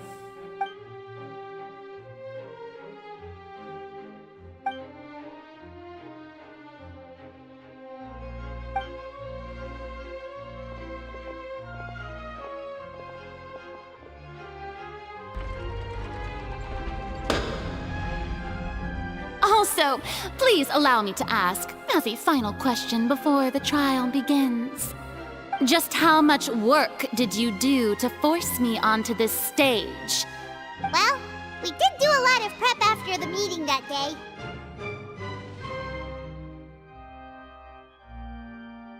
I can go over the tasks assigned to the Spina di Rosula, since they were rather straightforward and easy. Navia, the president of the Spina di Rosula. Most of the people who participated in the disturbance this morning were my subordinates. They changed into plain clothes and came to the Opera House as regular audience members, waiting for the perfect opportunity to incite insurrection against you. The people's resentment against their Archon has been building as more and more of the prophecy is fulfilled. A spark was all we needed to turn smoldering anger into a flame. Moreover, according to our understanding and analysis of you, when something like that occurred, you would likely flee the scene and head to Poisson by yourself. So, we arranged for a second group to lie in wait there. So, you mean, the ones who scoured the settlement for me were also from the Spina? And their goal was to force you to step into the giant magic box so you may personally participate in the greatest magic performance in all of Fontainian history. That's right. That house was a magic box, rather than someone's residence. As the super ultimate version of the setup that I used when I first performed at the Opera Epiclese, the volume of the box was increased by a whole order of magnitude, and the distance it traversed was the entire gap between Poisson and Areneas. Its cargo, of course, was an Archon instead of a human. My thanks, Farina. Without your help, we could never have pulled off such an extraordinary performance. You're welcome? Of course, this performance was only made possible with Father's support. The House of the Hearth spent a massive amount of labor in Mora to pull this off. We had to select a location, construct the giant magic box, dig a tunnel, and open up a path through the water. It was a lot of work for all of us. So, in other words, the earthquake that we felt within the giant magic box was just a normal tremor from the transportation of the whole house? That's right. It wasn't a sign of another disaster to come. Then, I can guess Nervilette and Cloran's parts. You gathered a crowd, prepared a stage, and made sure that the champion duelist would be immediately ready for a fight. Also that as soon as I appeared on the stage, the trial may commence without a hitch. Am I right? Yes, that is correct. Well, Clorand, I must commend you for your courage. Only the most outstanding champion duelist in all of Fontaine would accept a duel with an Archon without flinching. Thank you. As for you, traveler, I suppose your role was to keep me distracted with conversation once you found me in Poisson. You'd make sure that I didn't notice anything amiss before revealing yourself as my prosecutor once we'd arrived onto the stage. Oh?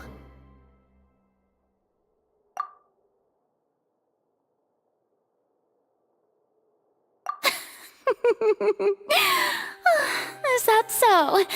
Then I suppose I must have missed my final chance. It's fine. It matters not. What's done is done. The stage is already set, so there's no reason to disappoint the audience. Let's see this trial through to the very end.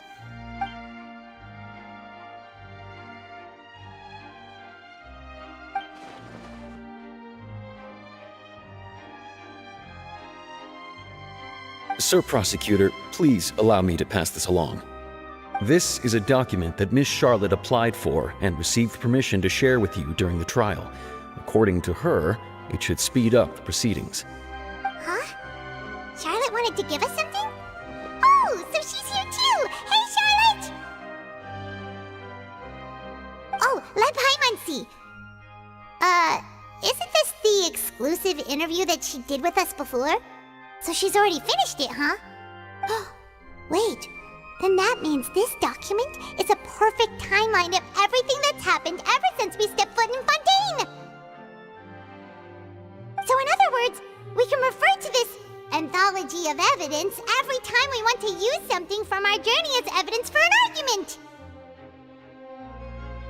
Let's quickly confirm the information in it. Just think of it as a refresher, alright? You defeated the Hydro Archon in the very first duel you took part in at the Opera House. That's one for the history books, all right. I didn't think that you'd wind up getting to the bottom of the case I'd been following all this time. I guess you could also see this as a happy coincidence.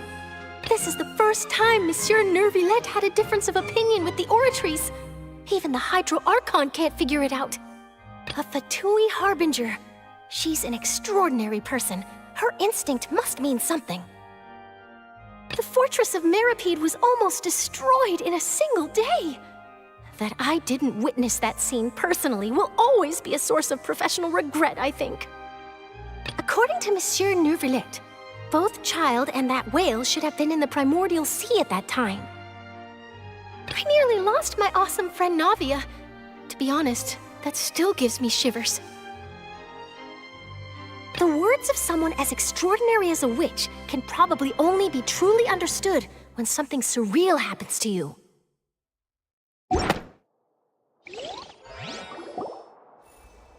The prosecution and the defense are both in position. The trial shall now begin. Oh, come on, Neuvillette. There's no need to repeat all the unimportant legalese.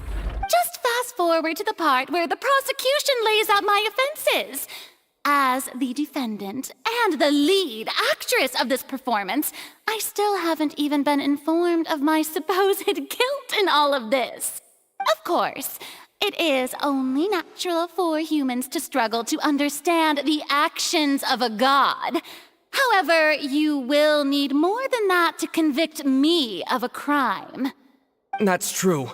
But my charge here is unrelated to your conduct as an Archon.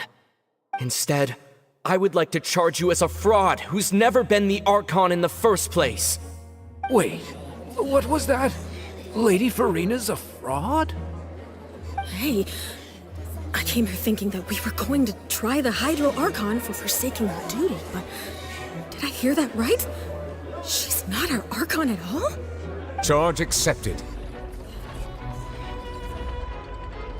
Lady Farina, do you plead guilty to the charge?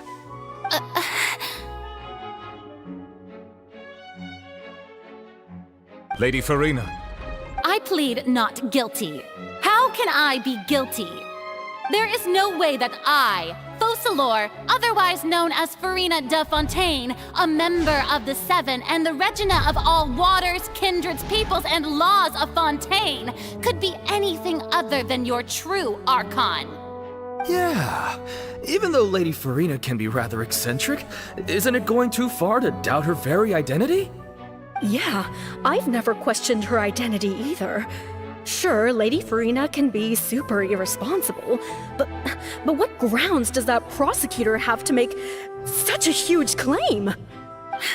I have cause to believe that common sense will prevail in this case. Many of the members of the audience have known me as the Hydro Archon ever since they were born. There would be no fooling their memory. See? Even the Oratrice has decided to show me its favor. Are you sure you want to commit to a charge that will never be upheld? If you wish to drop the case, I can promise you as the God of Justice that you will not have to face trial for making a false accusation. We will treat everything that's happened as a dramatic spectacle and move on with our lives. What do you say to that? Huh. An argument with near impossible odds, huh? We have to not only refute Farina's claims, but also overturn the long-held beliefs of the people. Well, I tried to give you the chance to surrender. If you must persist, then let me ask. If you believe I'm not the Archon, then what manner of being do you think I am? And if I was not the Archon, then how did I manage to live for over 500 years?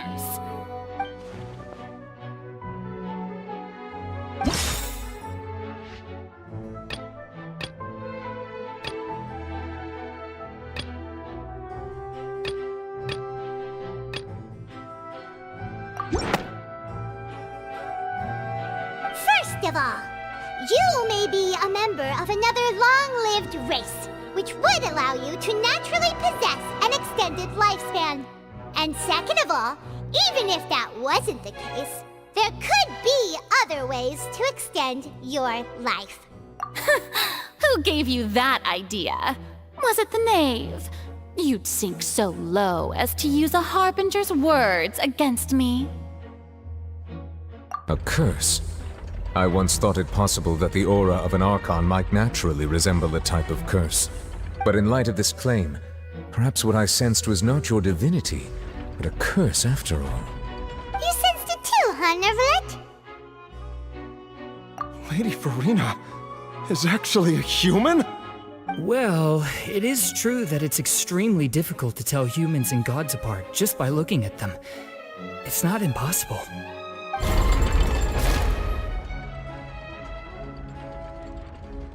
Well, don't start celebrating too early now. Even if I have been carrying a curse like you said, how does that prove that I am merely a human being? Besides, everyone knows that the main difference between a human and a god is the possession of authority. Gods can do what humans cannot. That's why they're worshipped as gods. For centuries, manifestations of my authority have served the nation of Fontaine. One need only to turn their eyes towards the Oratrice Mécanique d'Analyse Cardinal in this very opera house, or consider the endemnitium that is used in every aspect of life.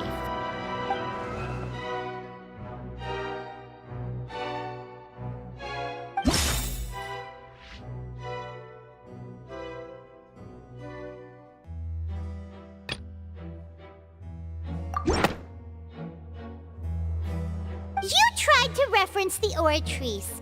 But weren't you as confused as all the rest of us when the Oratrice declared Child to be guilty without any proof? Otherwise, you should have come up with a good explanation for that by now. Didn't I make myself clear at the time? The decisions of the gods are naturally difficult for humans to comprehend. There is no need to provide an explanation. Lady Farina, I believe a reminder of your current circumstances is in order. While the court is in session, the principles of justice and the law must come before all else. While you are an Archon, you are also first and foremost the defendant in this trial. You will prove yourself unable to defend against the prosecution's charges if you continue to withhold vital information against the rules of the court. I never thought you'd use that kind of rhetoric against me. That was no trick of rhetoric, Lady Farina. I've merely reiterated the rules of the court. Rules that all should respect and follow. So, you neither knew why Child was declared guilty, nor did you understand the structure and operations of the Oratrice. Instead of having been created by you, the manifestations of authority you mentioned have been made by the real Hydro Archon, haven't they? The real Hydro Archon? Well, now you're really losing me. It is true that I did not know why the Oratrice gave out a guilty verdict that day. But the Oratrice handed out that verdict unilaterally, and it has been operating independently ever since it was first created. You can't argue that just because a divine creation is flawed, that the god behind it must also be no god at all. She's still throwing out all kinds of excuses. Seems like she's confident that we won't be able to produce proof that she has no power over the Oratrice. My power as an Archon. There are many ordinary citizens in the audience. How can I just carelessly demonstrate the formidable power of an Archon? If that poses a concern, I'm prepared to extend my protection to the audience. You don't need to go that far.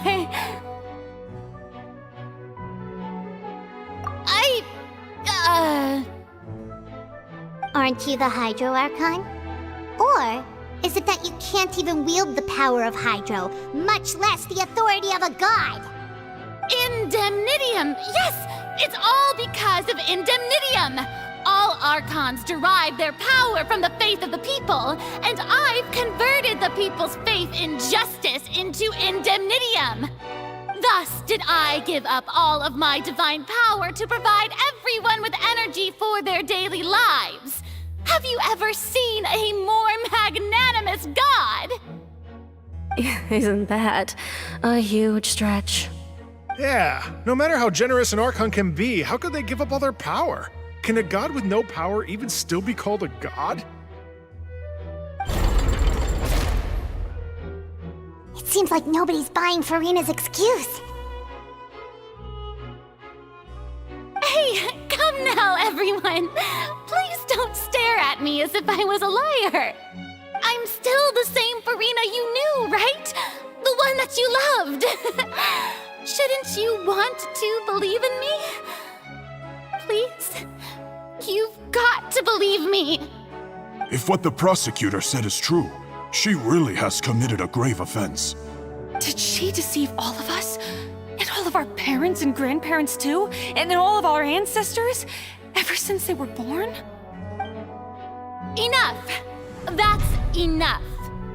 Tell me then, if I'm not the real Hydro Archon, then who is?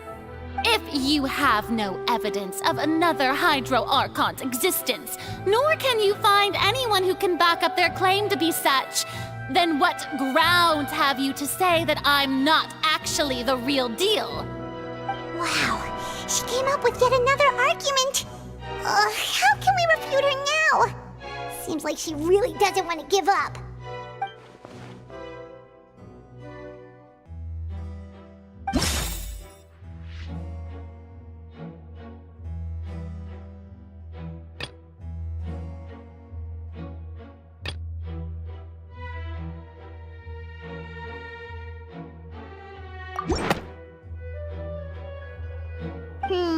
That doesn't sound right.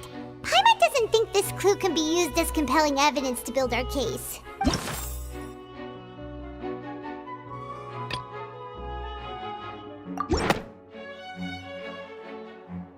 It has been established that all Fontanians can dissolve in water from the primordial sea.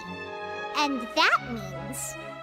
Since you insist on claiming to be a god and not a human, then there's a method that you can use right here and now to eliminate all suspicions of you being the latter. Miss Navia, please apply to serve as a temporary attorney for the prosecution before addressing the court. Though you act in partnership with the prosecutor, you must still adhere to proper procedure. Super sorry, Monsieur Chief Justice. I swear this really will be the last time that I'll speak out of turn. Now, I've brought some seawater from Poisson. As everyone knows, a massive flood struck the area not long ago, taking many lives, including those of some of my closest friends. So, Miss Farina, would you dare to touch some of this seawater? If we are to believe that you are indeed the real Hydro Archon, touching this seawater would have no effect on you. All it should do is strengthen your case. But if you don't dare to touch it, then we would have basically proved the reverse. Oh, and I must remind you that after the disaster at Poisson, nobody wants to see any more people dissolve. I do hope you'll act prudently and choose the simpler path of admitting guilt. Navia from the Spina di Rasula. The Spina has governed Poisson for many years. I guess her suggestion is valid. If Lady Farina is indeed just a human, she's probably Fontanian like all the rest of us. Would she really dare to try?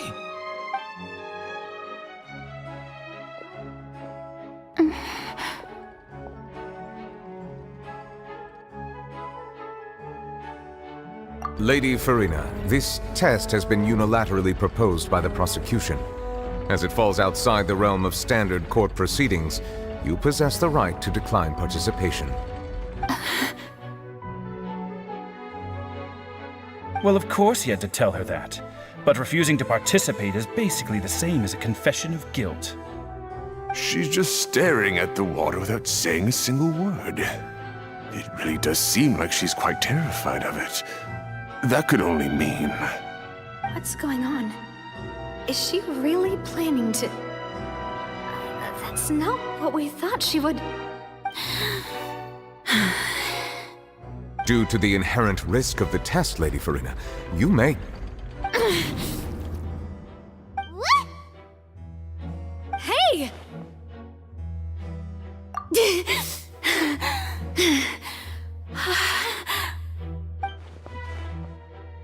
I'm fine!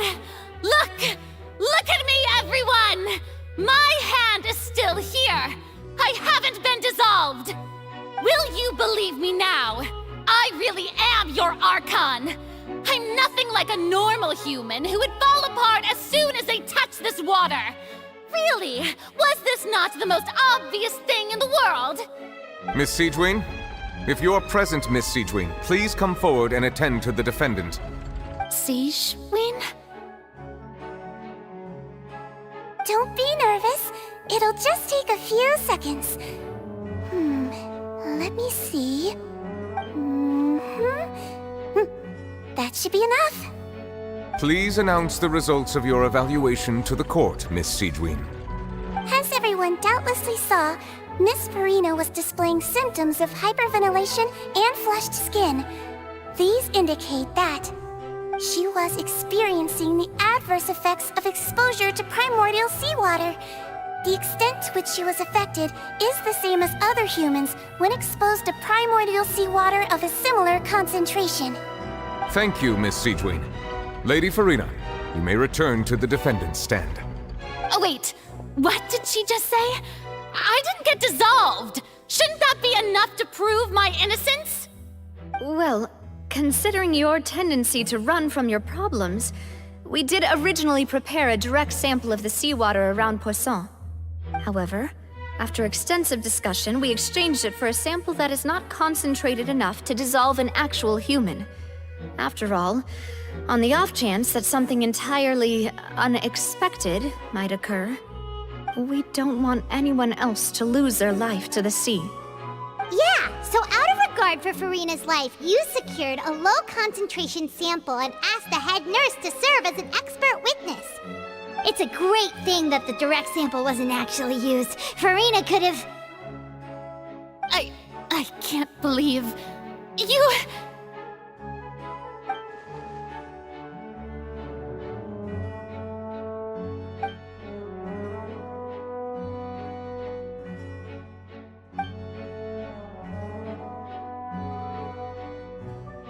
Listen to me! Listen to me, everyone! Please don't give me such cold and disdainful looks! What happened just now didn't prove a single thing! Think about it! How can you conclusively prove that an Archon can't also be affected by the primordial seawater? Also, if I was really just a human, why would I dare to just put my hand in that kind of water?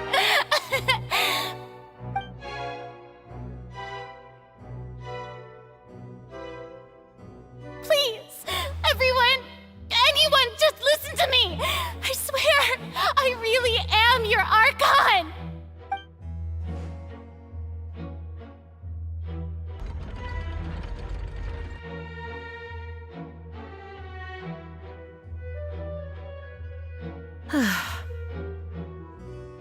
I don't think anything she says at this point will sway anyone. The odds are just too stacked against her now. With all the things that have been said, Paimon doesn't think there's any way left for Farina to win. I believe the time for arguments and presentation of evidence has come to an end. If there are no objections, we will move on to the final judgment.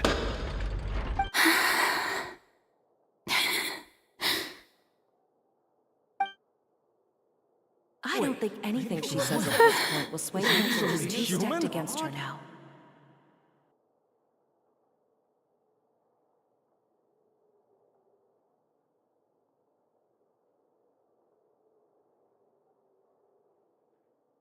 In my capacity as Chief Justice, I shall now render judgment on Farina's misrepresentation of herself as the Archon of Fontaine. As a human who knowingly deceived her fellow citizens, Farina is guilty.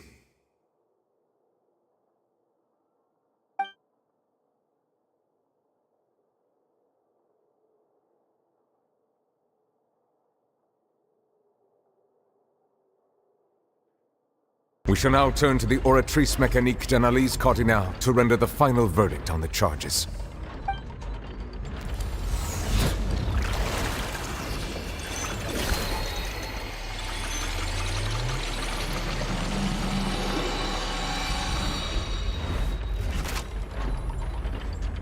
According to the judgment of the Oratrice Mécanique d'Analyse Cardinale, Farina is... Well, what's wrong? What's the Oratrice's verdict? No, the Oratrice also displays a guilty verdict. Isn't that correct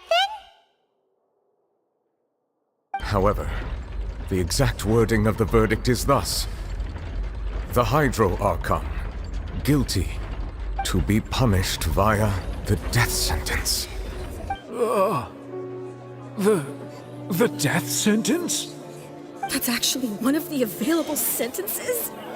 I've always thought that it was just a myth. The one and only time the death sentence has been handed out at the court, and it's been given to the very person we've worshipped as the god of justice? What an unexpected twist. Farina's been sentenced to death by the Oratrice? We just wanted to use the trial to show her the seriousness of things so she'd tell us the truth. How did things escalate this quickly? This outcome is indeed quite strange. According to Fontaine's current definitions of justice, as well as its recommendations for criminal sentences, is this sentence really appropriate for the crimes that have been committed? Yeah! Even Vacher wasn't sentenced to death by the Oratrice. You know, the real evil mastermind behind the serial disappearances case. Indeed. Not only is Farina's sentence overly excessive, the very point of our trial today was also to prove that Farina has never been the Hydro Archon in the first place. But now, the Oratrice seems to have deliberately invoked the title of the Hydro Archon. What does this mean?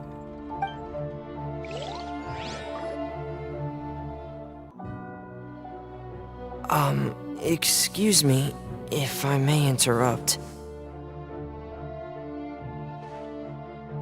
Is the trial still going? Fremine! You finally made it. I assume this means you've completed your mission? Mm-hmm. Any mission Father assigns to me will always be top priority.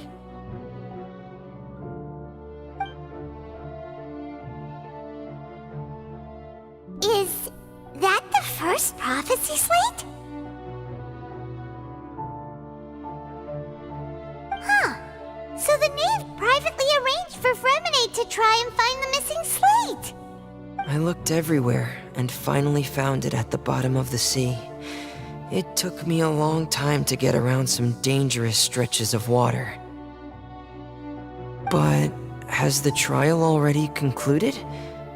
Then, doesn't that mean I've come too late? Oh no. Father will be disappointed in me. Thank you for your hard work, Mr. Fremine. Please allow me to review the record left on the slate. Traveler, I believe that you have already seen the other existing slates, and would like you to come here and confirm their contents.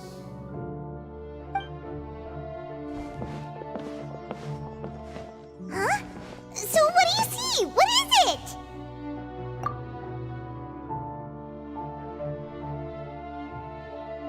I believe I have now made sense of the Hydro Archon's crime. It has to do with Fontaine's lost history. Huh? Isn't the Hydro Archon just guilty of deceiving her people? Oh, wait, no, that's Farina, and we've already proven that she's not the Hydro Archon.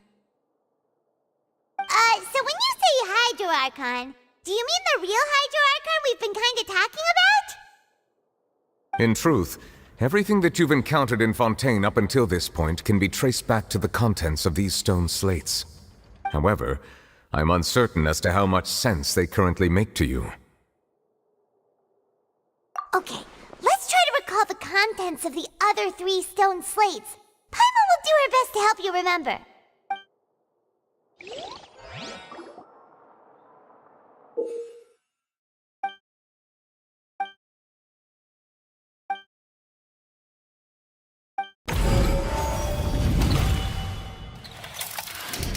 The first stone slate describes what you just said. It seems to show the previous Hydro Archon using her divine power, and then the Oceanids turn into humans. Does that mean that Fontainians are transformed Oceanids? Oh, Paimon wasn't expecting that. But if Oceanids can turn into humans, then perhaps this process can be reversed as well. The second stone slate shows Celestia floating in the sky, and the Hydro Archon and her people worshipping it together. But the heavens still brought judgment down upon them. This must be the point when the Hydro Archon and the Fontainians were branded with their original sin. Does this mean that the original sin and the Hydro Archon sin are the same thing? The third slate shows the Hydro Archon sinking into the sea surrounded by many people. That reminds Paimon, didn't we also watch that happen to someone else? Well, the fourth slate is the prophecy the Fontainians have been talking about. People dissolving into the sea, the Hydro Archon crying on her throne, and so on. We didn't believe that such a crazy disaster could happen at first, did we? But after that incident, it was just a question of when and not if.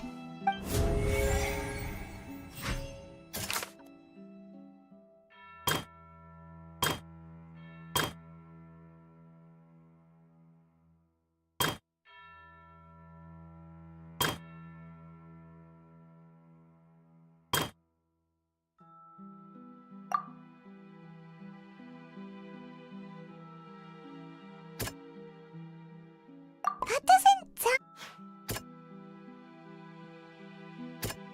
That doesn't sound...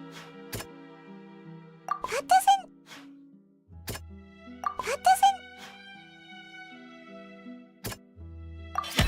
doesn't... We know from the case of the serial disappearances of young women that Fontainians can be dissolved in primordial seawater, and the first stone slate tells us that long ago, the Hydro Archon used her power to turn Oceanids into humans. This might be the reason that Fontainians can dissolve.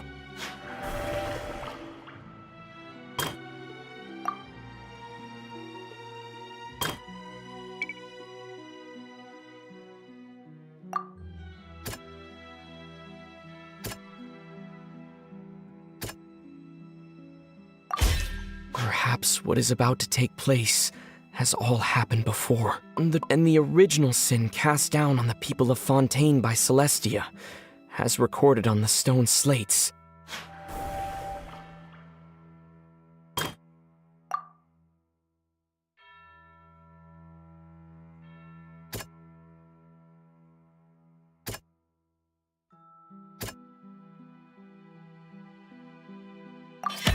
It's not as simple as falling into the sea. When Navia fell into the sea, her consciousness was subjected to judgment. The stone slates show the people gathered around the Hydro Archon in the sea. Could that be alluding to the same thing?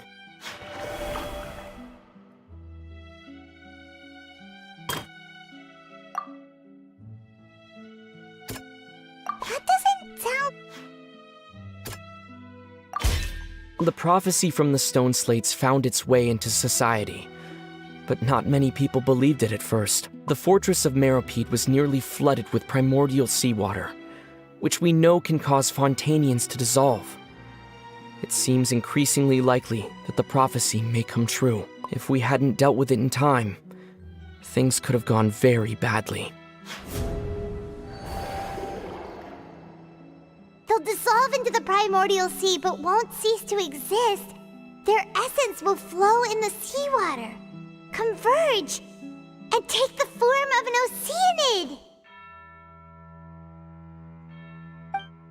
The Hydro Archon was sentenced to death in court, shocking everyone present. Perhaps this means that her sin was actually Fontaine's original sin. Navia fell into the water inside those ruins, and she nearly dissolved. She was surrounded by the people of Poisson in a court within her consciousness, and was forced to take part in a trial meant to make her stay. The eruption of the primordial sea at the fortress of Meropide was the surest sign that the prophecy was about to come to pass no matter what. The prophecy's contents can all be verified by recent events. If we combine what we know together, loads of truths should come to light.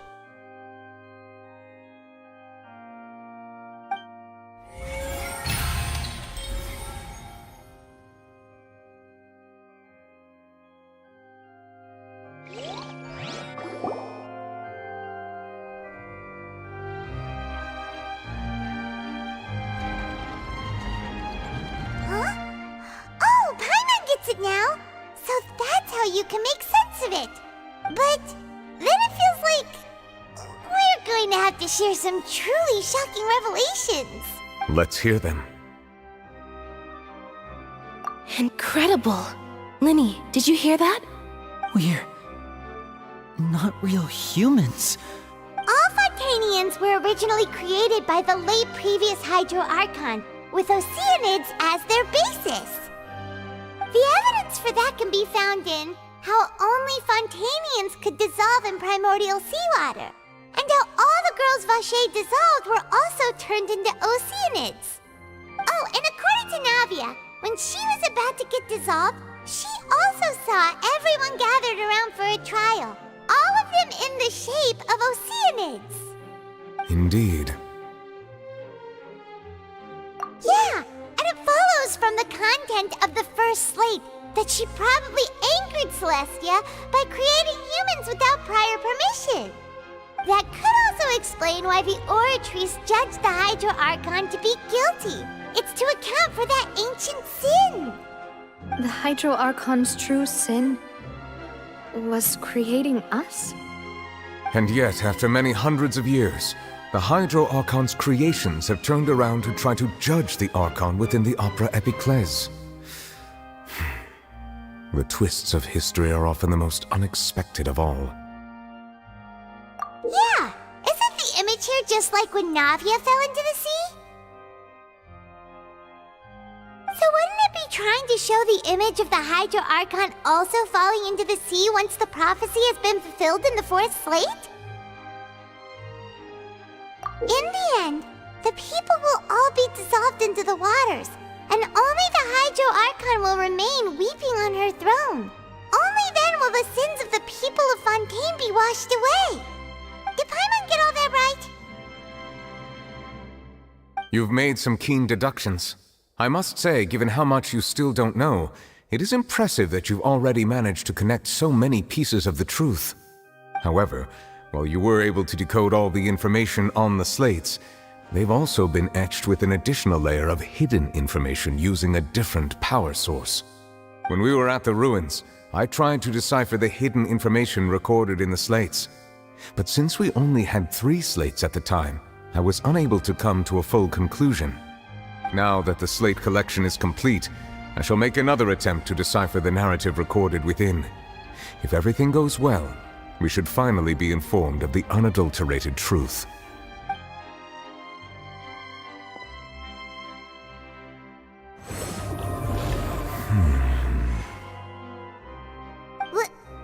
Well? Did you get it? I believe I should share this truth not only with you, but with all the people of Fontaine as well. I will try to briefly summarize it for you.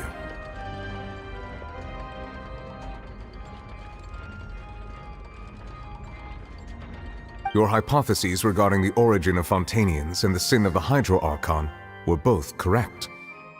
In the Fontaine of old, the previous Hydro Archon sensed the yearning of her Oceanid familiars for life on land.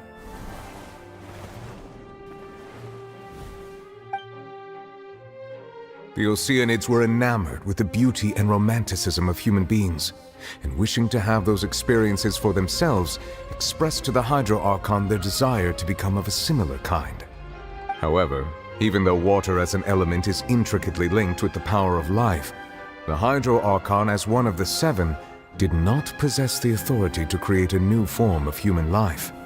Not one to give in, she eventually found a way to create permanent humanoid bodies for her familiars by appropriating the power of this planet's primordial sea.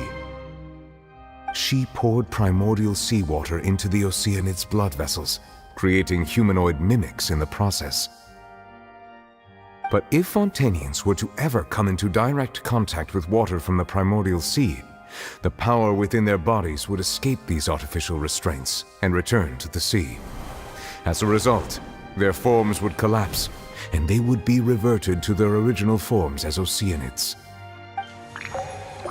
Of course, the Hydro Archon never received permission from the heavenly principles to create a new human race. And thus, the Hydro Archon and all of her creations came to shoulder the original sin of appropriating the power of the primordial sea. That is the true history of how the people of Fontaine first came into being. So we were all Oceanids before we turned into human beings? That's way too much information for me. I think I'm just going to pretend that I never heard a single thing. Wait, but if that's the truth, we can't let the Hydro Archon be sentenced to death. After all, her only sin was creating us. This really might be too much information for your regular Fontainian, but it does answer a lot of our questions. Alas, your hypothesis regarding the 3rd and 4th stone slates was inaccurate. The slates' respective positions are, in fact, correct. A key point of the visual on the 3rd slate is how all the individuals depicted in the water are humans rather than Oceanids. They have not been dissolved, which implies that the water depicted in this slate is not water from the primordial sea. The nation of Fontaine is the nation of Hydro, as well as the nation of trials and justice. Instead of being the literal element, the water in the scene symbolizes judgment and justice. You may also recall Navia's experience. When she fell into the sea, her consciousness was surrounded by that of many others who intended to hold a trial to determine her fate. Therefore, the meaning of the 3rd slate is that the people of Fontaine shall try the Hydro Archon at the court of justice. Yes, it refers to our present situation. I think I'm following now. So, what you're saying is, even though we decided to put on this trial to avoid fulfilling the prophecy, in truth, everything we've done has happened exactly as the prophecy foretold. So now, it seems, we're the ones making sure it comes true. What should we do? Huh. No matter what, The prophecy will be fulfilled. Is this what it feels like to be a prisoner of fate? If that's the case, does that mean the scene in the fourth slate will also be fulfilled soon? Traveler, I would like to point out another small fallacy in your deductions. About the fourth slate, you probably thought that the eruption of primordial seawater beneath the fortress of Masquerade served as the surest sign that the prophecy was about to come to pass, yes? However, I believe that rather than being a sure sign, that eruption could in fact only be a small warning of something far worse to come. As for the root cause of the catastrophe, I believe you've already encountered it once before.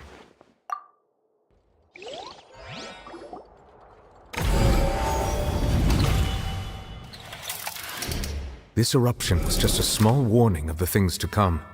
We must find the root cause of the disaster.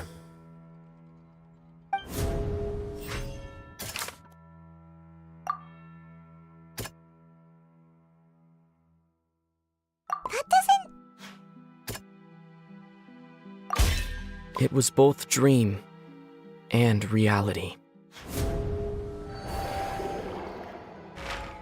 If we're talking about a true culprit, that could only be that thing inside the primordial sea, right? The truth, the original sin, the trial, and the root cause of the disaster.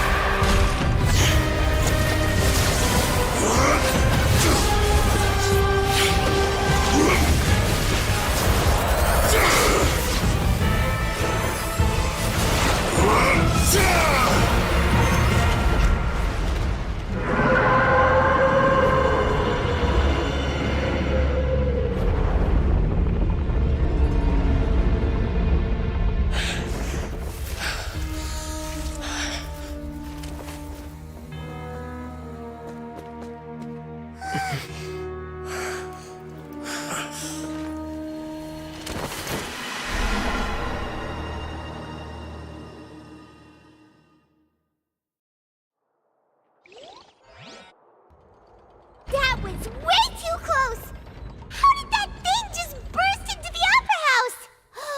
Wait, was that the huge whale you saw in your dream? So we've met it at last. I understand very well why it has chosen to make an appearance here. That whale does not belong to Tevat. It is a monster that has traversed the stars, weeping all the while. It has been greedily consuming the energy from the planet's primordial sea, using it to grow.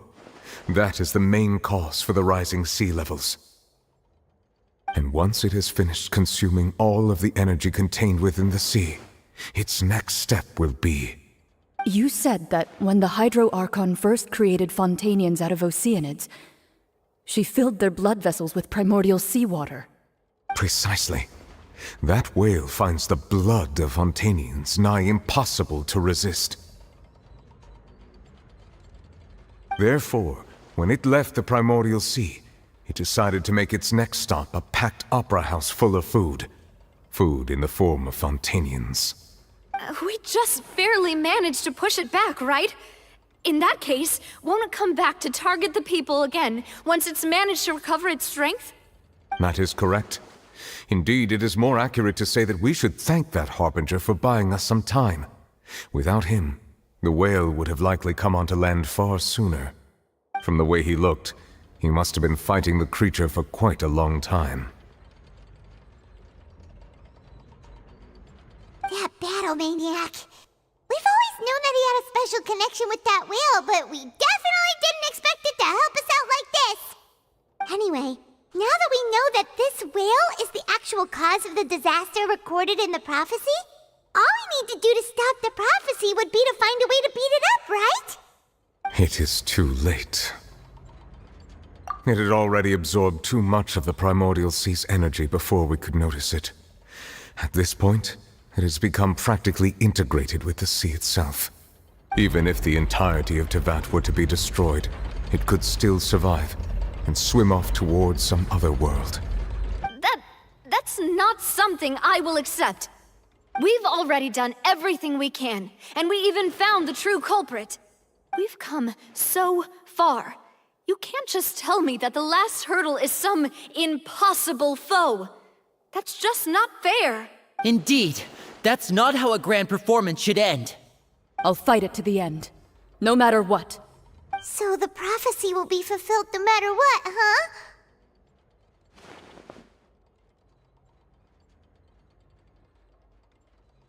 The prophecy. Yes, what has been prophesied will be fulfilled. You may view such things as the history of the future.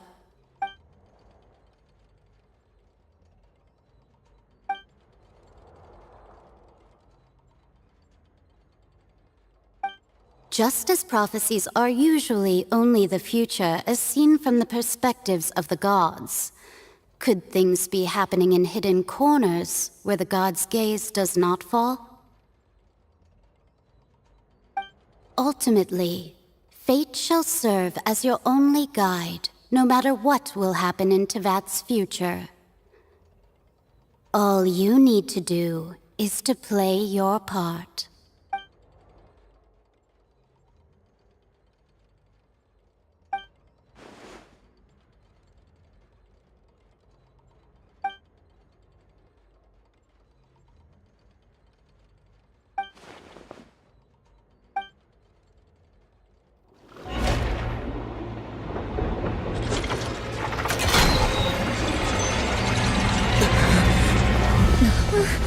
What's happening with the oratories?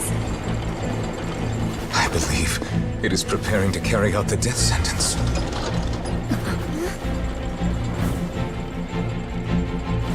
Farina!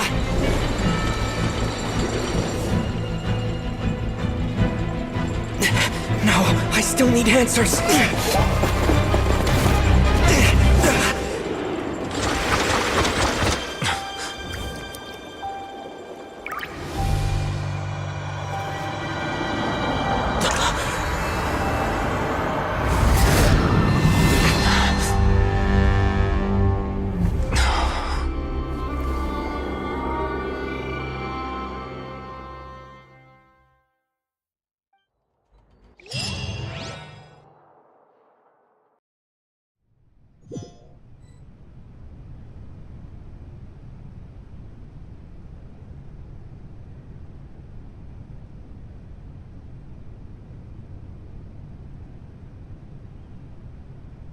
You...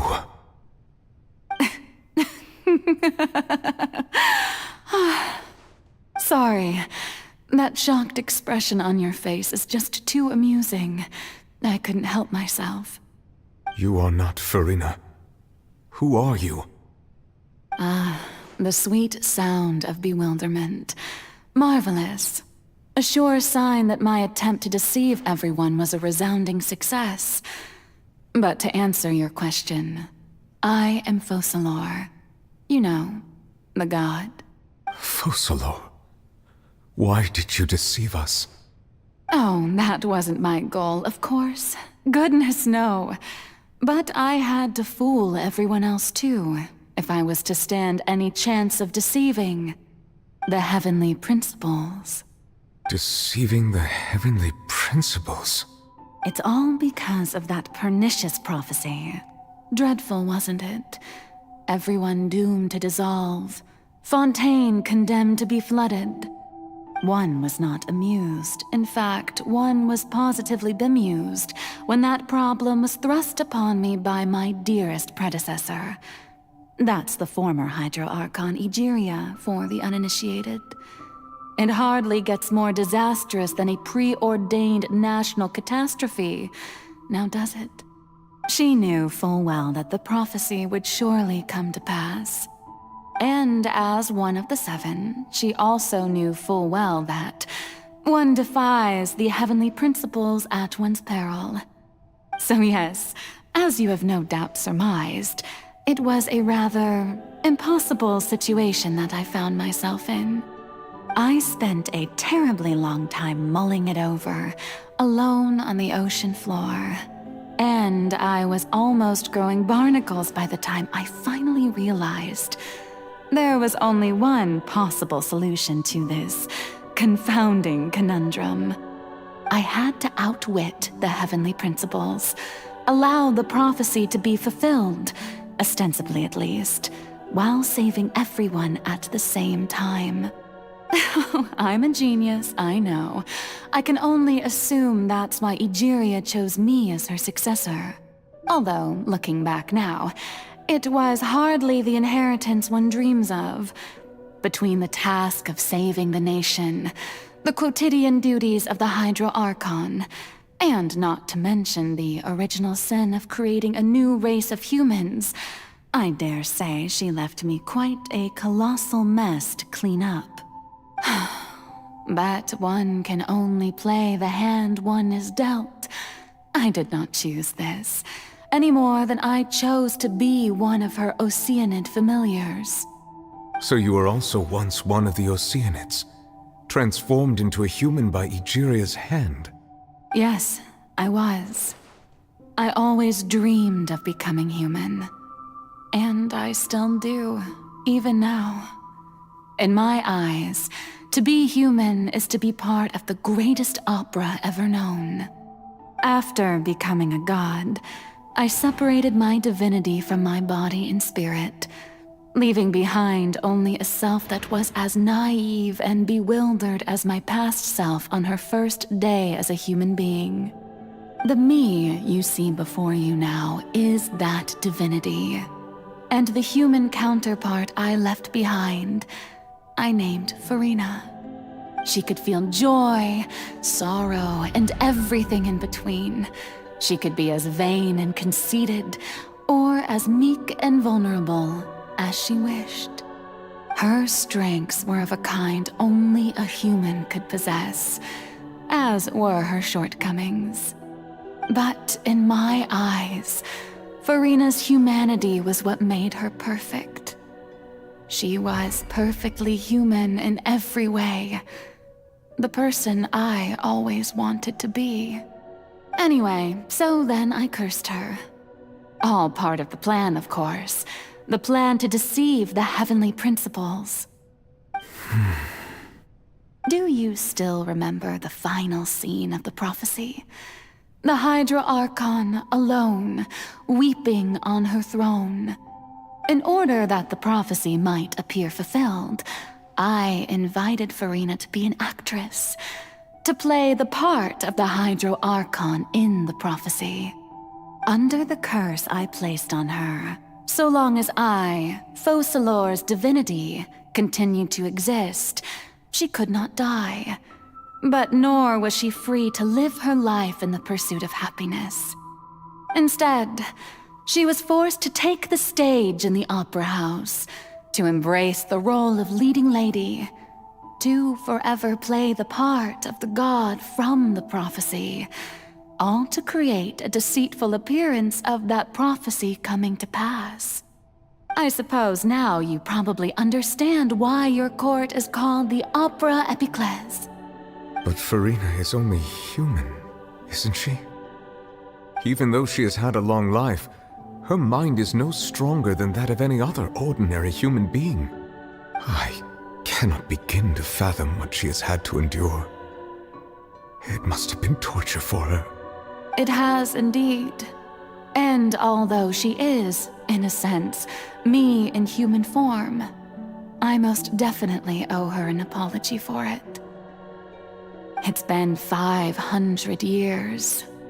And all along, she's been playing her part in the most unimaginably long, unbearably lonely, and agonizingly painful opera of all time.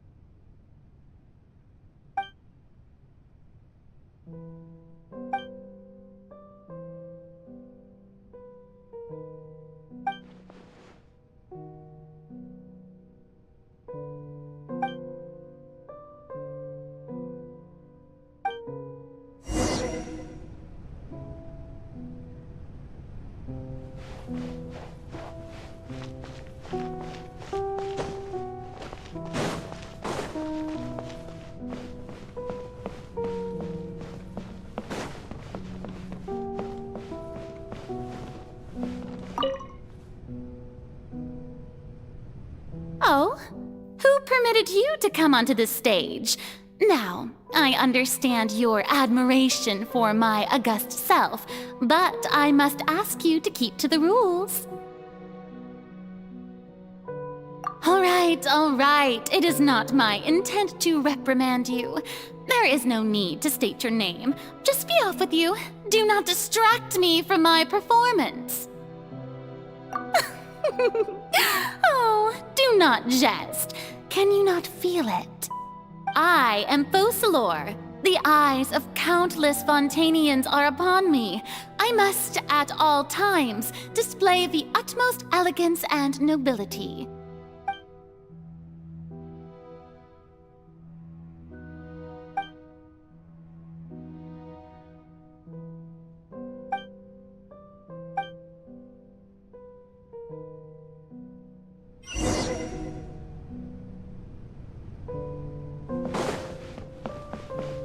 Dear audience, the performance is experiencing a technical difficulty, but worry not.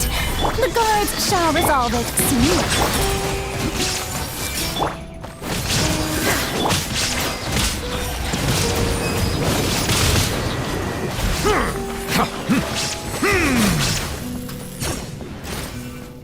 Hey, what gives?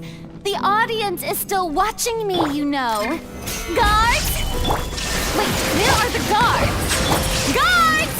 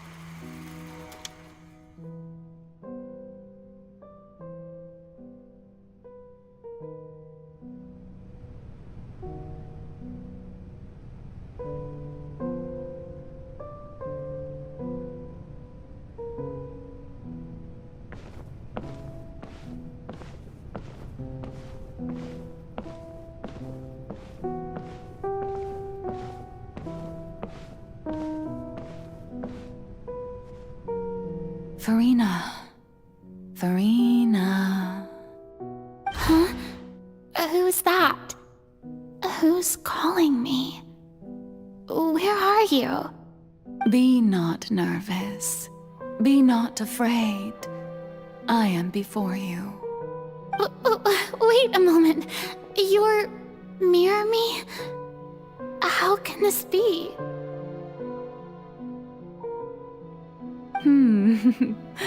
Mirror you, huh? You know what? That's not bad. Let's go with that. Mirror me? What do you wish to say? The prophecy. Have you heard of it? What prophecy? Wait. I know. I think. I don't know why, but it's in my head somehow. The people will all be dissolved into the waters, and only the Hydro Archon will remain, weeping on her throne. Only then will the sins of the people of Fontaine be washed away. Oh, very good. You know it well. What's going on? I can't seem to remember anything clearly. The only thing I know for sure is this prophecy. Will it really come to pass? Yes, it will. And that is why I've come to you. Disaster will come to Fontaine sooner or later. Things will develop just as the prophecy declared. There is no escaping it. But doesn't that mean everyone will die? I'm a Fontainian just like them. Will I dissolve too? Oh, don't worry.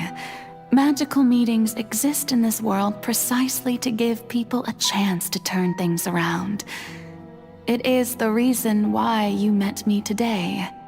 I will tell you how to save everyone, but you may have to suffer somewhat. Oh, so there's still hope after all. Goodness, you frightened me. You spoke so much and with so much certainty. As for the suffering, well, I will admit that the first thing that came to mind was, why do I have to be the one to suffer? But if the prophecy will come true, I'll also die anyway, right? So if I've already met you as my magical meeting in this world, if there were scales, with all the people of Fontaine on one side, and my pain on the other, is it not obvious where the scales should tilt? You truly are the perfect human, my ideal. I suppose this would also be the justice that belongs to you. Huh? Don't worry, it's nothing. Listen well. Fontaine has just lost its Hydro Archon. I need you to play a role, that of the new Archon. Play as a god? That's right. You must begin a never-ending masquerade. You must never let anyone suspect your identity. If you can keep it up, then I shall have my way of defying this prophecy. But should your identity be revealed, then all hope will be lost. But how will I do this? A human assuming the role of a god without being exposed. Don't worry. What you must do is not to turn yourself into a real god. You simply need to play the role of a god as humans imagine them to be. Being a human yourself, I'm sure you already know what such an entity would be like. Remember, your true challenge will not be pursuing divinity, but contending against humanity. I'm still not sure I understand, but I'll try. I'll try to do this. So, how long am I going to have to play this role? To accomplish this mission, you will have to stay on the stage for many, many years. You will endure and not grow old until your task ends.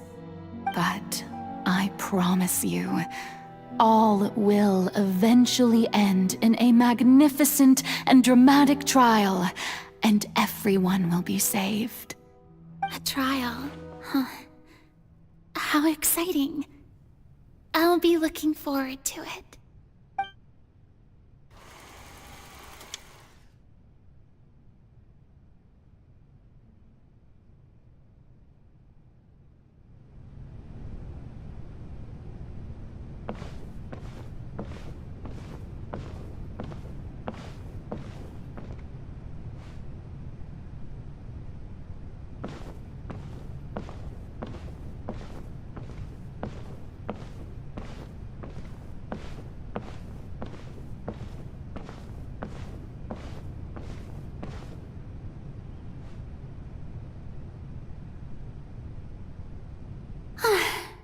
The Maison Cardinalise has announced my accession, but this is my first time facing the people. What should I say to most appear like a god? To be honest, I still don't know. Perhaps I should first try to act natural. Ladies and gentlemen, good evening, and welcome to the Opera Epiclese. I'm sure you've all heard about how I have taken on the role of Hydro Archon. Indeed, I am Verena de Fontaine, your new Archon. In truth, I know little about becoming a nation's new god, but it will be my honor to guide you all. As the god Focalor, the god of justice, I shall do all within my power to lead you into an age of fairness and justice. Once again, thank you all for coming. If you should have any questions or suggestions, please send them to the Maison Cardinalise. The future of Fontaine will require us to work together, after all. This should do it. I thought I might stammer, but thankfully, I was able to convey my thoughts just fine. Okay, and next. That's the new Hydro Archon. Is this some kind of joke by the Maison? I would have thought that a being that surpasses humanity would be a bit more assertive. Hey, did you hear that? She even told us to send her suggestions there at the end. Shouldn't gods be all-powerful? She's being so modest. What's the difference between her and an ordinary person, then? If you ask me, perhaps the succession didn't actually happen. She might just be a Maison-backed puppet. Wait, what's going on? Why is everyone suspecting me of being a fake? Oh, this is bad. If I get exposed here, there'll be no saving the people from the prophecy. Right. Mirmi said that I just need to play the role of a god as humans imagine them to be. Calm down, Verena. Think. What do the people want? How would they imagine a god to speak and act? Assertive, with a strong sense of presence. One who can dispel all doubt. That is the character I'm fated to play.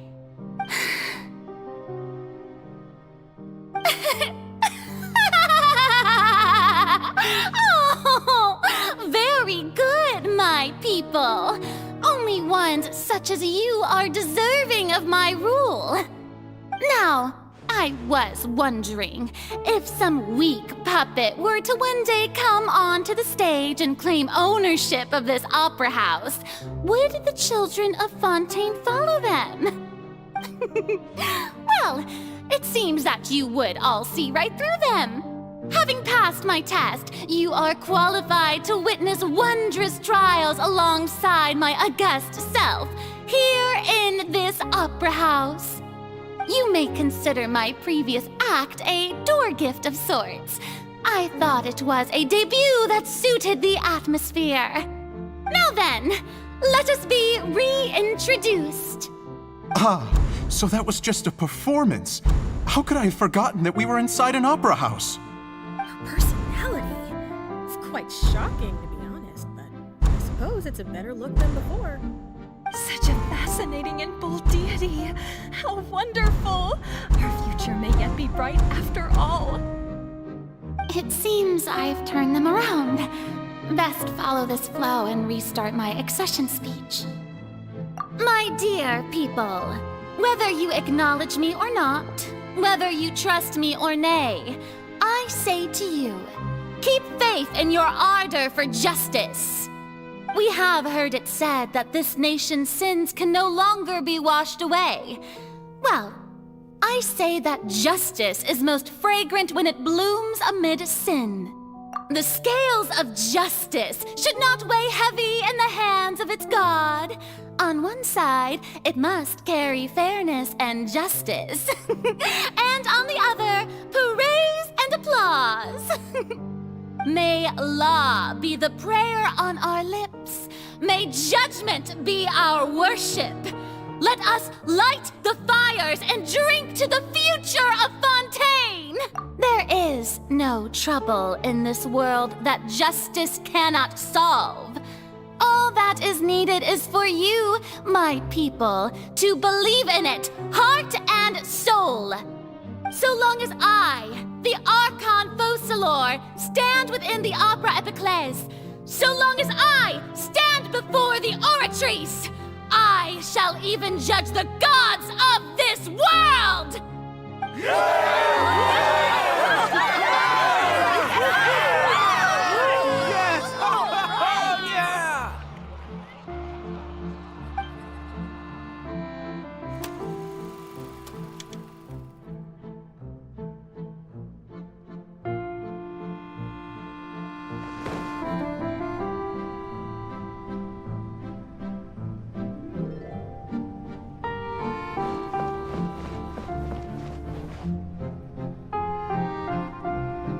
Lady Farina, here are today's case reports, as well as a summary of the follow-up for your perusal.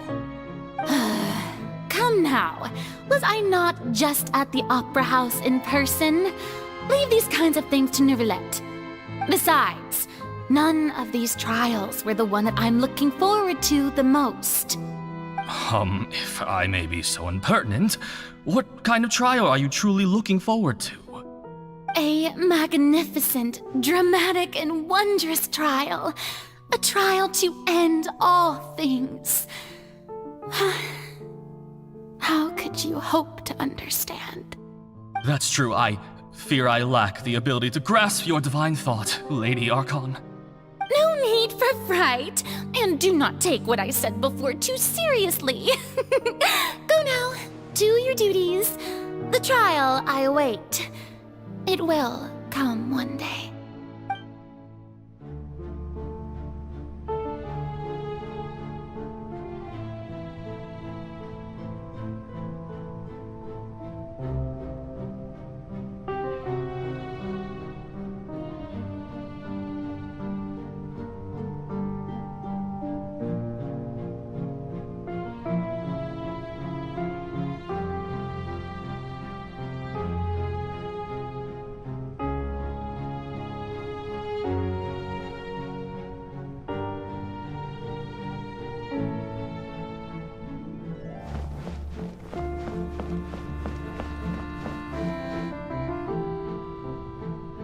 Lady Farina, I don't know what to say.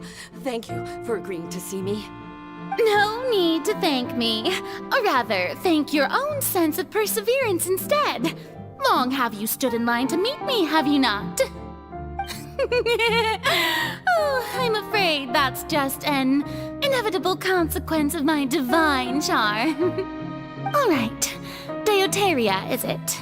How is your son's illness? You remembered me, and you knew of my family, too. He is doing much better now. In fact, he is far more of an ardent believer than I. He was the one who forced me to seek an audience with you, and to bring your words back to him. Oh, good. Very good. If this should happen again in the future, please do not hesitate to come and tell me. Going down to citizens' homes every so often, while not usual practice, should serve as a fine change of pace. Ah, you're such a gentle and wise god. Thank you once again, on behalf of my son.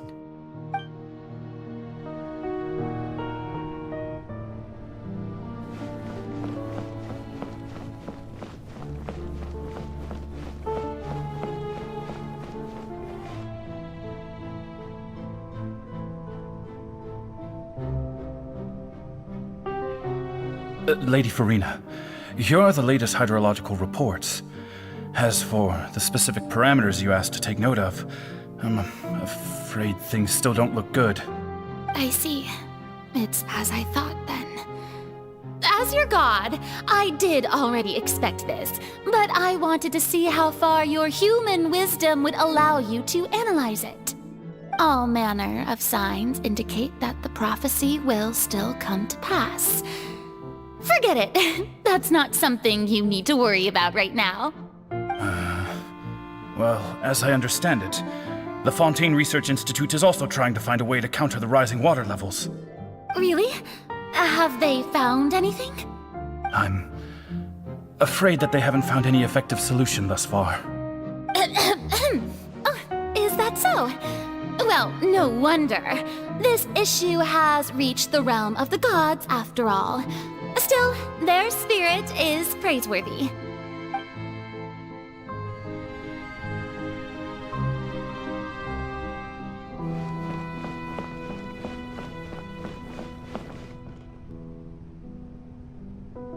The day is finally over.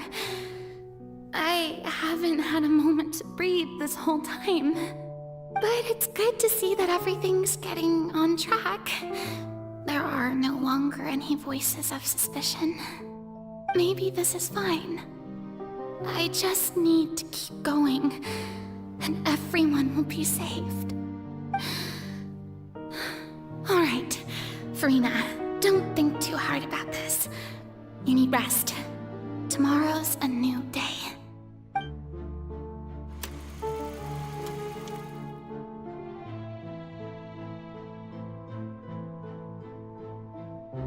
Lady Farina, here are the new trial reports for the latest cases, as well as a summary of the follow-up. There'll be no need for that.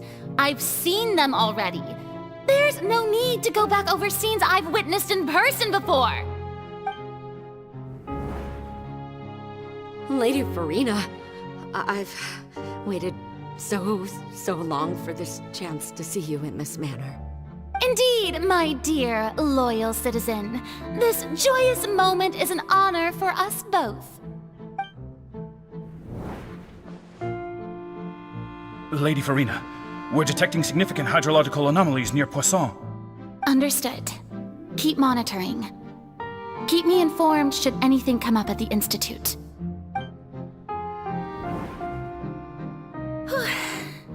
I don't think I let anything slip today. I must show the people that there is nothing to worry about. I just don't know when these days will end. I feel utterly exhausted. Best to rest early today, too.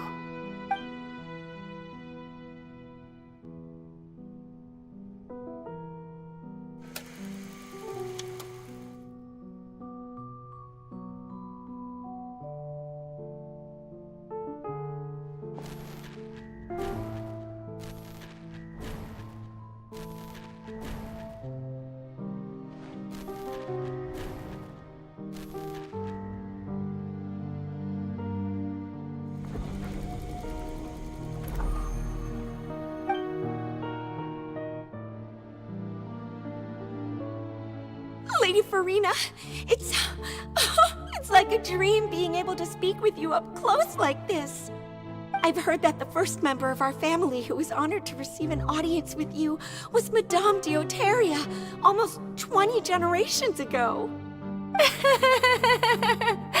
And what a fine family yours is indeed. It brings me great joy to meet such a faithful believer. A descendant of a line most ardent. Surely you exaggerate, Lady Farina. My lady? What is it, good citizen? Oh, are you crying? Oh, really now? I didn't even notice. This must be the overflow of hydro from my person.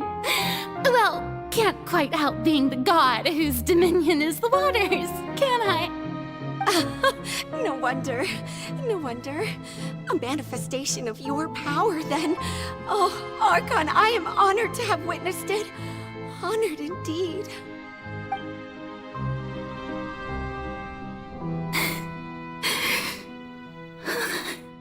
So interminable. So lonely.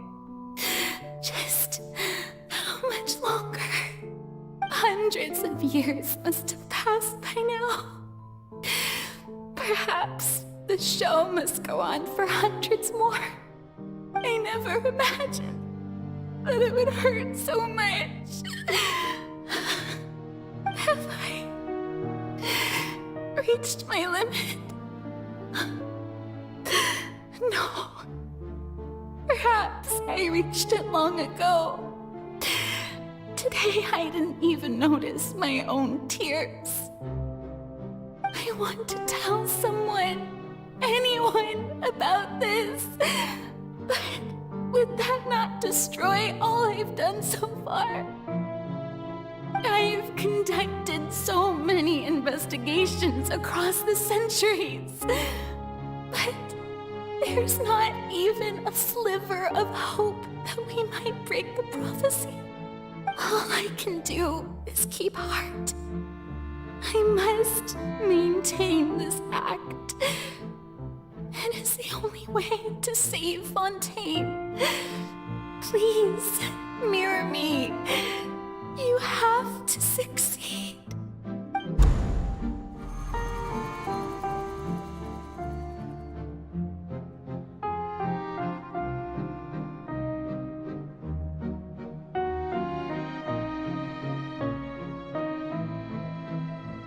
Farina, you don't have to shoulder this burden alone. Although I don't know what you might be keeping from everyone. Your people are more than willing to share your burden with you.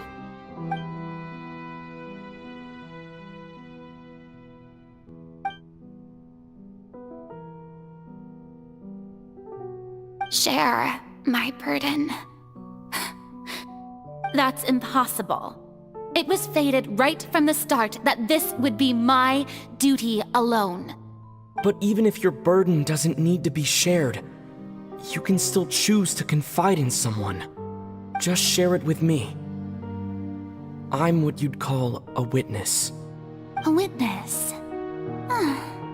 Yes, I've heard that you came to Tevat from beyond the stars, yes. In other words, you never belonged here. And if Tevat is, in its entirety, a show on a stage, then you're just a spectator, aren't you? If that's the case... He's right. I could confide in him, couldn't I?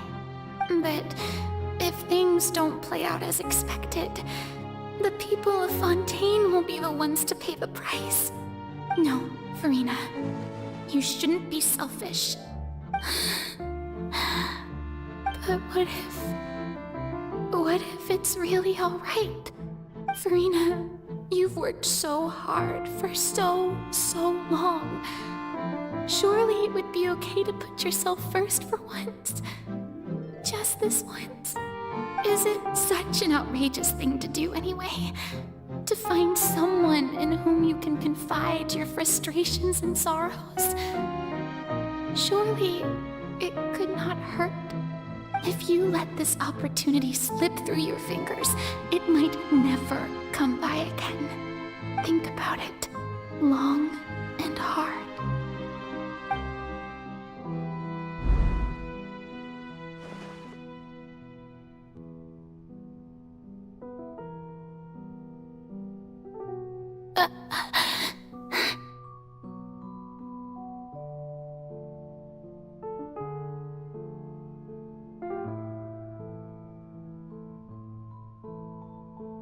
No, I have nothing to say. I am Farina, the Archon of Fontaine. Everything will surely get better. All you need to do, dear spectator, is to witness my performance until the curtains fall.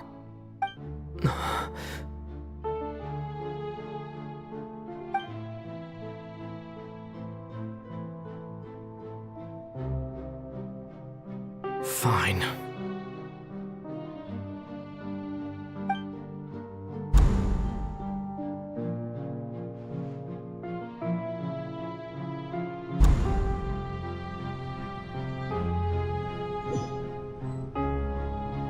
So even Farina doesn't know the truth?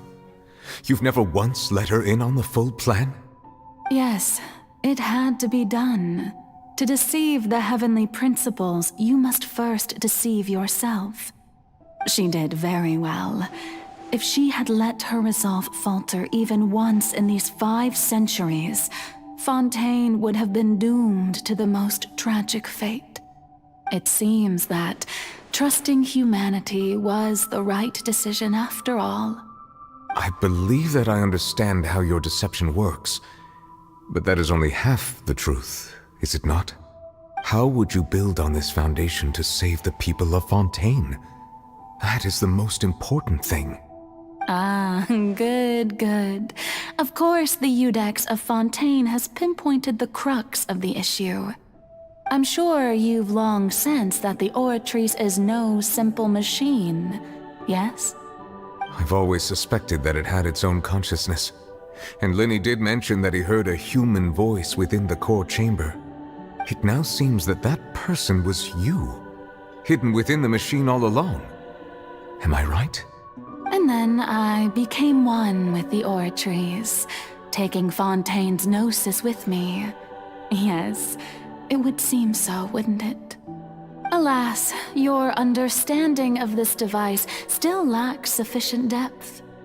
In truth, it is no enactor of justice. It is, in fact, a device created to kill the god of justice. I beg your pardon?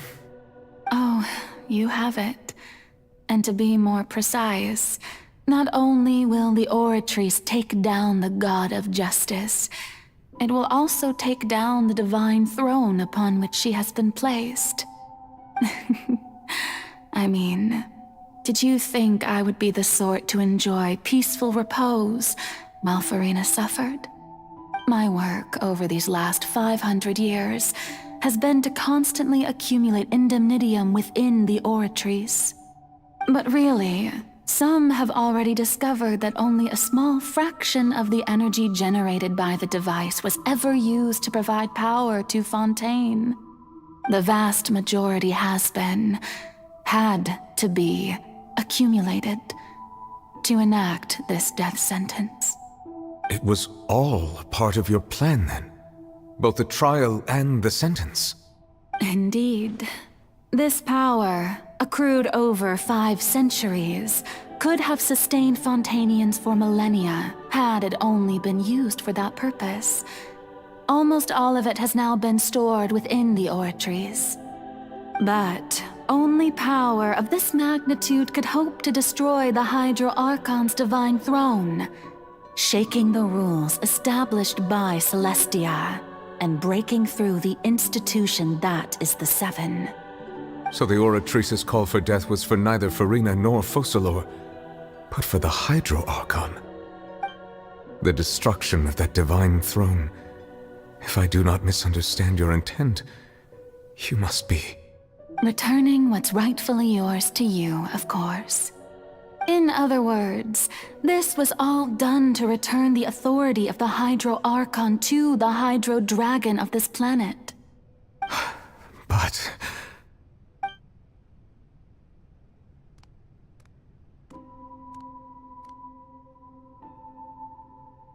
Oh, what?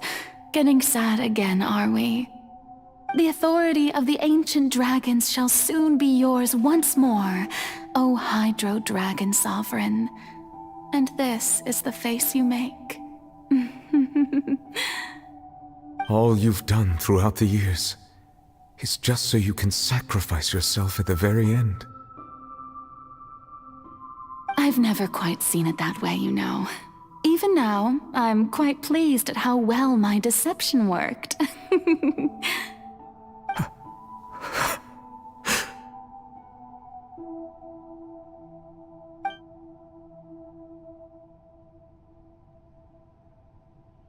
Hydro Dragon, don't cry.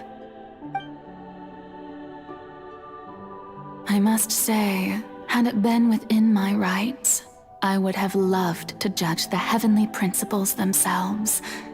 Were they not guilty of essentially the same crime?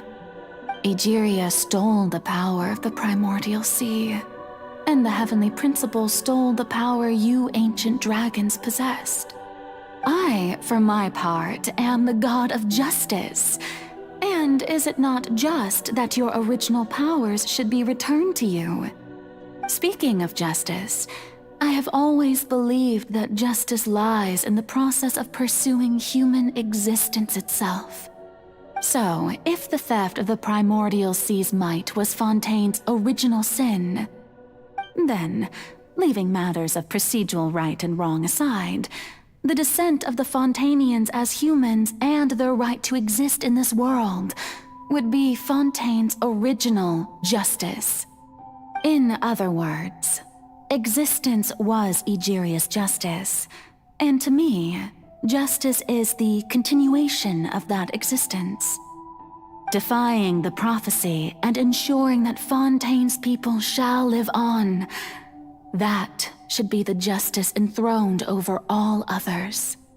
At this point, we, whether it be myself or all other Fontainians, have shouldered the burden of this sin for far too long.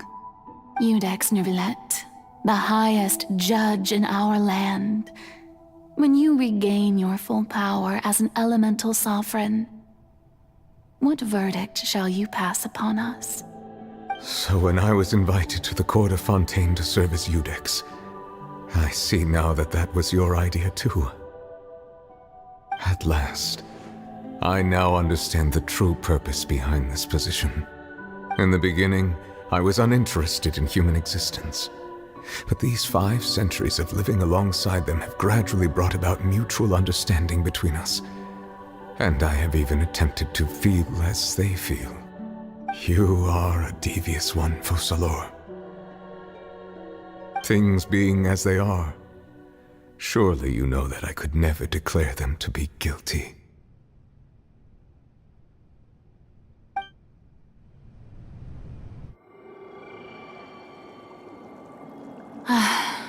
The hour of my execution is almost here. For the sinner, the curtain call has come. I know I may not sound it, but faced with death, I find myself a little afraid. Perhaps this is one thing both gods and humans have in common.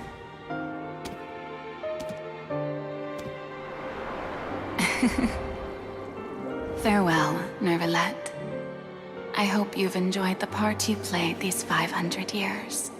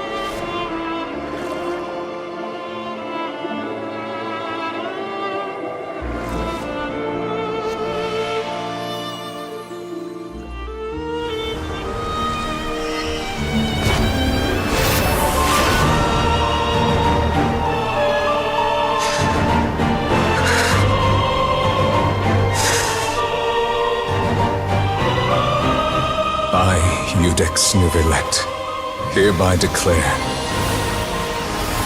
people of Fontaine, your sins are forgiven.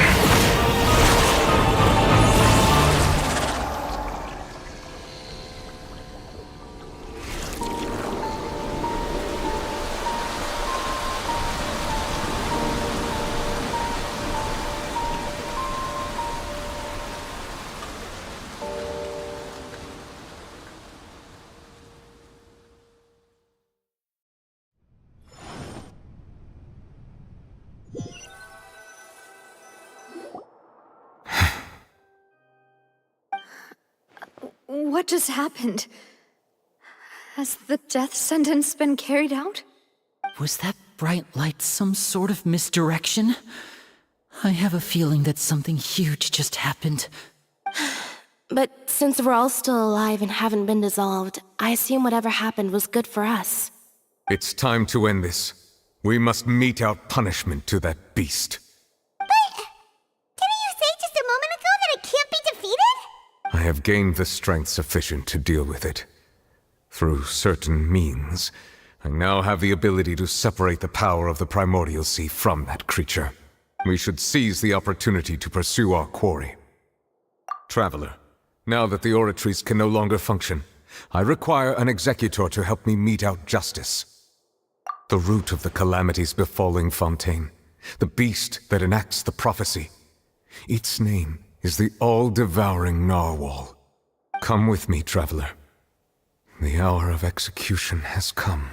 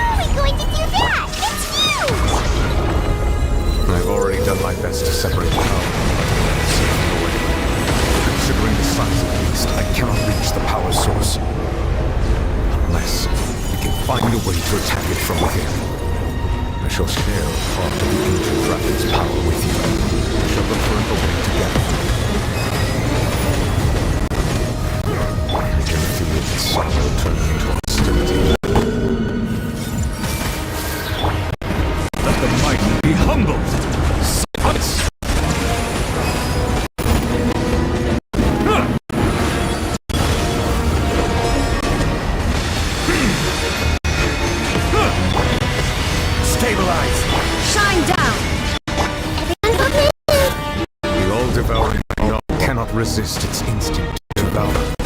Continue to trigger its hostility, and a chance will present itself.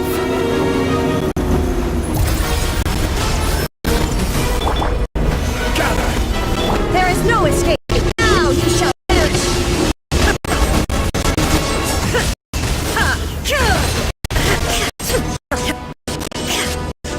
Settle down! Solidify!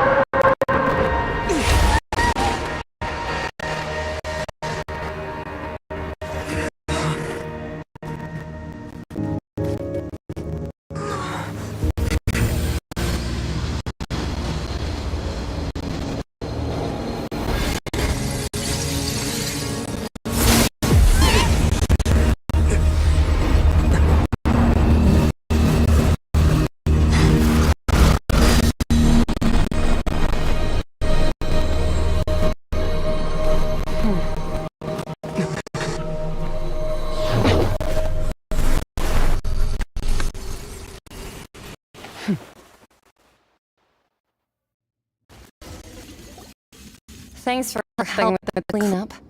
It should have been my job, but... Oh, wow.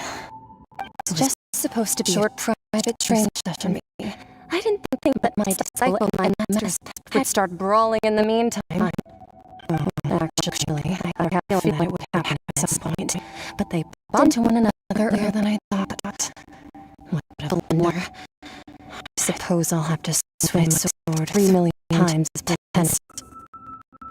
That power. Who are you exactly? Friends has an idea. From what she said earlier, she might try to master her, right? It's just that he was a talkative person. I simply not have anything to say to the weak. But you, on the other hand, managed to defeat the all-devouring world without using power from beyond this world. So you may speak to me as equals. I have to agree. The strange use of the planet's primordial water was just to raise an all-devouring narwhal.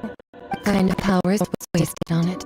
It's not cooperative. It eats too much. And I have more important thing to do with my time than that thing. The only thing that creature has going for it is its looks. All in all, it fails as a pet. Mister, I think I might have missed the point. The point being? Being that this pet almost destroyed an entire nation. So what sort of person is your master? Well, child's master. Wait, Right. So you don't know him.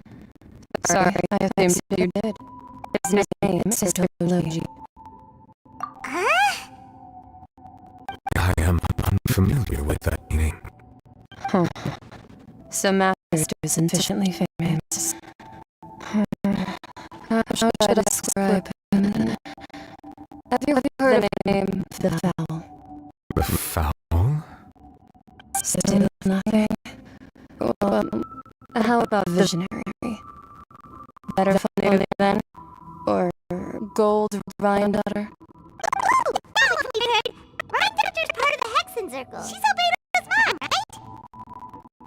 right? So you do know that name. To be honest, I also heard all of those titles from my master. I don't actually know them either. But I suppose you understand now, yes? My master is likely a similar sort to Ryandotter. They're both pursuing this form of perfection. Wait! Didn't you also mention a visionary person? I didn't quite catch their name. Actually, never mind that. I believe it expedient to inform you that the all-devouring narwhal uses nearly all its strength fighting you. Such ruin high hydro energies will prove difficult for the planet's deep seas to digest. As such, the Fontaine back surface has most likely been thrown into chaos. In other words, the prophecy that you've been fretting over should now be in full swing. What?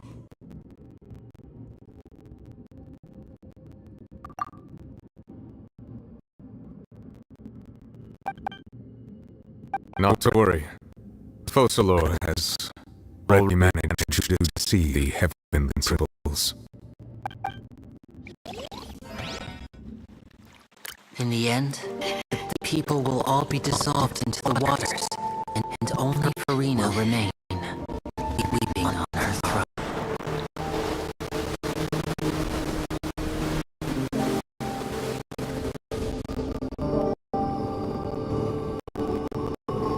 Only then will the sins of people of Fontaine be washed away.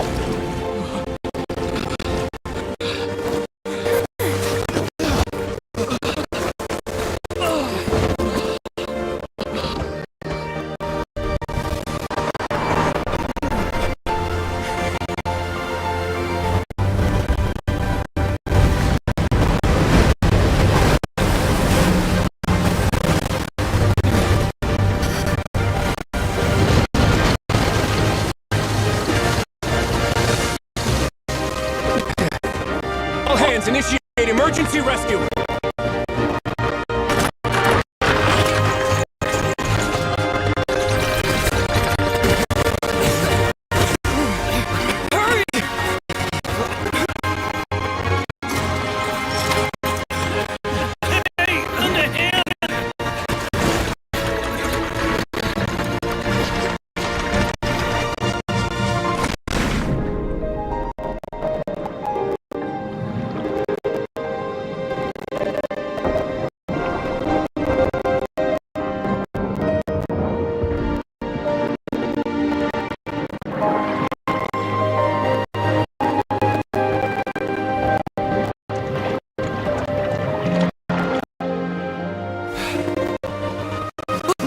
Water's receding!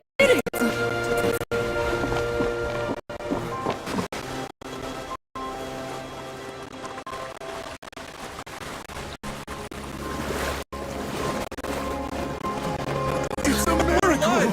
Proceeding. We didn't dissolve. The prophecy was wrong. We're saved. The prophecy.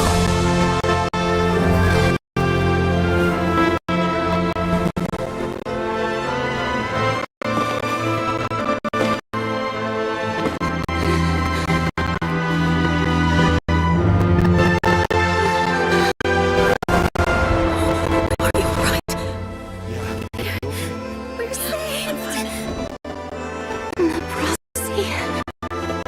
is wrong?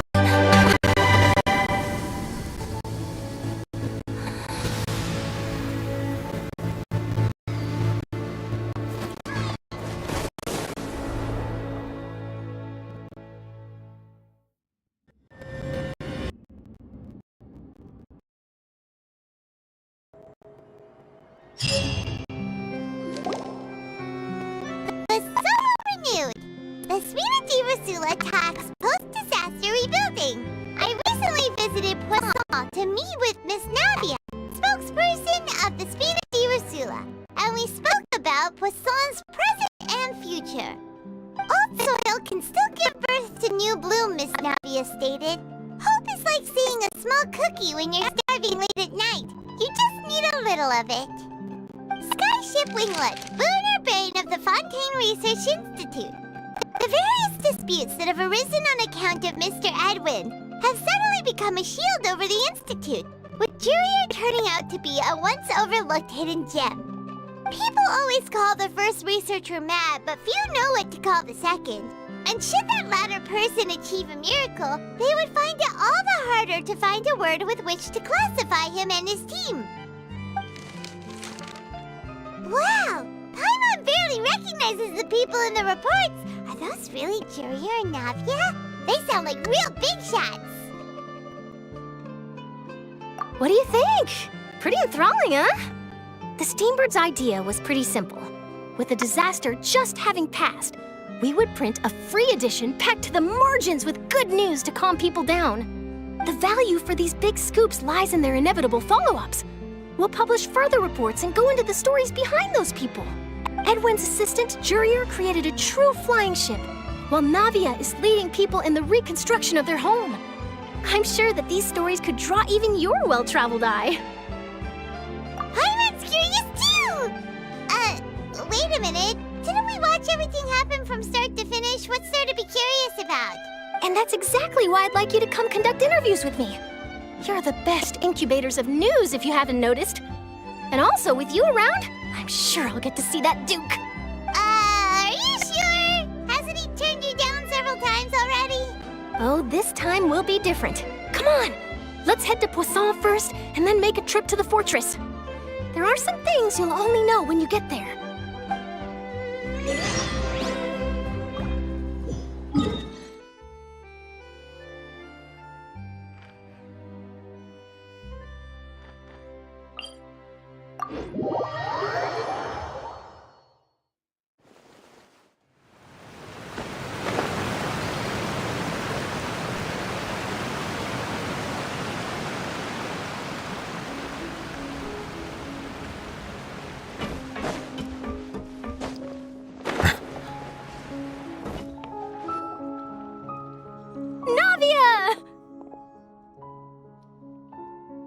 Oh, it's you. what brings you all here? Hey, we're just having a look around. I'm here to update myself on how things are going here. Oh, the Fatui are here too! Let me introduce you. This is Mr. Garunt Snezhevich. He represented the Knave in sending us a large amount of supplies, and is helping with our work. Our residents are hard at work as well. Thanks to everyone, work is progressing nicely. We've lost a lot of people, but we're moving forward. That will have to be enough. Hello, Miss Charlotte. I'm a big fan of yours. I especially like that article you wrote last year about Fontaine's stray cats. But if you don't mind, could you not emphasize our role too much in your report? It's not charity we're doing here. We just happen to share the same interests as the Spina. I get where you're coming from. I'll keep it as simple as possible. Or would you be willing to feature as friendly neighbors? That would be fine. Thanks. Oh, you're back too. How are things? We finished laying down the construction materials. It'll be another hour before the workers are able to go over there. Huh? You're here too, Clorinde? Well, her reputation's greatly risen after that whole duel business with Miss Farina. So she's here in Poisson to wait out the heat. All right. She really came here to help me out. There's too much to consider in the reconstruction of Poisson. The Spina has need of more decision-makers. And, well, I do already happen to be connected to Mr. Callis. Oh, wait just a moment. Do you mind me asking a few questions? You know, about how you felt before the duel, about what it was like facing down a god. There's lots of exciting material there, I bet. Forget it. I'm sure you can find a better theme than that, Miss Charlotte. I see you're the same as always. Couldn't you do me a favor, for Navia's sake? Well, if we're talking about doing things for my sake, you might as well just take a few more photos of me. Or of the Traveler. It's better than wasting time persuading Clorinde, at any rate. Of course I will. I'm not gonna let him off that easy. All right, then everyone who wants to be in the photo, gather up. And smile.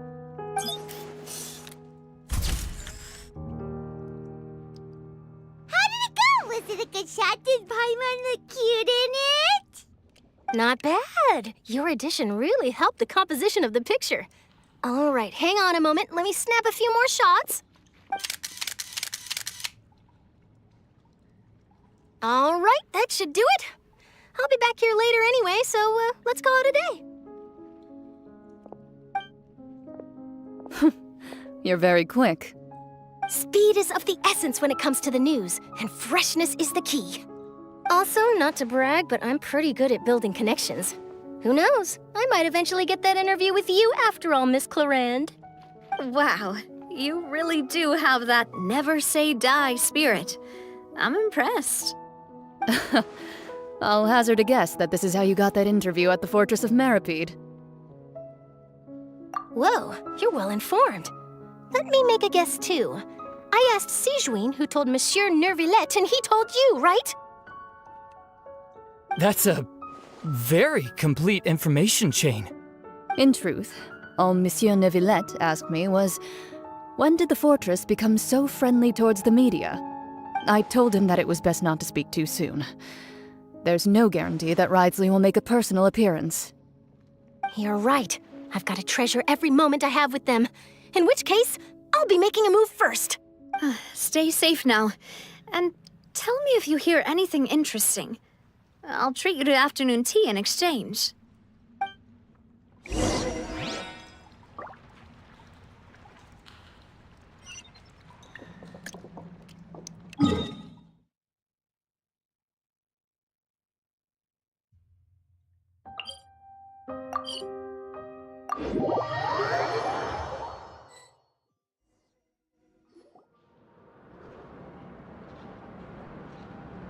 Wow, guess we're here again, huh?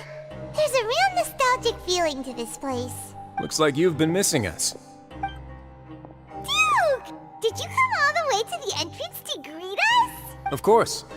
I'm here to welcome you and our dear Miss Charlotte, whom our good head nurse recommended to me. It's an honor to finally meet the much-rumored Duke. Thank you for consenting to my visit to the fortress, sir. No need to thank me. But that said, I shouldn't be the focus of your interview. I trust you recall our agreement? course, of course. All right then, this way.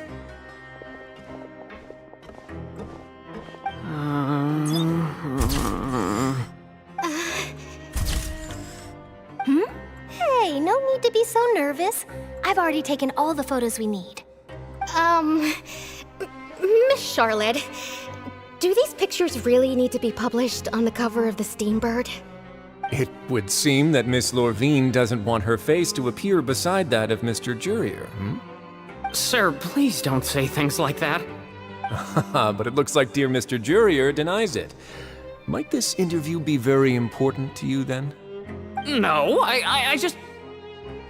This is my first time being interviewed, and I'm very thankful to the Steambird for...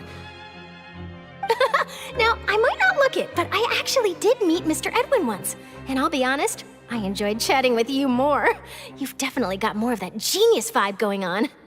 The boat that brought about a miracle, the ark that saved the people. Why, you recreated a myth back there, like an emissary of legend. Still, if I might ask, where's that flying ship now? Huh! Looks like Charlotte's trying to get herself another exclusive scoop. I have to apologize, but that ship is presently in the bowels of our factory. I'm afraid it won't be easy for you to get a shot of it. Really? Well, then in that case, could I have an interview with you to make up for that loss?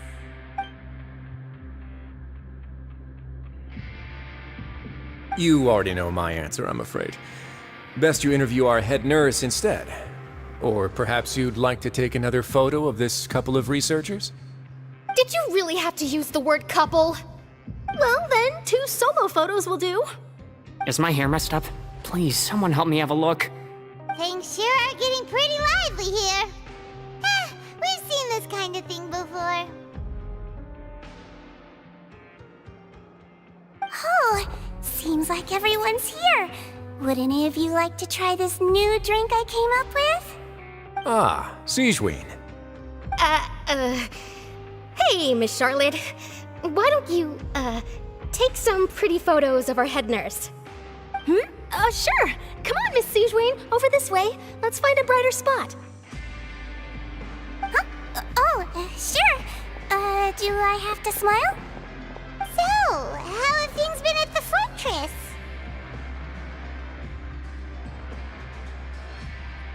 Same old, as you can see. Fontaine's undergone some changes, but this place is still more or less the same. Other than that flying ship, it got a tad too much attention, I think. That's why I decided to let the interview go through. We should direct more public opinions toward the behind-the-scenes heroes. Am I right, Mr. Jurier? Miss Lorvine? You're too kind, sir. I believe that you too should have your day in the sun. Not that you would want that, which is a pity. I'll just leave the spotlight to you two.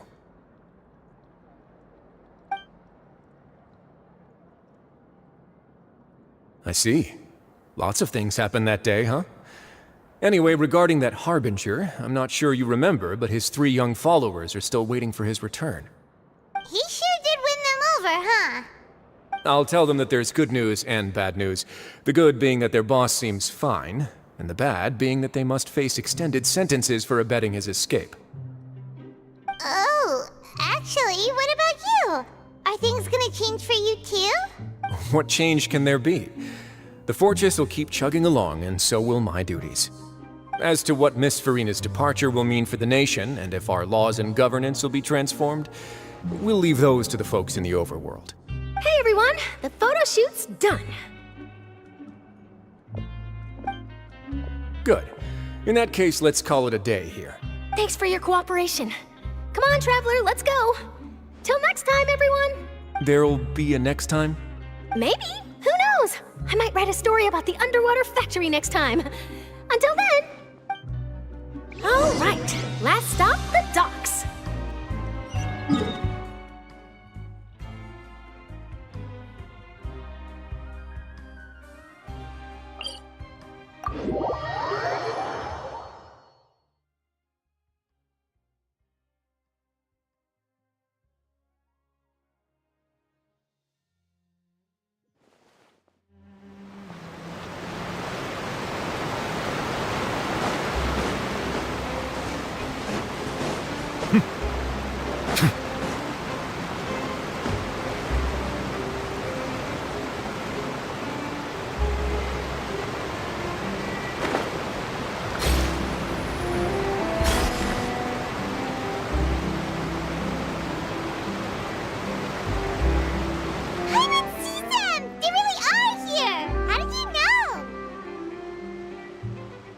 Navia mentioned that she stayed in touch with Linny and the others after working together. Apparently, they've been at the docks distributing these strange pockets the whole time since. Traveler, Paimon. And Miss Charlotte, too. Would you like a magic pocket? What sort of gadget is it? It's a wondrous bag that can be used to carry many things. The water level has returned to normal, but if you see any of your things floating around, you can use this to carry them. Or you could trick a friend into doing it for you. Trick a friend? I wonder which of my friends would fall for that.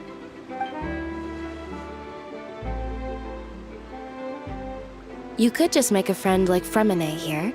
Isn't that right, Fremine? Is this what you meant by, I'll help you make some more friends? To be honest, that sounds pretty sweet. Could I have your contact, please? Sure. Please, write down my address. You sure are working hard to help Fremine socialize. He was the one who proposed doing this. He even wants to assist in our magic shows. Yes, I was planning to first introduce Pear as an assistant, and later Fremine himself. In the future, I think we can leave underwater escape magic to him too. That said, would anyone want to see a diver escape underwater? Oh, it'll work out. Every journey begins with the first step. He'll become a part of our show eventually. Lynette, could you come over? Miss Charlotte says she wants to take a picture of us. Got it. My, that Charlotte is rather perceptive. She got rid of everyone the moment she realized I had something to say to you. So, how have things been, Traveler? Father says that you did a great deal during the latest events. She's very grateful for your contributions to Fontaine. That's all right. We were more than happy to help. So, what's she doing now? Oh, I guess you haven't heard. Well, after Lady Farina left, Father and Monsieur Neuvillette opened negotiations, during which he gave Fontaine's gnosis to her as a diplomatic gift. A diplomatic gift? A gnosis? Yes, I was quite surprised at first myself. But when I thought it over, there were actually a number of things going for it. It could have been done as an apology for the incident with Lord Child, or as thanks for his help in tying the all-devouring narwhal down. Furthermore, Father did also lend significant aid to Fontaine and Poisson. Well, that's true, but this is a gnosis we're talking about. Doesn't this seem a bit irresponsible? I would agree, but I've also heard that it seems that Monsieur Neuvillette has had a significant change of heart regarding the matter. So there's some reason for this that only Neuvillette knows about? I suspect you'll have to ask him about that yourself. Yes, speaking of which, I did see him strolling around the entrance to the Fortress of Meripede a while back. Isn't he real busy and stuff? Paimon didn't think he'd have the time for that. But back to the topic. The gnosis was given to the knave, right? What about Child? They say that he's returned to Snezhnaya to recover from his wounds. I hear that the recent disaster really did a number on his health. That's true. When you think about it, we've had loads of run-ins with the Fatui. To think we'd be allied with them this time. So shocked by such a simple switching of sides?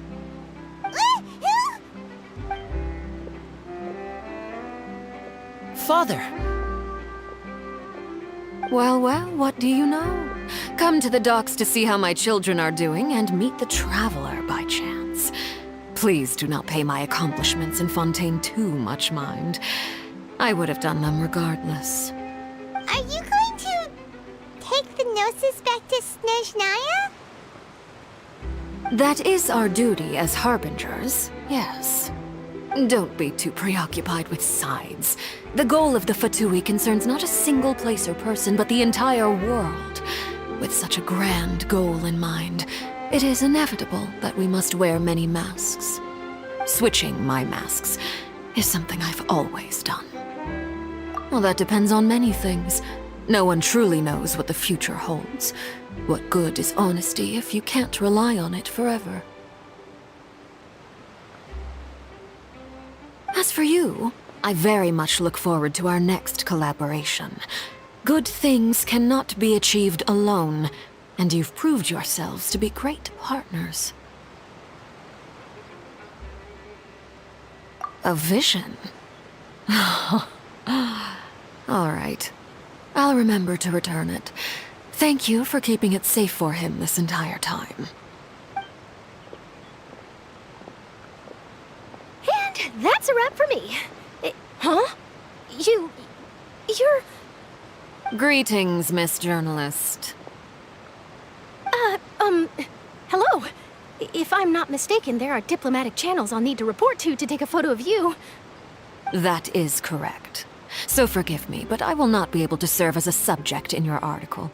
However, feel free to write as much as you'd like about our dear magicians and our upcoming rookie talent. I will. The sea breeze is quite pleasant. I shall continue my walk while the weather remains so agreeable. Farewell. Farewell, Father.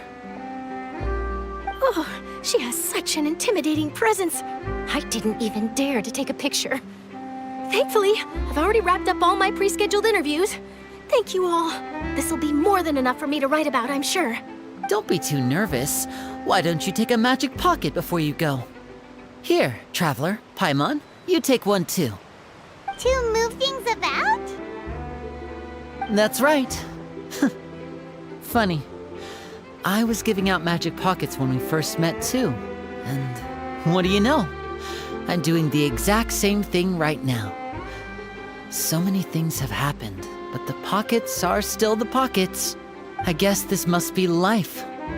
We will all follow our own paths, and serendipity will lead you to your fated friends. All right then. We'll be handing out pockets in some other districts later, so we'll get going now. Have a good day, you two. Well, guess we sent Charlotte off. Shall we go see what Nivelette's doing?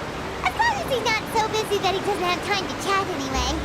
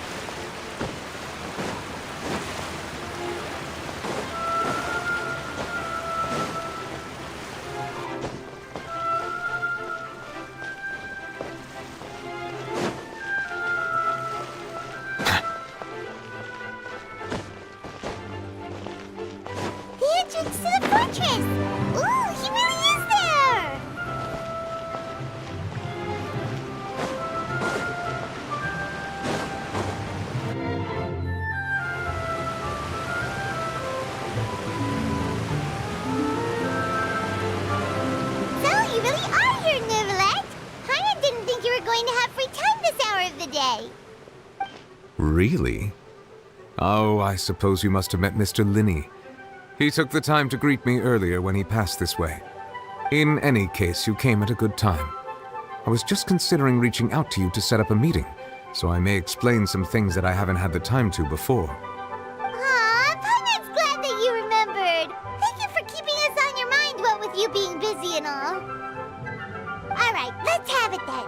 How was Fontaine actually saved? The whole business is still quite the mystery to us.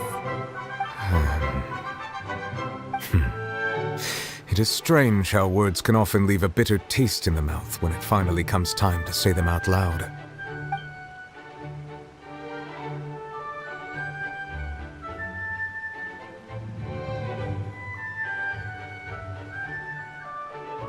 Whoa. So that's what happened? Focalord destroyed the divine throne of the Hydro Archon and restored your power to you, transforming you into a fully fledged elemental dragon sovereign. But Paimon still doesn't quite get what you did to save the Fontanians from dissolving. For me, the authority of the ancient dragons refers to absolute control over the hydro element. Fontanians were incomplete humans born of Egeria's use of the power of the primordial sea, with constitutions similar to that of mimics. But so long as those primordial energies remain within them, I could use the ancient dragon's authority to grant them true blood, after the fashion in which life was first brought into being on this planet. In other words, when I gave my verdict, Fontanians became true humans, and thus would naturally no longer be dissolved by water from the primordial sea. Focalor must have counted on you to make that decision as well. Your verdict was the key to making the prophecy appear to have come true while saving everyone. Yeah, and in a manner of speaking, Focalor finally managed to fulfill the original Hydro Archon's wish to turn Oceanids into real people too! It seems from your expressions that you still have more things you wish to ask. Ask away. I will tell you the truth as I know it. I have investigated his case along many avenues, and I have learned that he once fell into an unknown chasm when he was young. There, by chance, he awakened the all-devouring narwhal. But whether it be by sentiment or reason, that should not have been enough to consider him the root cause of the disaster. At most, he would have had tangential liability. As for the judgment passed by the Oratrice during the trial, whether it was due to that liability by association, or Focalor deliberately using him to buy time for us on the assumption that he would be able to hold the creature off, I cannot say. Guess Focalor had Fontanians in mind the whole time. In the end, it was thanks to her that they finally became real humans. Hang on a second. Paimon suddenly got another question. Back when Fontanians hadn't yet become real humans, were the children they had also transformed Oceanids? Life has always flowed like water. Do you recall how Fontanians would often come to the Fountain of Lucine to pray for children? Yeah! Lynette said the fountain is where all the waters in Fontaine converge. In truth, even those couples did not know that such prayers were no mere custom, but instead a form of ritual. Those Oceanids who were blessed within the spring water would later descend as new humans in the coming months. Paimon sorta gets it now. Either way, seems like this ritual won't be of any further use, but it'll probably live on as a local custom. Ask away. I will tell you the truth as I know it. Yeah, about that. Risley said Farina has already left. What's that all about? Ah, Lady Farina. The people are only aware that her death sentence has not been carried out. She abdicated the post of Hydro Archon and left affairs related to that title to me, before leaving the Opera House. I related Focalor's words to her faithfully and completely. After hearing them, she seemed neither saddened nor comforted. She simply said that she was tired and needed to rest. Having said that, she then packed her things and moved out of the Opera House, not unlike how an ordinary person might. But she's still got a place to stay, right? You need not worry. I will make arrangements to ensure that she will not want for food, clothing, board, or travel. In truth, I am somewhat happy for her. The wear and tear on her spirit will, of course, take time to heal. But now that she no longer has to play the role of Focalor the Hydro Archon, she can finally lay down her burdens and lead a normal life. What about you then? What are your plans now that you've regained your full powers as the Hydro Dragon? After Focalor passed on, the Oratrice also ceased to function. This matter will directly affect our trials. After much careful consideration, I've decided to take over its role in our courts. From now on, I shall hear cases and pass verdicts by myself. Looks like you're still considering stuff from the perspective of the Udex, huh? As an elemental dragon, there are indeed many things that I must do. But this power and this duty, in a manner of speaking, you could say that both were granted to me. As such, before I attend to my other responsibilities, I must first and foremost continue to serve Fontaine as its highest judge. The duty of the Hydro Sovereign and the duty of the Udex shall coexist within my person. Additionally, the Hydro Archon's departure has brought about another problem. which is that the Opera House shall no longer produce indemnitium. That's true. That power was derived from the people's faith in the Hydro Archon, wasn't it? Wait, but the various mechs and machines in the city are all still okay. Where are they getting their energy from? As I am now, I have full command over New Musia, and it can serve as a complete substitute. Another reason why I cannot quite leave Fontaine immediately. Wow. This ancient dragon's authority stuff is really quite useful, huh? Ask away. I will tell you the truth as I know it. Oh, that's right! They say you've given it to the knave as a diplomatic gift or something! Leaving aside their intentionality, the two Fatui Harbingers have indeed done much for us during this crisis. Their sole remaining goal in Fontaine, at least at this point, would seem to be the Gnosis. The Oratrice has ceased to function. The Hydro Archon's divine throne is now no more, and I do not need the Gnosis's power. As such, it has lost all meaning for Fontaine. If the Fatui have impure designs, then we might as well accede to their request now, and avoid unnecessary conflict. What complicated considerations. Paimon thought you were just giving it to them out of gratitude to the knave and as an apology to Child. Ask away. I will tell you the truth as I know it. You will soon be heading to Natlan, I presume? I'm afraid that I have little talent as a travel guide, so all I can do is tell you what I know about that land. As far as I'm aware, Natlan can be said to be a nation of dragons. A nation of dragons? You mean like you? No, I suspect that I would not find myself welcome there. Unlike ancient dragons such as myself, the dragons of Natlan have undergone long years of development and evolution. Large numbers of them have entered a form of coexistence with humanity. Natlan is also the nation of war. War ravages those lands like an undying flame. There is one other piece of information I got incidentally from my negotiations with the knave that I believe may be useful to you. The Harbinger known as the Captain has thrown his hat into the endless ring of war. The Captain. Sounds like a real tough customer. Seriously, everywhere you look, there's a Fatui Harbinger doing their thing. I suggest that you fully prepare yourself before going to Natlan. In the meantime, Fontaine's doors will always be open to you. Ask away. I will tell you the truth as I know it. Hang on a sec. Paimon's still got a question about the Gnosis. When we spoke to Linny earlier, he mentioned that your attitude towards giving away the Gnosis had clearly changed. We guessed that there might be some reason for it that only you were aware of. No wonder the House of the Hearth is the Fatui's intelligence division. They are certainly sharp. So regarding this specific issue, I was just getting ready to share something with you. What is it? In truth, I exchanged some further words with that lady named Skirk after sending you two back to the surface. It went something like this.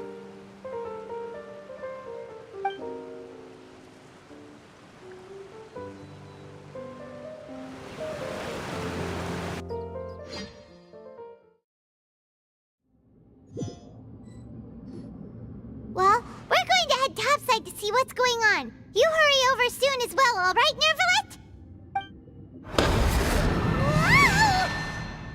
What next? The all-devouring narwhal isn't here, so I'm no longer getting any interference. I can finally catch the scent of your power, what it's made of. It is the authority of the planet's primordial dragons, but with something very similar to a god's curse mixed in. It's quite a novel blend. I'm sure I've encountered something like this before. What was it again? I do not know what you speak of. Of course. How could I forget? You should have the remains of the third descender on your person, yes? Remains? I've never heard of any such thing. According to your parlance, I believe it may be called a gnosis. Well, that much is true. After Focalor's divinity faded, she handed her gnosis to me. But I fear I have never heard of it described in the manner that you just did. I've been training with my master, the Foul, ever since I was young. and I have never returned to the surface since. So most of the information I possess, I got from him.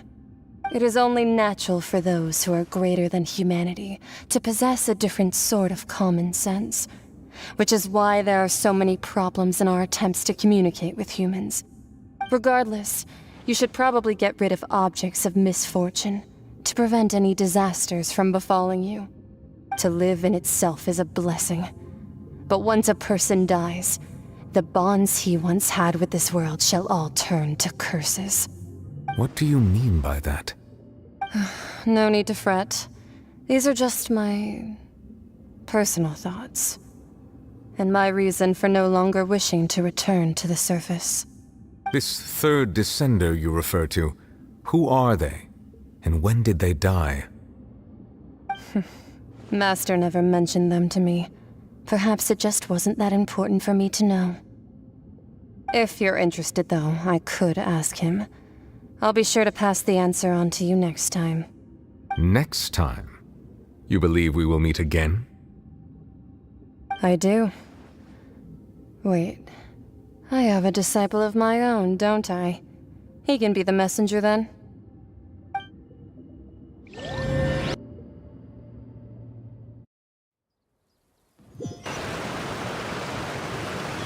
That's what she told me. Whether it would prove useful or not, I wanted to pass that information on to you. The remains of the third descender? So that's what the Gnosis actually are. Paimon just thought they looked like chess pieces. How could they be a person's remains?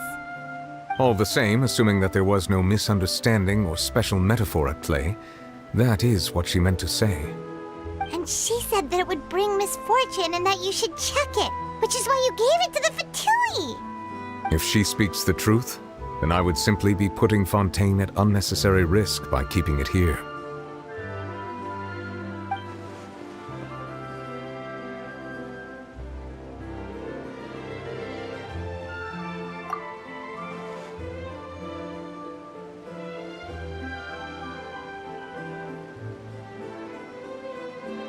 I had guessed that you might already be familiar with this concept, but I did not expect you to be one of them.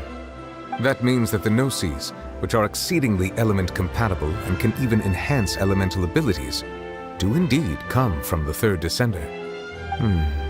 I wonder, does your body also possess similar properties? Like being able to use elemental powers without a vision. That does sort of count as special compatibility, right? No, let's not think about this stuff right now. It just feels creepy, comparing the Traveler to the dead third descender and all. That's what you say, but this topic still feels like bad luck. Once Child recovers, let's get some more answers out of him. Or go look for his master and get the answers that way. I too believe it unwise to make too many blind guesses when information is lacking. The same is true of being at court. All right. Whatever the case, it seems like the crisis here in Fontaine's over for now. Yes. All of Focalor's efforts were for this moment as well. But she sacrificed herself in the end as a god, and she suffered through all those years as a human. Was that really what she wanted? I suppose that would be the mystery of a god's will. I suspect not. But once in a while I too would guess that if wishes were like the clouds in the sky, they will one day return to the earth as raindrops. Life flows like water, and rain is the final answer. The water levels may sometimes tilt one way or another, but the rain falls fairly upon all. And what, ultimately, is the difference between the rains that fall upon all of us?